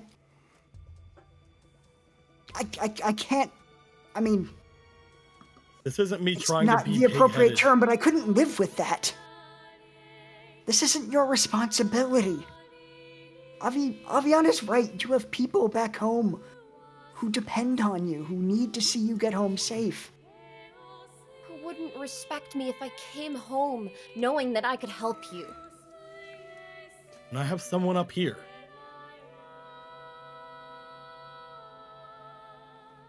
Avi, you should go. You know how me and Fenris are. You came here with the wrong people. I didn't have a choice. I know. And we're not going to think any less of anything. But if you think you should go, you need to go. I cannot leave Flux. And I cannot leave Fenris, and Fenris will not leave without Flux either. But Dewey said that there's nothing all of you can do to help. Fenris's magic is strong. Quintus has some weird fucking connection Hey, to. Quintus. What's up? Roll insight. Okay. Oh. Where you at, Insight? There you are. Logan, I have like DM questions right now, but Oh my God, a 7. role play is very strong. Don't worry about it, Quintus. So Okay. what do you want to ask, Fenris? I have D&D questions. I have book questions. All right, ask me your book questions. Okay. Would this be a situation in which I would be able to cast something like Planar Ally, which I'm able to at my current level? You could. You would need have to 10 question minutes. how much that would the ally could do. But you could cast that. Nothing's gonna really break your concentration while you're in here. Just know that this thing will probably have the same, if not more, than the protections we've already seen from other DGRs. So anything beyond, like, below a certain point probably isn't going to do anything to it. It's heckin' a primordial. I mean, I guess there's not much that we could. I'm just looking at the spells I have. I'm trying to make this make sense. But if that sort of spell wouldn't summon something that's even comparable, I guess that's my question. Would that ally even be comparable No, to the not level? really. No. Okay, cool. So I have an understanding more of my specs of my spells. It is Cool. likely that you will sustain damage when acting as the pilot, Flux. That is worth considering.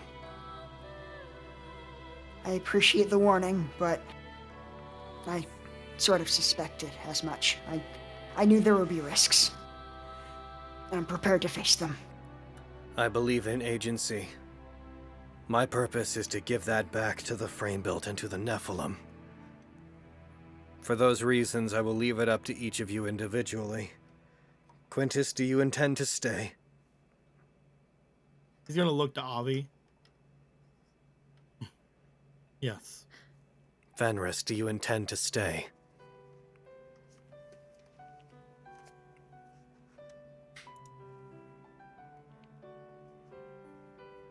Yes, I will stay as well. Aviana, do you intend to stay? Her eyes are just kind of darting from each of her friends. I can't do anything but be here for you. Just gonna look at Quintus. Do you want me to look after them?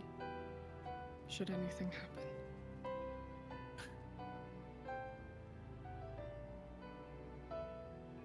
I already know you will. I have asked you as much as far as Honokuni. There's not a doubt in my mind that you would take care of them better than I ever could. I don't intend to stay. And for what it's worth, I'm sorry for the things that I've said and done, especially to you, Quintus. Genuinely. I mean it.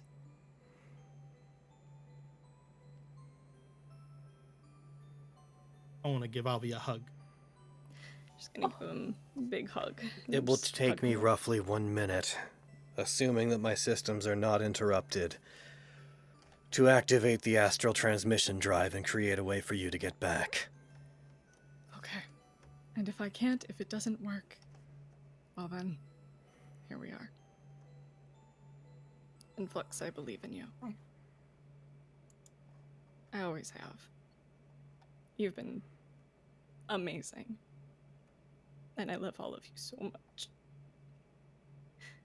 So much. We love you too, Avi. Oh god. That's why you need to be safe. I would never begrudge you that. I can't help, but I will protect the others with everything that I am. We know you will. It goes beyond saying. But we will too, when we return. I know you will. You're a stubborn asshole.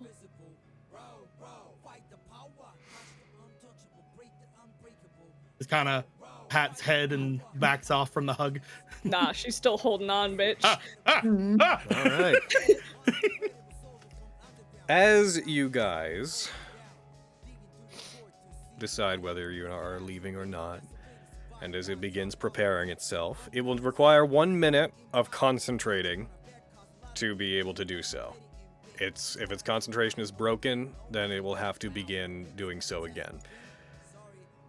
As that is said, its tail flicks as there is equal parts fear on the part of the Sword of Damocles for meeting something designed to be its equal, but also apprehension and elation as it has something to turn its civilization's length old grudge for being blown out of the sky towards. You feel a sudden heat burst through the Sword of Damocles as if it is getting both literally and figuratively fired up. Its body gets into a combative position. Logan. Yeah. I look over to Diane. Diane! She is not in there. She is not there. She is in the secondary observation area. I push a button. Diane! Dewey has a body, right? Yes. Is it with you or is it here? It's technically incorporeal at the moment. I was hoping I could maybe help him with that, but never mind. I still have this psycho patch. I was gonna stop him from being afraid. As these two titans prepare to face off against each other, we are gonna stop there. And we're gonna come back to this next week for our last game before we all go for Christmas stuff. Oh my god! Guys, don't die with me! I don't know. Die with them. It seems juicy. I mean, it is, but it hurts me. That's what I wanted to do to them. In the week between, I will give all of you guys the Sword of Damocles' sheet. Izzy out here being like, here I go, heroically sacrificing myself for my friends. To and the all his moon, friends are like, again. nah, bitch. Not a fucking game. Nah. Izzy, they're not leaving you again. This isn't just the Not campaign's again. arc. It's Nat19's arc. You won't face the moon alone. Bread. It's beautiful. Once again, I have no say in the matter. Just fucking... Brad, Brad, I like to think that whenever this was brought up, Quinn and Fenris just looked at each other and instantly knew neither of them were leaving. Yeah. Thank you, soundtrack, for doing what you did. It fucking... Right. I was like, that wasn't intentional? No. Fuck. That was so perfect. I very rarely do anything intentionally with the soundtrack except change the soundtrack when it starts doing a goofy thing in the middle of like a fun, serious thing. Like talking to Diane, be like, oh shit, our lives sucked.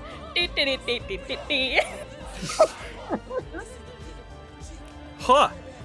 Let's check the Kickstarter. Oh. It is at 70,406 currently. 70,566 is what I meant when I said that. Sorry, Paige, I didn't realize. It said, fuck you. It did. It did. We did hit a new stretch goal. I'll make an announcement on there once we've wrapped this up and everything. I imagine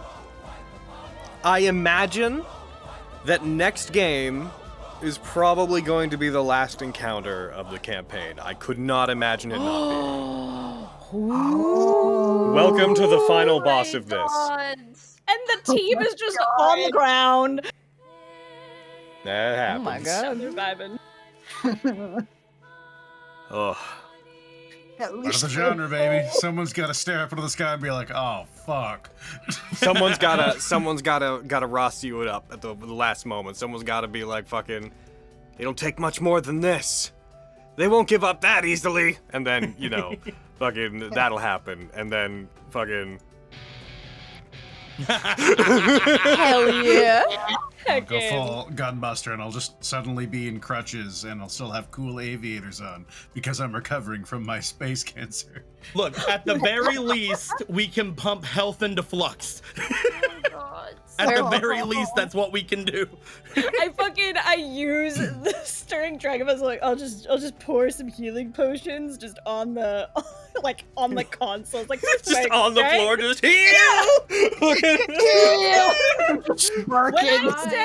When I am touches ground, haste without the S. My God. What do you mean, Is Brayden? Baldur's Gate like throne potion rules? Ugh. Listen, I was yeah. expecting to Excited. fucking. What'd you say, Izzy?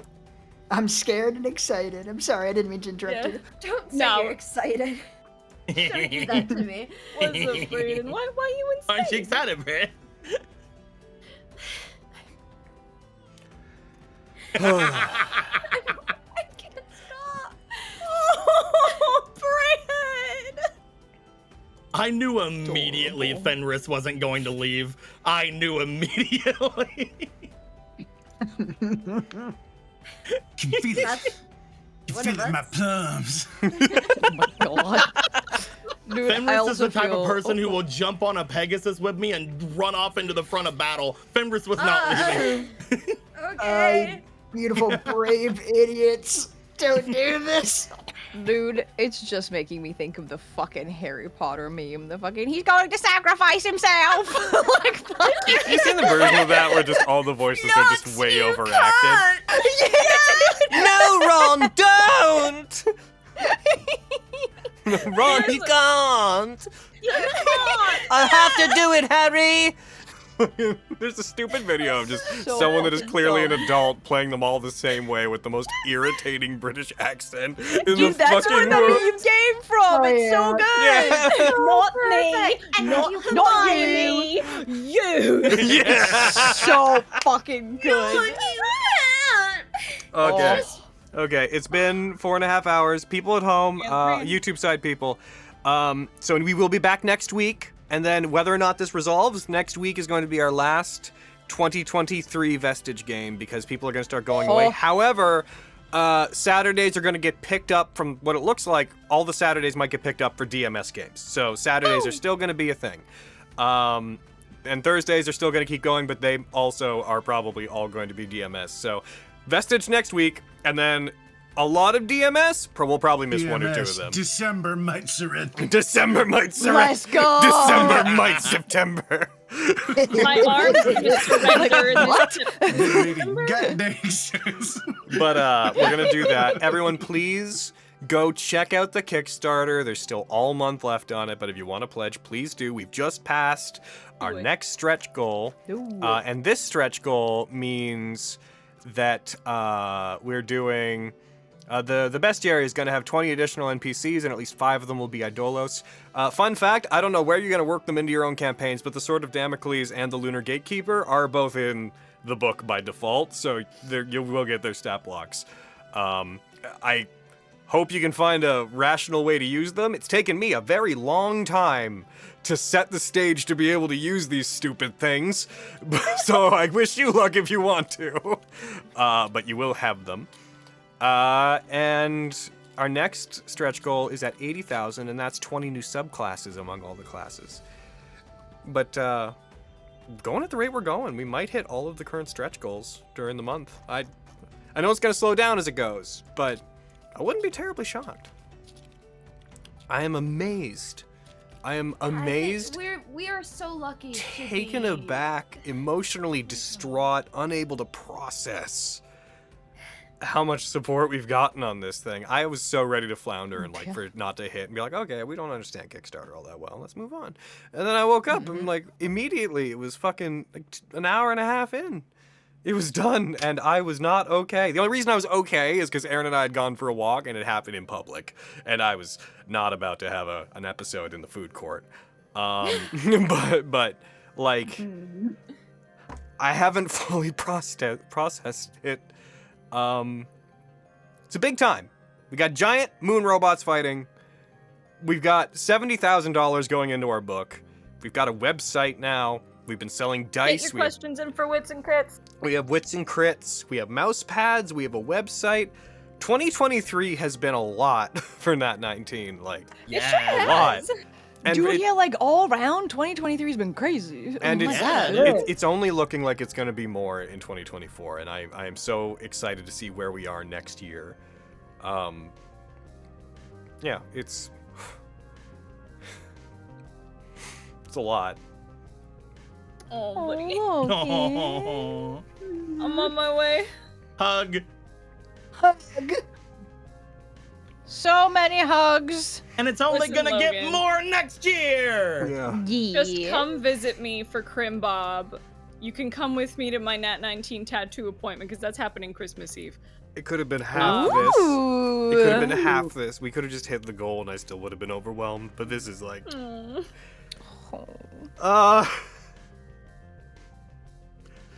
Oh, thank you guys so much. Oh, I'm a nerd because I'm not even on camera, so I can't even fucking subject you guys to my tears and be like, you just gotta hear me being fucking stupid. It's just like, You gotta hear me being dumb. Appreciate Logan in the chat. We all appreciate Logan. Woo! Oh my We god. appreciate Logan so much. There's also a really cool we gotta edit it. We wanted to have it up for the launch, but there's another trailer for the whole thing that's gonna go up, and it's the coolest thing so far about the campaign. It's so so cool. I'm so pumped to get that done, but that's pending. That'll be done by like hopefully like the 12th or so. But the book's gonna look so cool. Dude, I can't wait. I was showing Alejandro. I showed him the like the special edition cover. He's like, "Yo, that's sick." I was like, "Yeah, look at all this shit." Ale sends his love, and he's like really pumped about how well the Kickstarter's doing and stuff like that. He sends his love. Like, yeah, man, at the start, I would say this next week, I guess, but since we're on the tangent, I know Hayden and you and I specifically, I know at the end of last year made a point of being like, this year we're going to focus really hard on Nat19 and pushing it forward. Like, it was the year where we decided we were going to take a lot of risks, which is why, like, Hayden took on all the shipping and a lot of the organizing and has stepped up a ton to do stuff. Not that everyone hasn't contributed massively, but, like, we put a lot more than we had before into being like, we want this to become a much bigger thing moving forward and to treat it like something that's worth investing our future into. And, coming up on the end of 2023 now, I think all the risks we took paid off. A lot of stuff. We're learning a lot of stuff we never knew. We got this going. Every time I look at that number, it's making me upset. We got this going.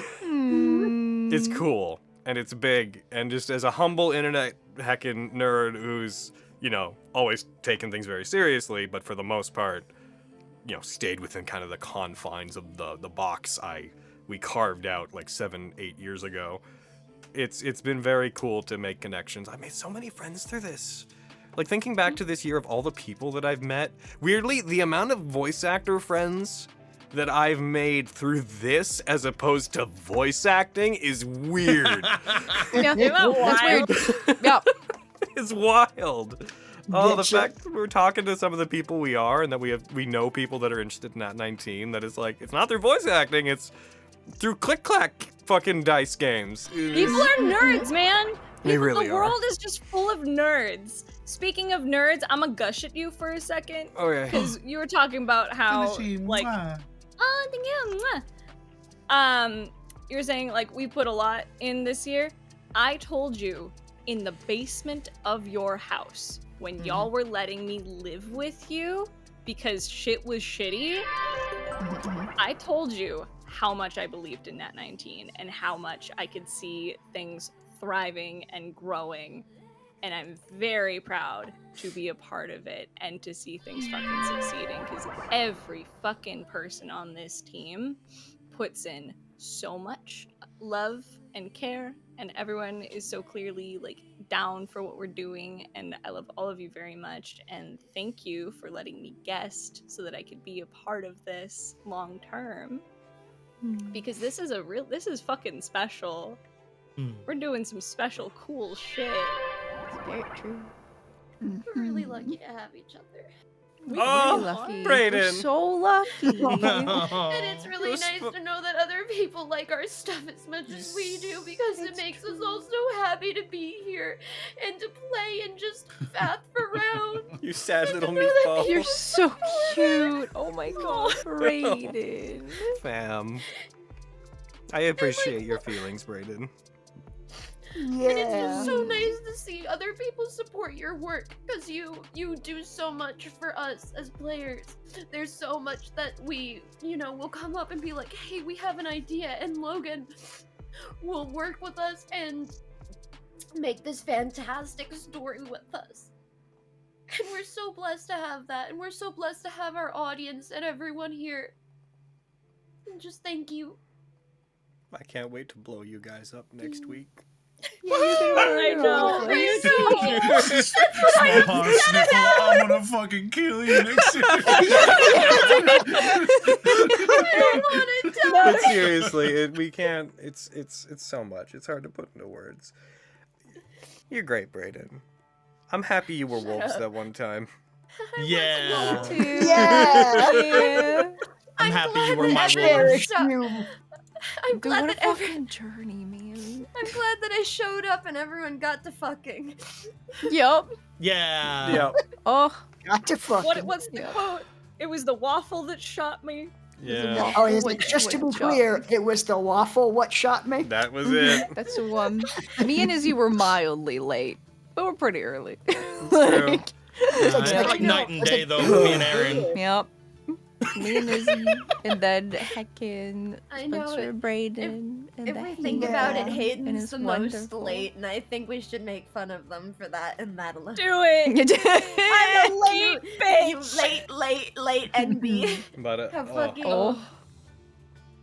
with that, I think there's gonna be lots of this next week. I feel like, but Carrie. Yeah. well, we're gonna be back with giant robots punching each other in the face next week. The logical conclusion to Vestige. And we're gonna see where that takes us, and who knows where it'll take us. And then that'll be this year. It probably, I can guarantee you, won't be the last game in the campaign, because I want to do no matter how things go, I want to do a game of just everybody just doing stuff. I want to have an epilogue to this campaign, which, and by say epilogue, it'll just be a last episode. But we'll be back next week with more news on the Kickstarter, with more of us breaking down, I'm sure. Because we're not prepared for this. I'm not. Thank you guys for all the subs you've just given us, by the way. It was a whole bunch, and that was so nice of you. And it was like, we appreciate no matter what form you choose to express your feelings and your enjoyment in. But thank you for making it subs. Yep. Thank you for every comment, every stream chat, every We preach. Nat19 chat, every reaction. We see you guys, every person who listens while you're working. Yeah. Thank you. If you give Logan enough subs, me and Izzy will get our corner office. Let's go. Yeah. I've told you before. Our office is a circle. There are no corners. Promises were made. God, I need to keep watching that. All right. And we'll see you guys around. We'll see you next week, YouTube. Goodbye, YouTube. Bye, YouTube. We love you clearly. Avi's toes. Oh, Avi's toes.